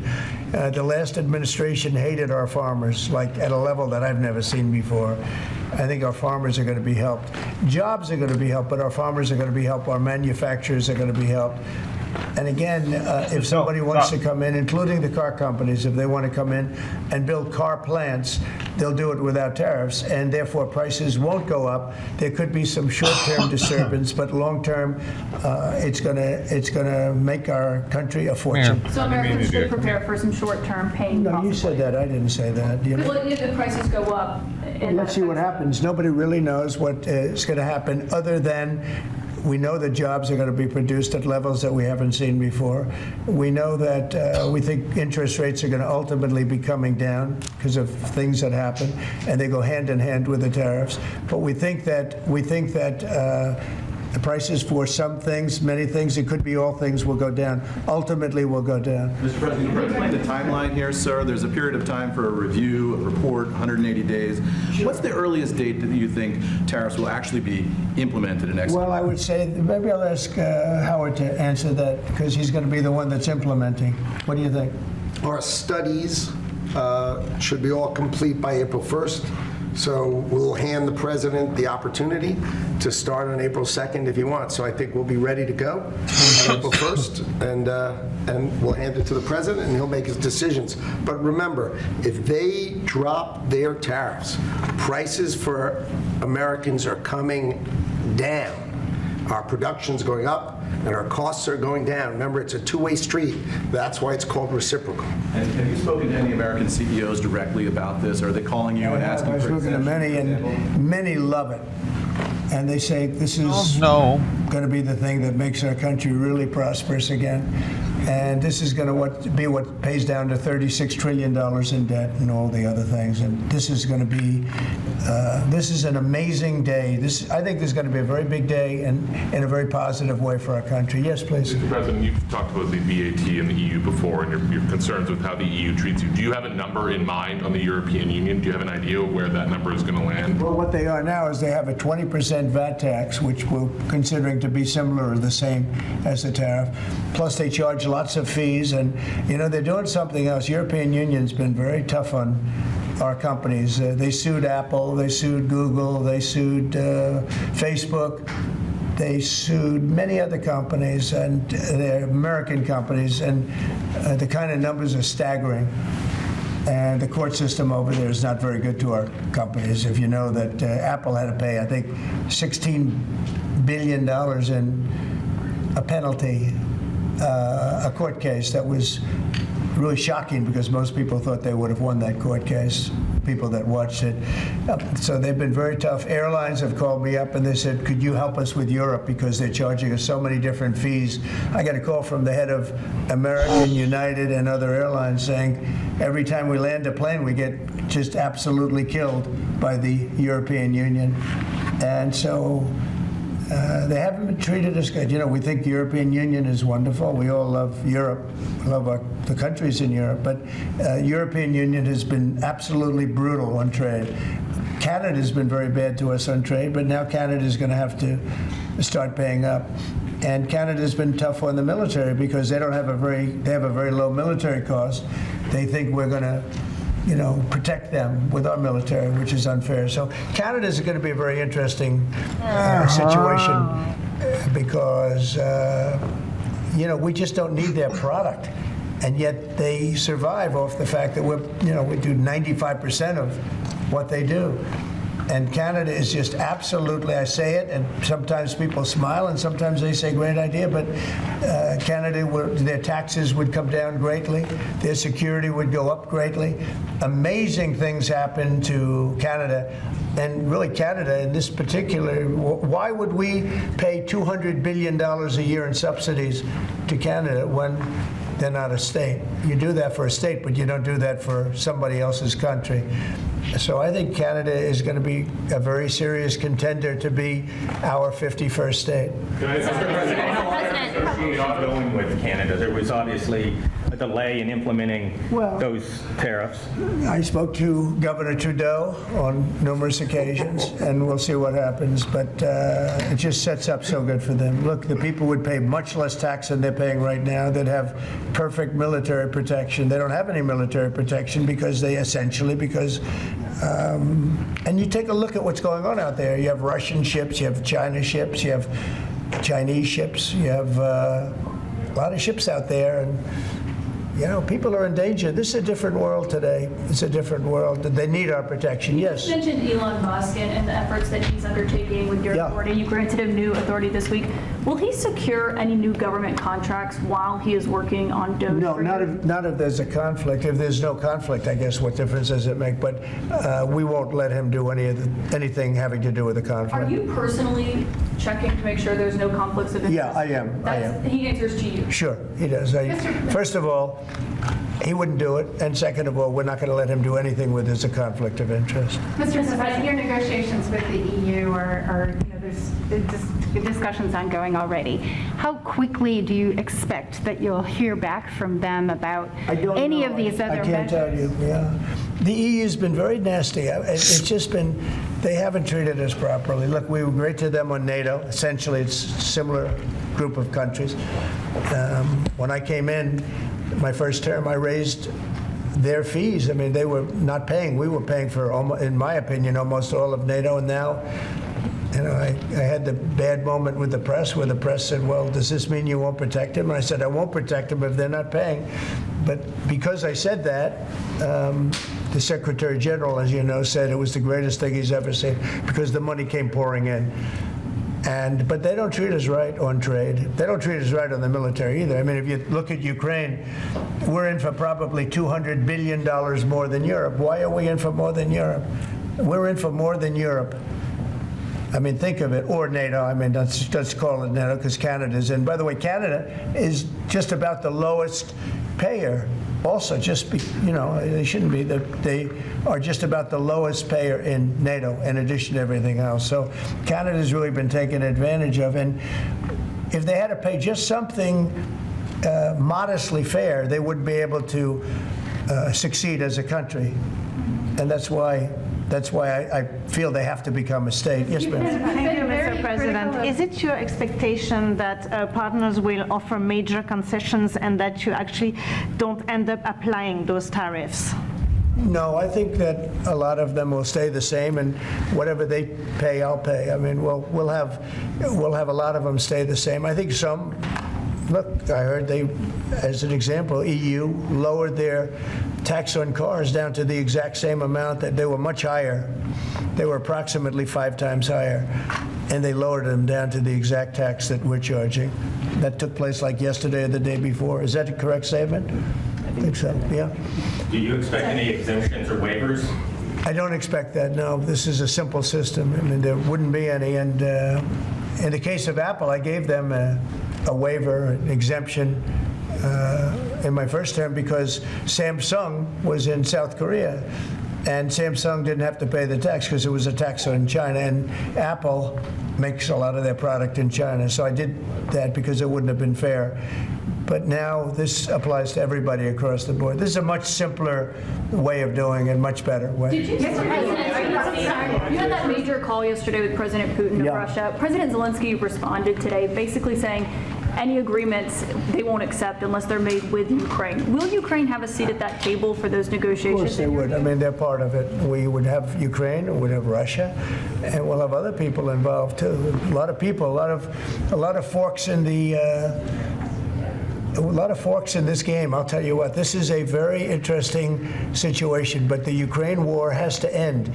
The young people are being killed at levels that nobody's seen since World War II, and it's a ridiculous war, and it has to end. We had a good talk with President Putin. I had a good talk with President Zelensky, very good talk. And somebody said, oh, I should have called Zelensky first. I don't think so. I mean, we have to find out whether or not Russia wants to make a deal. I know that Zelensky wants to make a deal because he told me that. But I now know that Russia wants to make a deal. Did you ask Secretary Hegseth to walk back his comments yesterday saying Ukraine won't join NATO and won't go back to pre-2014 borders because those are bargaining chips you could use? No, I didn't. Somebody told me to, but I thought his comments were good yesterday, and they're probably good today. They're a little bit softer, perhaps, but I thought his comments from yesterday. I thought his comments yesterday were pretty accurate. I don't see any way that a country in Russia's position could allow them, just in their position, could allow them to join NATO.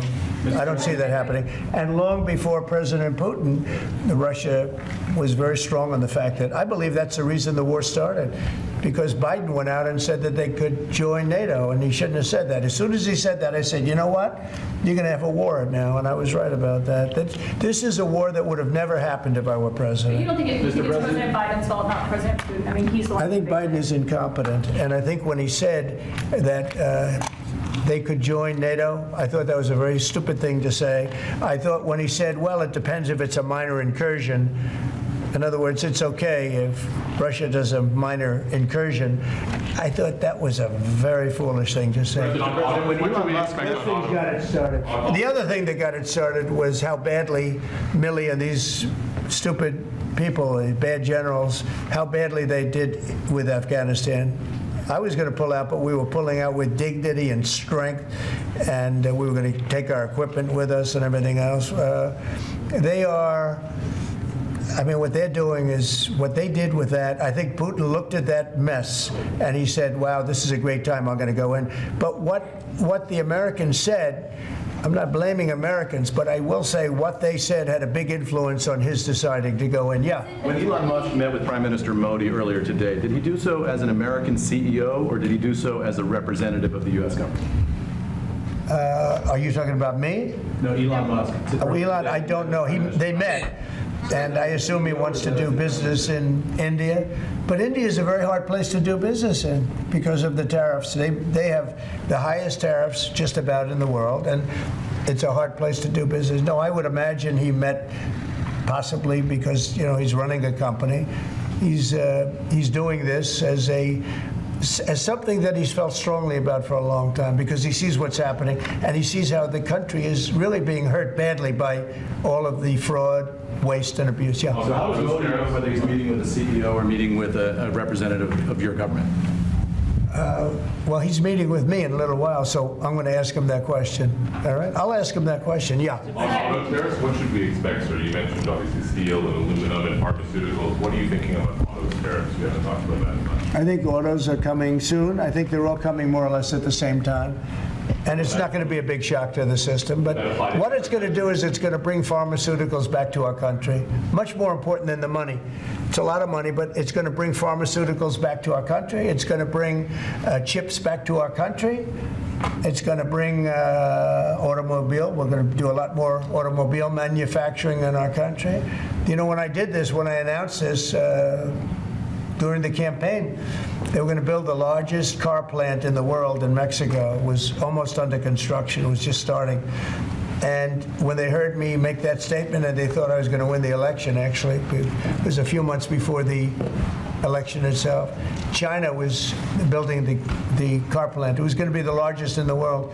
They immediately stopped construction. You can see the foundations there. They immediately stopped. When they heard I was doing this, that would have destroyed Detroit. It would have destroyed Michigan. This plant would have taken up more than almost the whole state built. And it would have been very destructive. When they heard me speak, and they said, "Wow, if he gets in, we're gonna lose our shirt." So they stopped building. That's the impact that tariffs have. Again, you know, I say it, and I say it loudly. It's the most beautiful word, but now I say religion, love, and a couple of other things are more beautiful, because I got in a lot of problem with the fake news when they said, oh, other things are more important. God is more important, but these are the words. But I would say it's number 4 or 5. To me, it's the most beautiful. And I'll tell you what, I think really reciprocal tariffs, those 2 words, reciprocal makes tariffs really fair. There'd be no exemptions, right? It would be all auto imports? Any exemptions now, because you don't need to. With reciprocal, you don't need to. What's your Mr. President, Gavin Klager just arrived at the IRS. Fox Radio.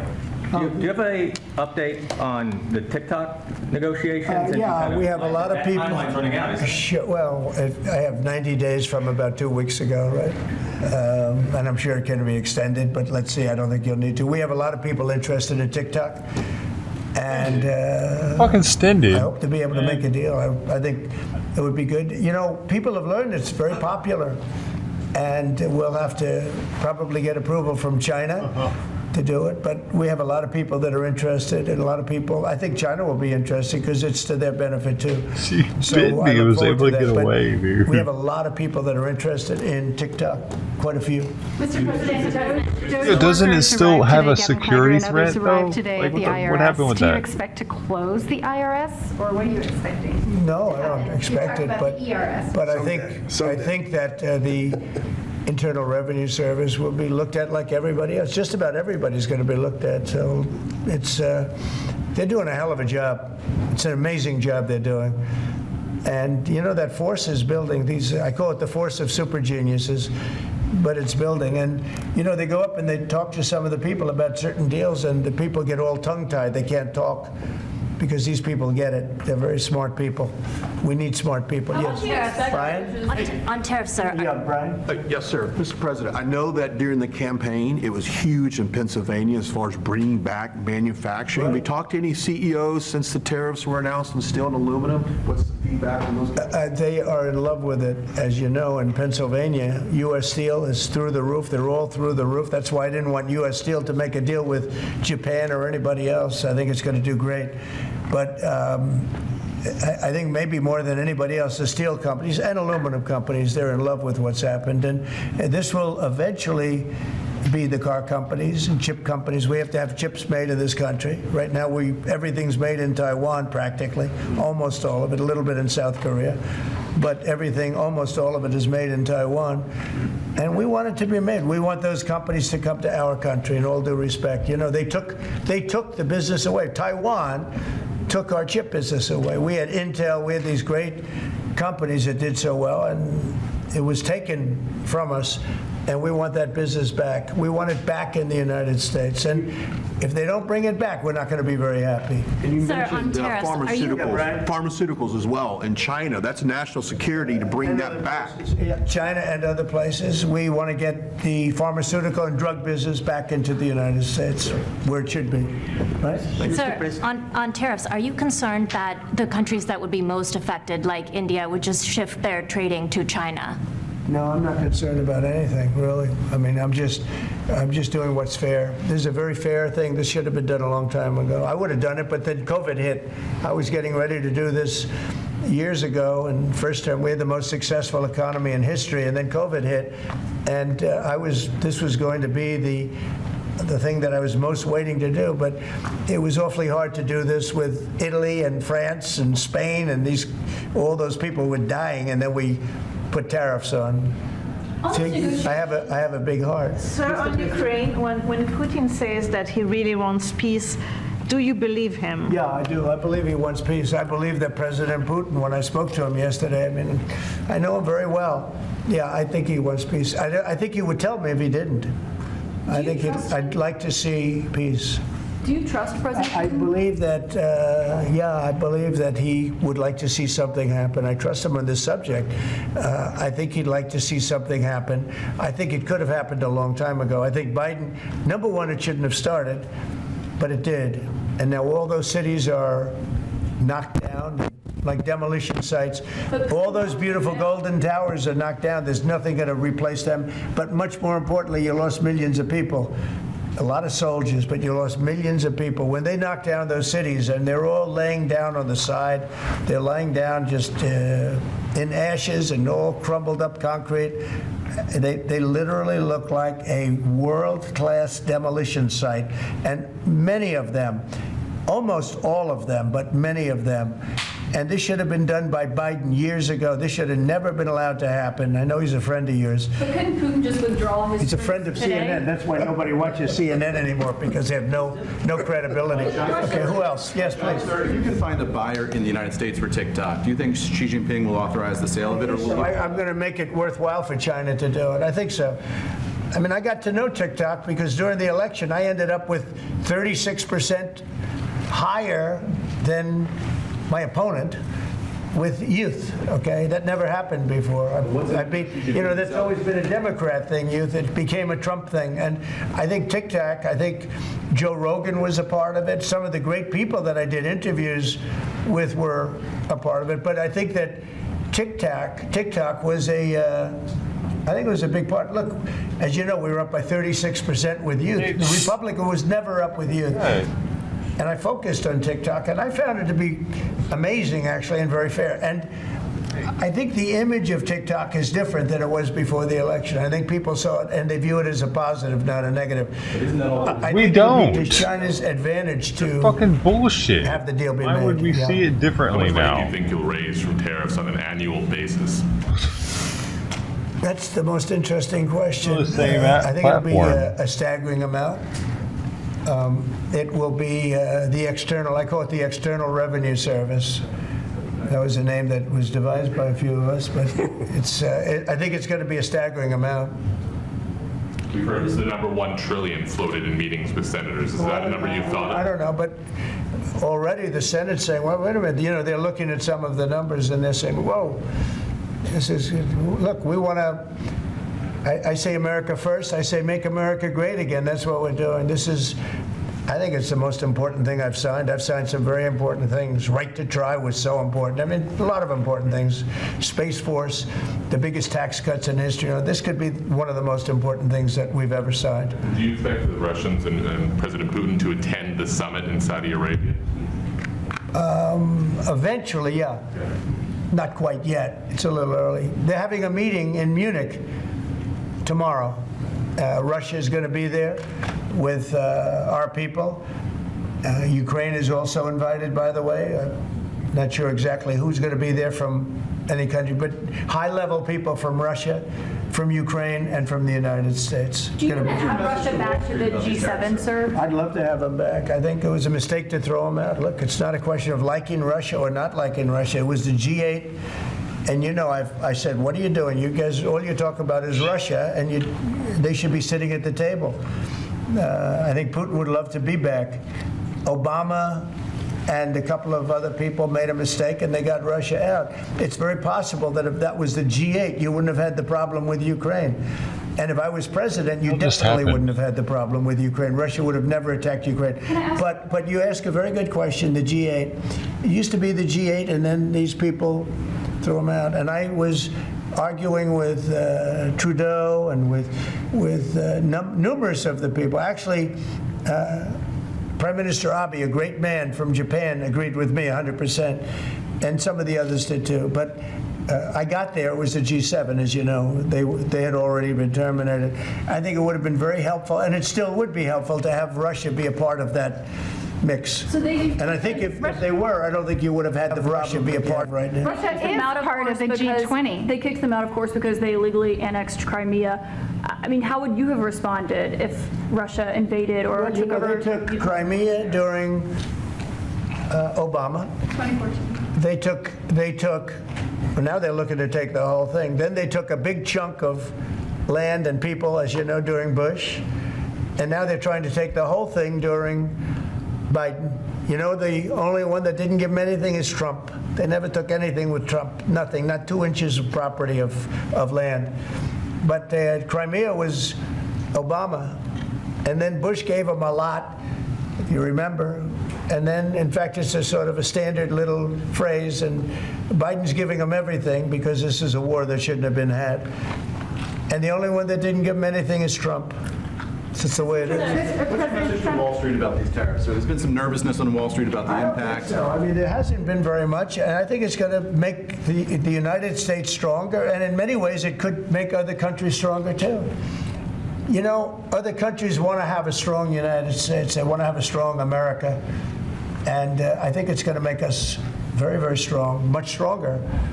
And we have a lot of work we're doing on the military. Our military already, I've authorized some contracts to be built that are very substantial. We're building the greatest equipment in the world. We have the greatest military equipment in the world. We're building it. At some point, when things settle down, I'm going to meet with China, and I'm going to meet with Russia in particular, those two, and I'm going to say there's no reason for us to be spending almost $1 trillion on military. There's no reason for you to be spending $400 billion. China's going to be at $400 billion. We're at $1 trillion. We're going to be at close to $1 trillion.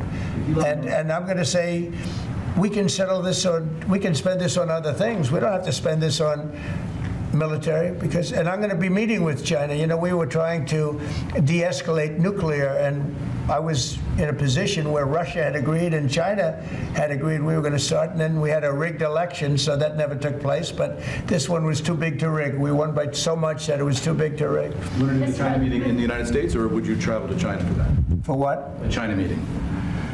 I tell people all the time, you know, the question is who's going to have the first meeting, where are you going to, I say this to Putin, to President Xi, I say to everybody, never bothered me, you know, I'm willing to say I'll go first. It doesn't matter. It's the end result that counts. So it doesn't make any difference. When do you want to have a conversation about global defense spending, you, China, Well, Russia? I'd like to have that. As soon as things settle down, I'm going to have that conference, primarily with China and Russia, because those are the two that really are out there. And we're going to have them spend a lot less money, and we're going to spend a lot less money. And I know they're going to do it. They agreed to it.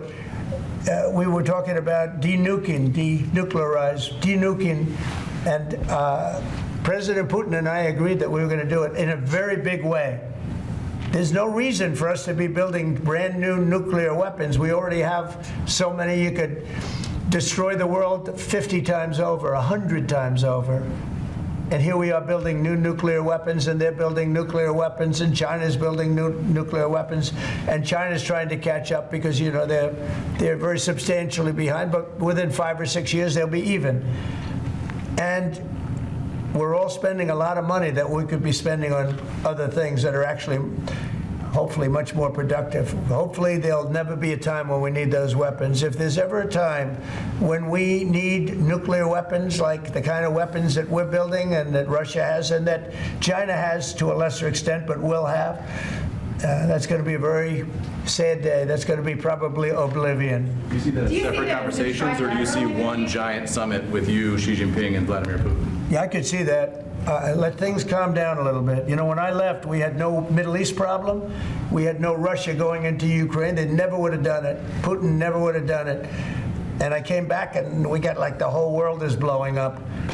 So when we straighten it all out, then I want to have one of the first meetings I want to have is with President Xi of China, President Putin of Russia, and I want to say, let's cut our military budget in half. And we can do that. And I think we'll be able to do it. If Elon Musk identifies wasteful spending in the Defense Department, defense contractors and the like, are you willing to go after that spending as well? We have to go waste, fraud, and abuse. Yeah, and we're doing that. Could we, I'm just wondering about your conversations on defense spending. Would you want to do that as a trilateral, or would you use the existing body that also already includes China and Russia, the G20? No, it's the people. It's President Putin, President Xi. I don't need bodies. I don't need anything. It's people. It's all about people. It's about relationship and people. And, I've had a good relationship with President Putin. I've had a good relationship with President Xi. It's about people. And I think when things straighten out, which I hope will be in the not too distant future, the meeting I want to have first is a meeting with China and a meeting with Russia on slowing down, stopping, and reducing nuclear weapons in particular, and also on not having to spend the kind of money we're all spending on weapons, military weapons generally. I think my question is, would you have those meetings separately with each of those leaders, or would you try to bring them all together? Both. You start off separately, and that's what was happening. I was dealing with President Putin. We had really an understanding where we were going to denuclearize. What a beautiful term that is, right? Denuclearize. What a great thing if we could do that. And we were going to, he really liked the idea, and so did I. And we had then called China, and China was very open to it. And then COVID hit, and then we had a rigged election. But now there was no rigged election. Now we have an election that was too big to rig. That's what my whole theme was, too big to rig, and they tried, but they didn't pull it off. Sir, as part of the reciprocal tariffs, would you also direct agencies to study the impact they would have on prices in the U.S.? No, there's nothing to study. There's nothing to study. It's going to go well. The United States is going to become a very, very strong economically country. Yeah. Mr. President, in the past you have spoken against BRICS. India is part of BRICS. Do you want to dismantle BRICS, or you want to US want to be part of it? I don't care, but BRICS was put there for a bad purpose. And most of those people they don't even want to talk about it now. They're afraid to talk about it because I told them if they want to play games with the dollar, then they're going to be hit with a 100% tariff the day they mention that they want to do it. And they will come back and say, we beg you not to do this. BRICS is dead since I mentioned that. BRICS died the minute I mentioned that. And I remember when Obama and Biden in particular, I guess he said that, they have us over a barrel. They don't have us over a barrel. We have them over a barrel. If BRICS wants to play games, those countries won't trade with us. We won't trade with them. And if any trading gets through, it'll be 100% tariff at least. On your cabinet, you know what? When they hear that, what do you think they're going to do? They're going to say, "Look what happened to BRICS." They didn't want to talk about it. They don't even want to admit that they were a member of BRICS. That's what's happened. On your cabinet, sir, we saw Robert F. Kennedy Jr. get confirmed. He's going to come in here and be sworn in. Mitch McConnell has now voted against several of your nominees. He voted against RFK Jr. as the next health secretary, citing conspiracy theories. What's your reaction to that? Well, I feel sorry for Mitch. And I was one of the people that led. He wanted to go to the end, and he wanted to stay leader. He's not equipped mentally. He wasn't equipped 10 years ago mentally, in my opinion. He'd let the Republican Party go to hell. If I didn't come along, the Republican Party wouldn't even exist right now. Mitch McConnell never really had it. He had an ability to raise money because of his position as leader, which anybody could do. You could do it even, and that's saying a lot. But the fact is that he raised money, and he gave a lot of money to senators, and so he had a little loyalty based on the fact that as leader you could raise a lot of money. The senators would call me and they say, he wants to give me 20, 25 million. Can I take it? I'd say, take the money. Take the money. But he engendered a certain amount of, I don't even call it loyalty. He was able to get votes. But I was the one that got him to drop out of the leadership position, so he can't love me. But he's not voting against Bobby. He's voting against me, but that's all right. He endorsed me. Do you know that Mitch endorsed me, right? Well, he did. You think that was easy? What? He had polio, obviously, and I don't know anything about he had polio. He had polio. Are you doubting that he had polio? I have no idea if he had polio. All I can tell you about him is that he shouldn't have been leader. He knows that. He voted against Bobby. He votes against almost everything now. He's a very bitter guy, and we have a very strong party, and he's So almost not even really a very excited powerful to member. eat. I'd say he's not a he's lost his power, and it's affected his vote. And it's one of those things. But in the meantime, Bobby did great, got more votes than anybody thought, and I think he's going to do phenomenally, just phenomenally in that position. And everybody else likewise did well. Not only well, they got more votes than anybody thought. Tulsi, look at how she did. She did great. Marco got 99 votes. How about that? And Marco got 99 votes. And Marco, by the way, I have to tell you, Marco Rubio's done a fantastic job. He's been a great Secretary of State. They're all doing great. But we're going to have a swearing in today, and maybe we're going to have a second one because I hear we have a couple of them coming up. And the man behind me is doing a fantastic job, Secretary of Commerce. And I think you're going to see something very big come from today's signing. This is going to be a very important signing. Okay? On U.S. Steel, sir, can I ask very quickly? You said you'd meet with the head of that company and the Japanese company. U.S. Steel is going to be here, and a lot of the steel companies are coming. I think steel companies, they love what's happening to them. We saved it. If I didn't do the tariffs from my first term, you wouldn't have one steel company here. You wouldn't have one steel. There wouldn't be a steel company alive in the United States. And right now, they're going to be thriving. They're doing very well, but they're going to be thriving. They're going to be coming out. People are going to want to buy those steel companies like crazy. Are you still planning to mediate talks between Nippon Steel and U.S. Steel? Yeah, I don't know. I think U.S. Steel right now has all the power. The tariffs have given U.S. Steel a new lease on life. Okay? Thank you all very much. Thank you. Thank you. Thank you. Let's go. Let's go, guys. Thank you, Press.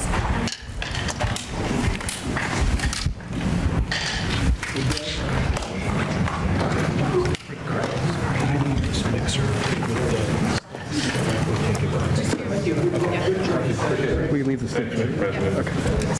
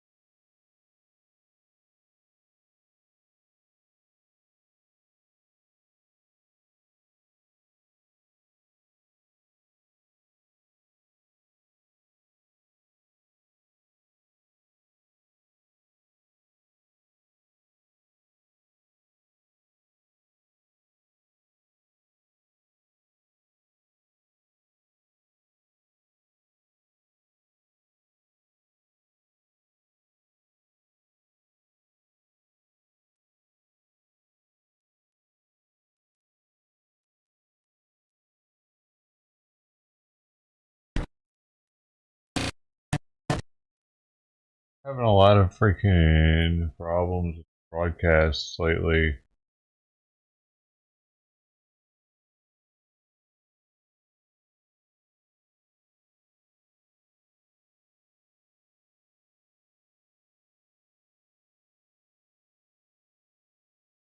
Like the RFK thing's happening now, but you can't watch it anywhere.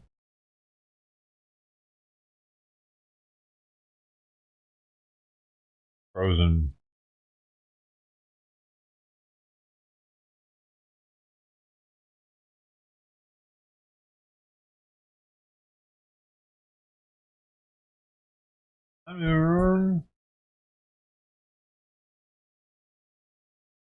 Food out there is looking saucy.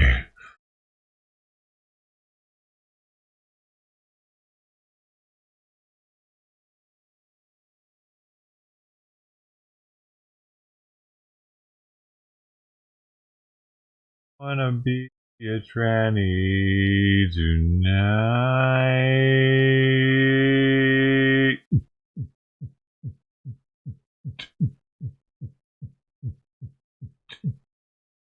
Oh. Oh.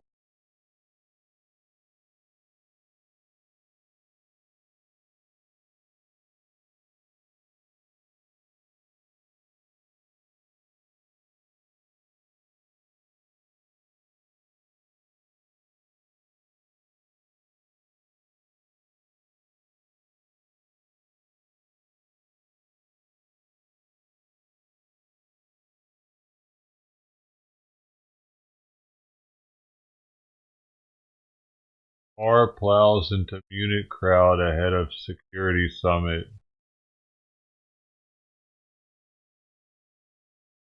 28 injured.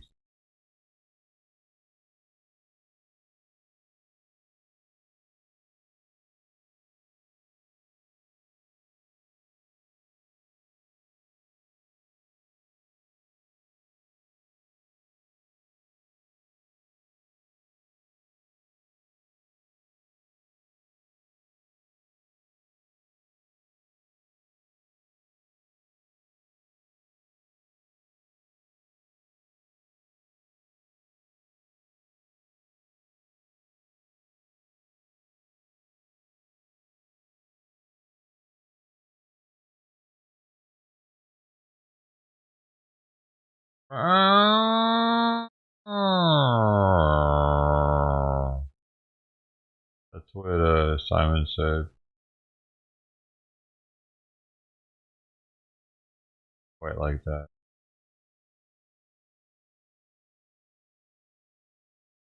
I would say more real.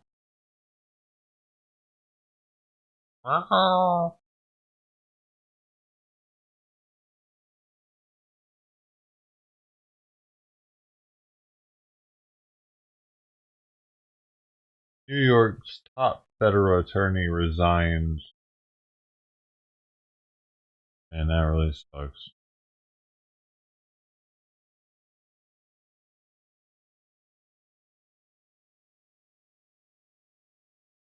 Simon.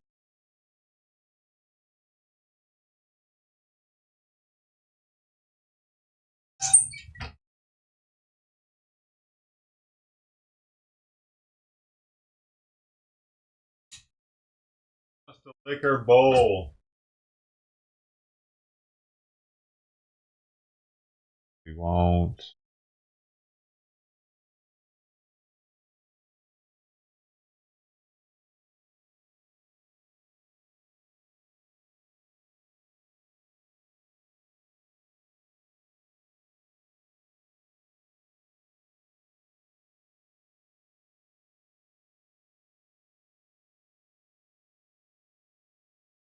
There was a lady on the bicycle when the bridge was going up, She was right? on this part? I turned around and I saw that she wasn't past that gate yet. Was the gate down when you noticed that?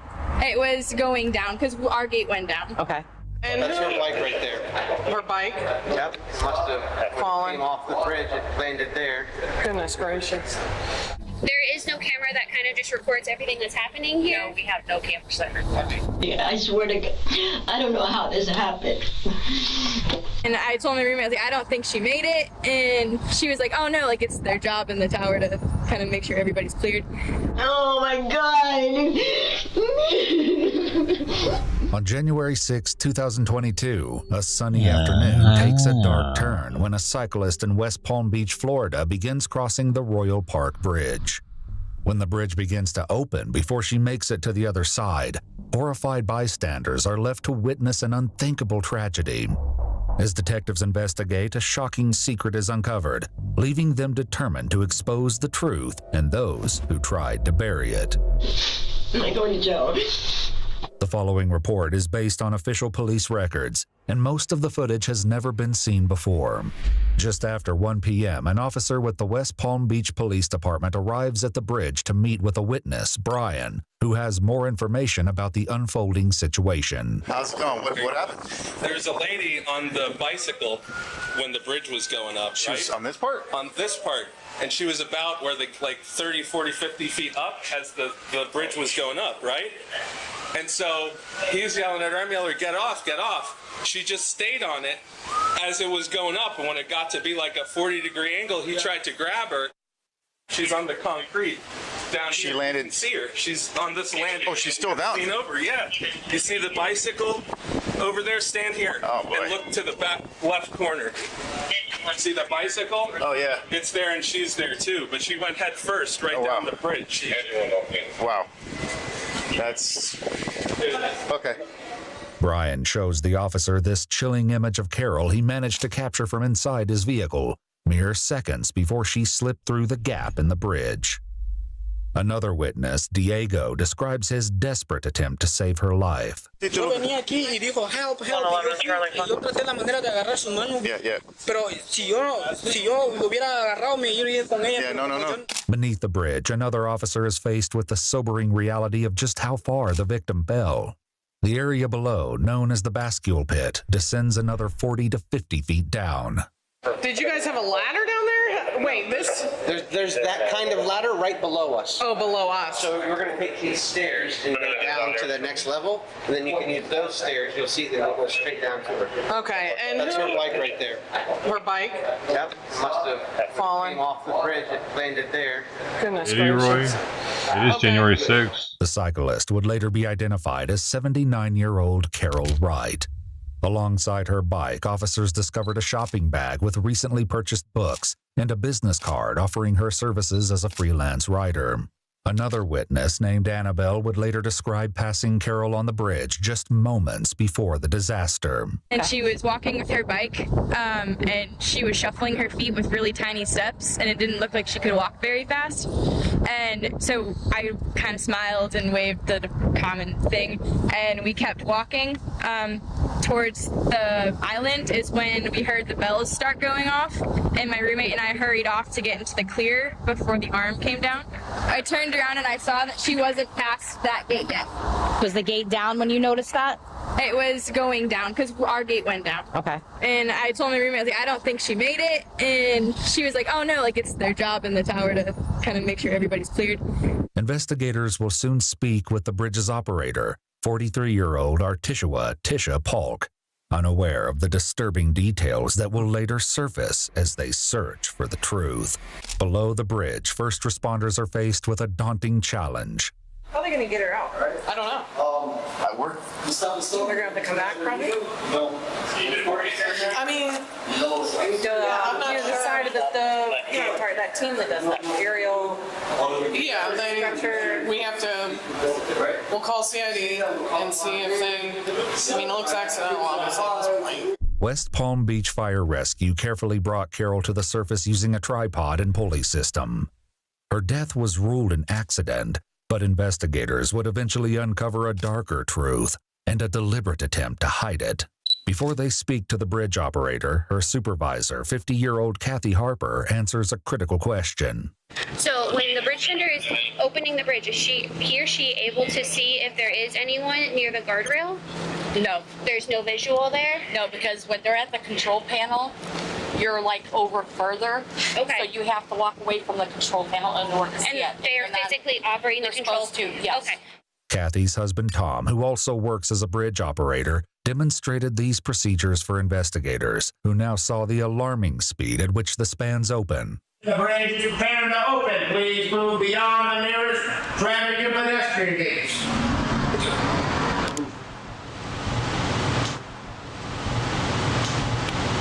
Gotcha. Bridge is going up. Please remain behind the gates. Rising simultaneously, each span reaches its full height in just under 60 seconds, leaving anyone caught on the bridge with little to no time to react. So, how long have you been at this bridge side? 9 years. 9 years. And since you've been at the bridge side, you go out on the balcony to look? Every time. Even when it's raining. Okay. And you expect that of anybody else, correct? That's right, because it's straight line shot. You cannot see this side of the bridge. You cannot see traffic, you can't see my gates, you can't see pedestrians. Investigators questioned Tisha, the bridge operator, at the time of the incident, but her explanation only raises suspicion. Today there was a guy running across, so I let him finish running across. Which way was he going? Towards Palm Beach? Yes. Okay. So I walked out and I watched him go across, make sure he was across. I looked back over here, there was nobody there. So I go back and close the gates. Walk back out, make sure there's still nobody there. And then I do all the turning. And before I open the bridge, you have to walk back out. I walk back out, make sure there's still nobody there. How many different times do you come out onto that balcony to check before the bridge 28. opens? How many? 3 times. 3 different times? Yes. You did that today? Yes. Okay. That's why I don't understand where she came from. You didn't see anybody, the only person you saw on the bridge was a guy that was running, or did you see anybody different on the bridge? There was nobody, just that guy that was running across. This may be a red flag for investigators who have statements from multiple witnesses who were on the bridge just before the opening. After Carol's tragic fall, one of the witnesses, Brian, tried to alert Tisha by using the tower's call box, but initially got no response.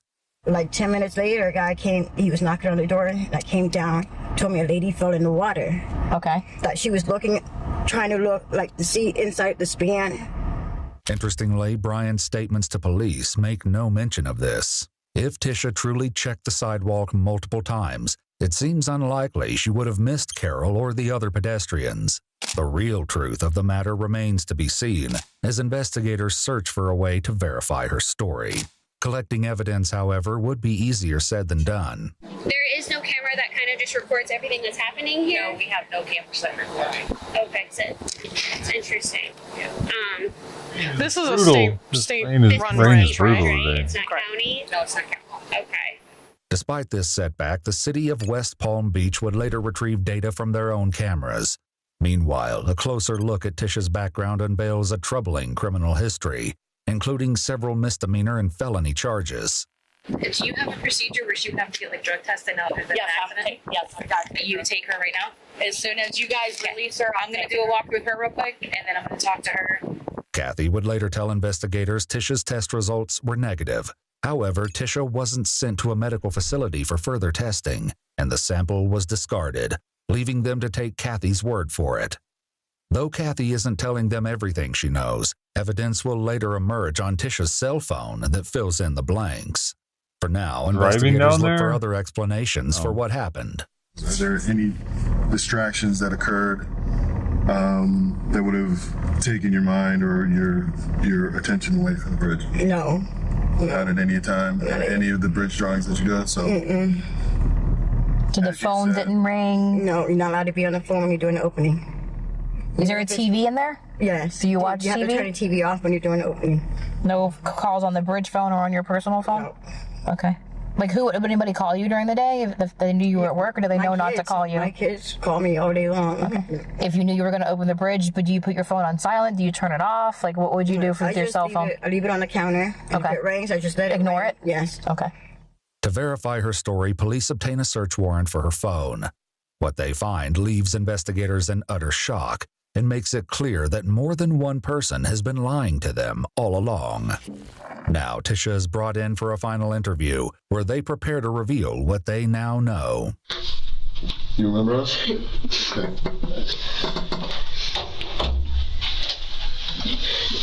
Am I going to jail? Well, let me explain some stuff to you, okay? Detectives read Tisha her Miranda rights before delivering the news. Let me tell you, since that day, I haven't left my house. I don't go nowhere. I stay home. I don't even answer my phone. I got the news people sitting at my house. I got the news people calling my phone. I don't leave my house. My kids, I don't even send my kids to school. I know. I just want to stop right now and say I'm grateful that somebody just picked up their dog poop because it's raining. They were in a raincoat. Their dogs had little raincoats on. And it looked like an elderly person even. And that dog created a ton of poop for being how small it is. I can't believe it. Y'all are right. A small dog can create a lot of poop. But they took the time to pick the poop off, man. I appreciate them for that. Oh my God. Have you had time to kind of think back? Because I know a lot of times when things happen and we talk to the people that are involved the day of, 2, 3, 4, 5 days, a week, a month later, they think, oh, I forgot that this happened, or I forgot that happened. Nothing that you remember that you're like, oh, I should have told the officers this, or I should have explained this a different way. No? I mean, I know you've probably thought about what happened a million times in your head and went over. Yeah, I still don't know. I still don't know. Let me tell you, I watched that guy run. I let the guy run across the bridge. That lady was not there. Went in and did my announcements. Went back outside and checked. She still wasn't there. However, according to Annabelle's witness statement, there may have been no warning at all.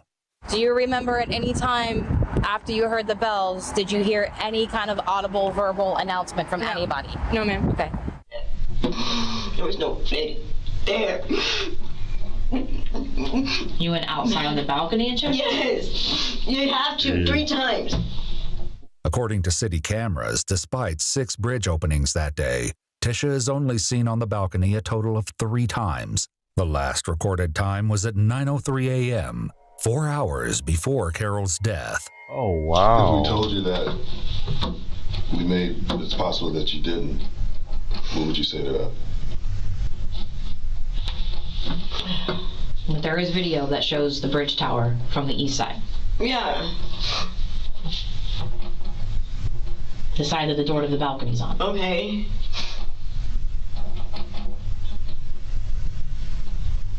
So I didn't go out there. Well, we're asking you. We're asking you if you went out there. I swear I went out there and watched that man run across. Detectives prepare to confront Tisha with a concerning series of texts they unearthed, though these are far from the worst ones they discovered. You know, we have your phone, okay? Mm-hmm. Question I have. There was text messages in there that actually kind of make it seem like you actually saw her. There's a text message in there, I think it's 3 days later? Yeah, 3 or 2 days later, saying something about she dropped. That's what they told me probably. That's what the guy that works with me told me probably happened. She dropped her phone, she went over and reached for it. That's what they told me. That's probably what happened. So that's not something that you actually saw? No. Okay. Just had to clear that up. No. Okay. Because I saw that on a text message and a Facebook message to somebody that you said that. Yeah. No. That's what they told me. I swear to God, I did not. Okay. That's what they said. She probably bent over and I didn't see her. I swear to God, I did not say that. I even said it like that, but that's what I was told. That wasn't something that you came up with yourself? No, that's what the people I work with were saying. She probably bent over to pick up something. Is no. That, and for the people, we're talking about your supervisor and... Tom? Tom, yeah. Additional texts found on her phone finally reveal the heartbreaking truth of what led to Carol's death. Between 12:52 p.m. and 1:06 p.m., when her attention should have been on the bridge, Tisha was texting a contact labeled mother-in-law. In a startling twist, police reports identified this phone number as belonging to Tisha's supervisor, Kathy Harper. At 3:20 p.m., Kathy stated, "Make sure you tell them you walked outside on the balcony," followed by, "Delete this." For unknown reasons, Tisha is not confronted with any of this during her interrogation. Instead, the conversation turns to the consequences she will now face for her actions. So he's being charged with manslaughter. And culpable negligence. Okay, that's what it is. What is that? It's a second-degree felony. Let me show it. Well, that's not up to us. It could be long. It could be short. I mean, yeah, there are state guidelines as to how long. But that's not up to us. That's how long that kind of charge carries sentence-wise, but that's not up to us. It's up to the state. I would trade my life with this lady. I would. I believe it. I truly believe it. I would never do nothing to hurt nobody. Investigators allow Tisha a phone call, and the grim reality of her situation begins to settle in for her and her family. Yes. Hey, Papa. Yes. Hey, baby. Listen, you need a lawyer. I know. Listen. Even if you don't have a lawyer, listen, stick to what you were saying at first. I know. They're just looking for somebody to blame. Listen. Papa, I opened the bridge. I am to blame. You know, I opened the bridge. I don't know. I was working. I killed that lady. It was an accident, but I did it. I would never do that. Mommy. What are you talking about? They're charging me with manslaughter, Papa. I know. But you didn't do it on purpose. No, I didn't. I'm pretty sure you didn't see from me. Come on now. That's what I'm trying to say. How do you don't got no video cameras? They do. How do you sit here and blame you? They don't know what really happened. So you can't sit here and cry. They do. They do. The video show her she was on the bridge, Papa. Huh? The video show her she was on the bridge. She was on the bridge? Yeah. Damn. A later report of Carol's injuries would reveal that she sustained multiple broken bones and suffered severe blunt force trauma to the head, despite wearing a bicycle helmet at the time of her fall. On March 17th, 2 months following Carol's death, 43-year-old Artishua Tisha Polk was arrested and placed on a $20,000 bond. According to news reports, 5 days later, on March 22nd, 2024, Tisha and Kathy were both fired from Florida Drawbridges Incorporated. Tisha initially pleaded not guilty to her charges and was facing 9 to 15 years in prison if convicted. With the approval of Carol's family, Tisha ultimately agreed to accept a deal, pleading guilty to second-degree felony manslaughter. She was sentenced to 2 days in jail, with 2 days credit for time served, and placed on an 8-year probation, the terms of which included 200 hours of community service and a permanent ban from working at any job operating heavy machinery. She was Only also 200 ordered to write a letter of hours. apology to Carol Wright's family. However, in April of 2023, she was found in violation of this probation after a routine drug test came back positive for a controlled substance, drawing questions about the supposed drug test her supervisor, Kathy, claimed she passed after the incident. After this violation, it was discovered she never began her community service and never wrote her letter of apology to Carol's family. For violating the probation, additional conditions were added, including a curfew and a substance abuse evaluation. According to news reports, Carol's family won an $8.2 million settlement against Florida Drawbridges Incorporated in July of 2022. As part of the settlement agreement, the company instituted criminal background checks, new training for bridge operators, and routine audits with area supervisors. Additionally, all bridge tenders are now required to watch a 23-minute video on Carol Wright's life. Kathy Harper was not charged with any crimes related to Carol Wright's death. That was crazy. I can't believe that lady pretty much got away with it. Like, dude, man, for my case here, I had 80 days of Caltrans. 80 days. I was supposed to do. I ended up doing it at most of it at the VA, but still 80 times 8, 640 hours I had. She only gets 200 and she killed somebody. What the fuck? Oh man. Oh man. Well, she should have had to work for a year for some place.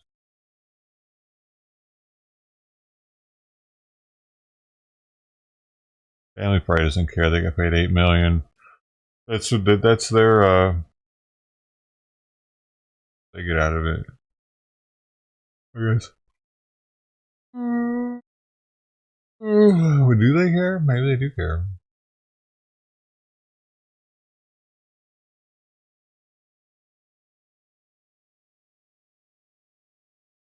We have told you about El Salvador offering to incarcerate deportees and criminals from the United States. Now, we're getting a rare look inside the country's prison system where they could be held.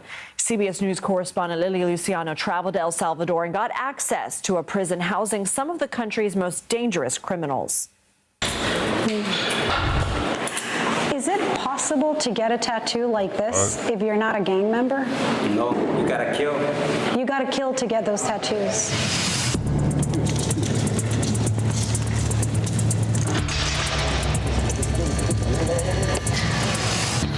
How do you feel right now?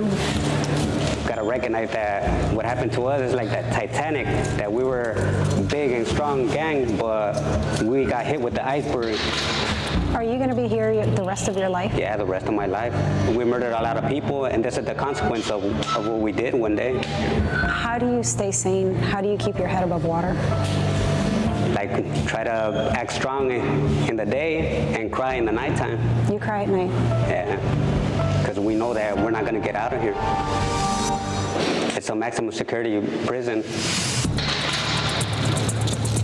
What was the gang that you were a part of? MS-13. If that's not a tease, I don't know what is. CBS News correspondent Lily Luciano is here in Studio 57. So Show me us your what it was titties, like at lady. this facility and why they have them moving those formations. Why she got a shirt on? Lindsay, yeah. I'm so glad that you're asking me that because I think, there's so much that I need to process still. From the stories you hear about people so many years who were the victims of these gangs to the stories of the incarceration, the disappearance, the detention of people without really a due process, without evidence. But being in the prison, one of the things that struck me really highlighted the marketing genius of Nayib Bukele, the president of El Salvador. I asked one of the guards, why are they running that way? Why does it seem like a choreography? Right. And he says, because they have to, because they have to follow orders. But this is all part of this message that is being sent from El Salvador to tell the United States now, as you were mentioning, because Bukele is offering the U.S. to send criminal deportees, people who have convictions, but also El Salvador became a safe third country, which means that they can bring in all kinds of detainees. Deportees. It doesn't mean that deportees without criminal records are going to end up in a place like El Secot, but it's very much and that's probably why we got access to. They want to send a message of, look, we know how to combat organized crime like nobody else, and that's what we're trying to collaborate with the U.S.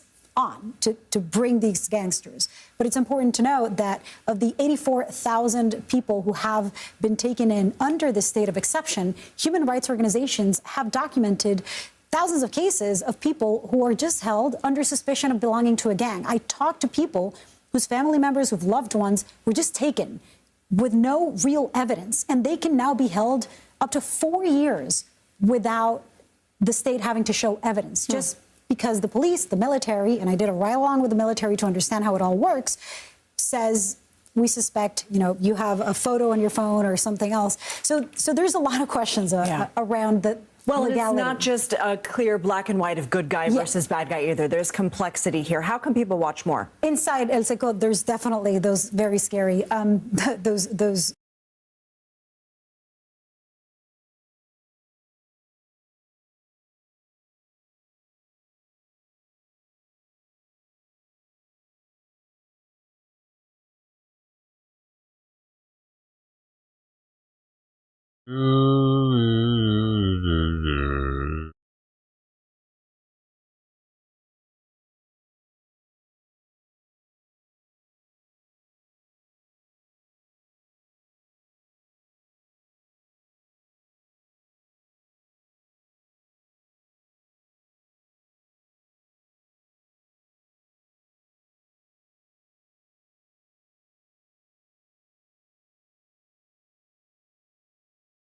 Oh.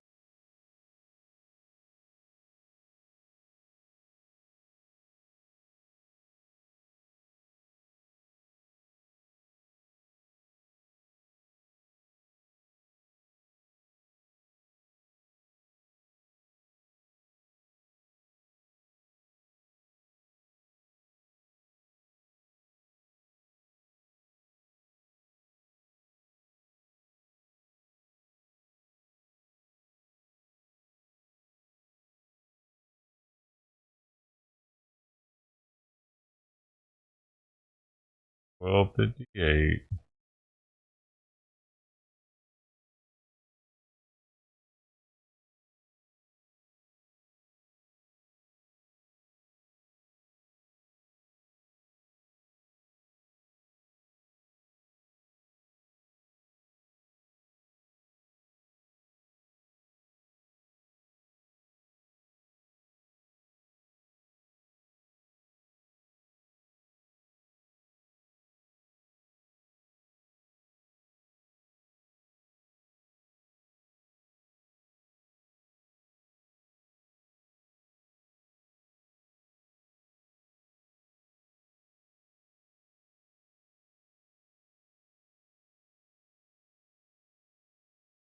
The House and Senate Democrats rallied outside the Department of Veterans Affairs earlier today.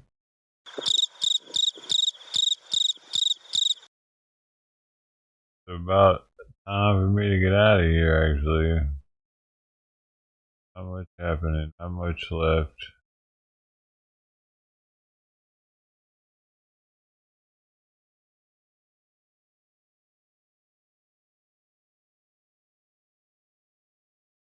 Yeah. But it is time for me to go. Everybody for hanging out. Time for me to go now.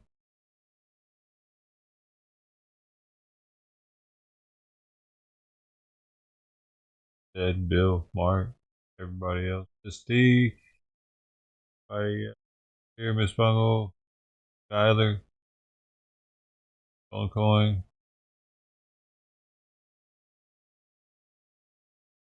Barto.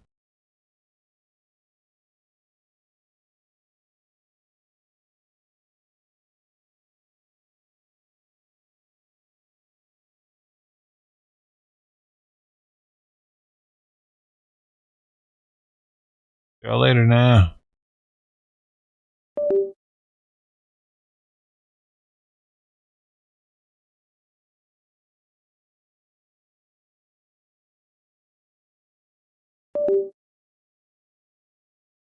Another one.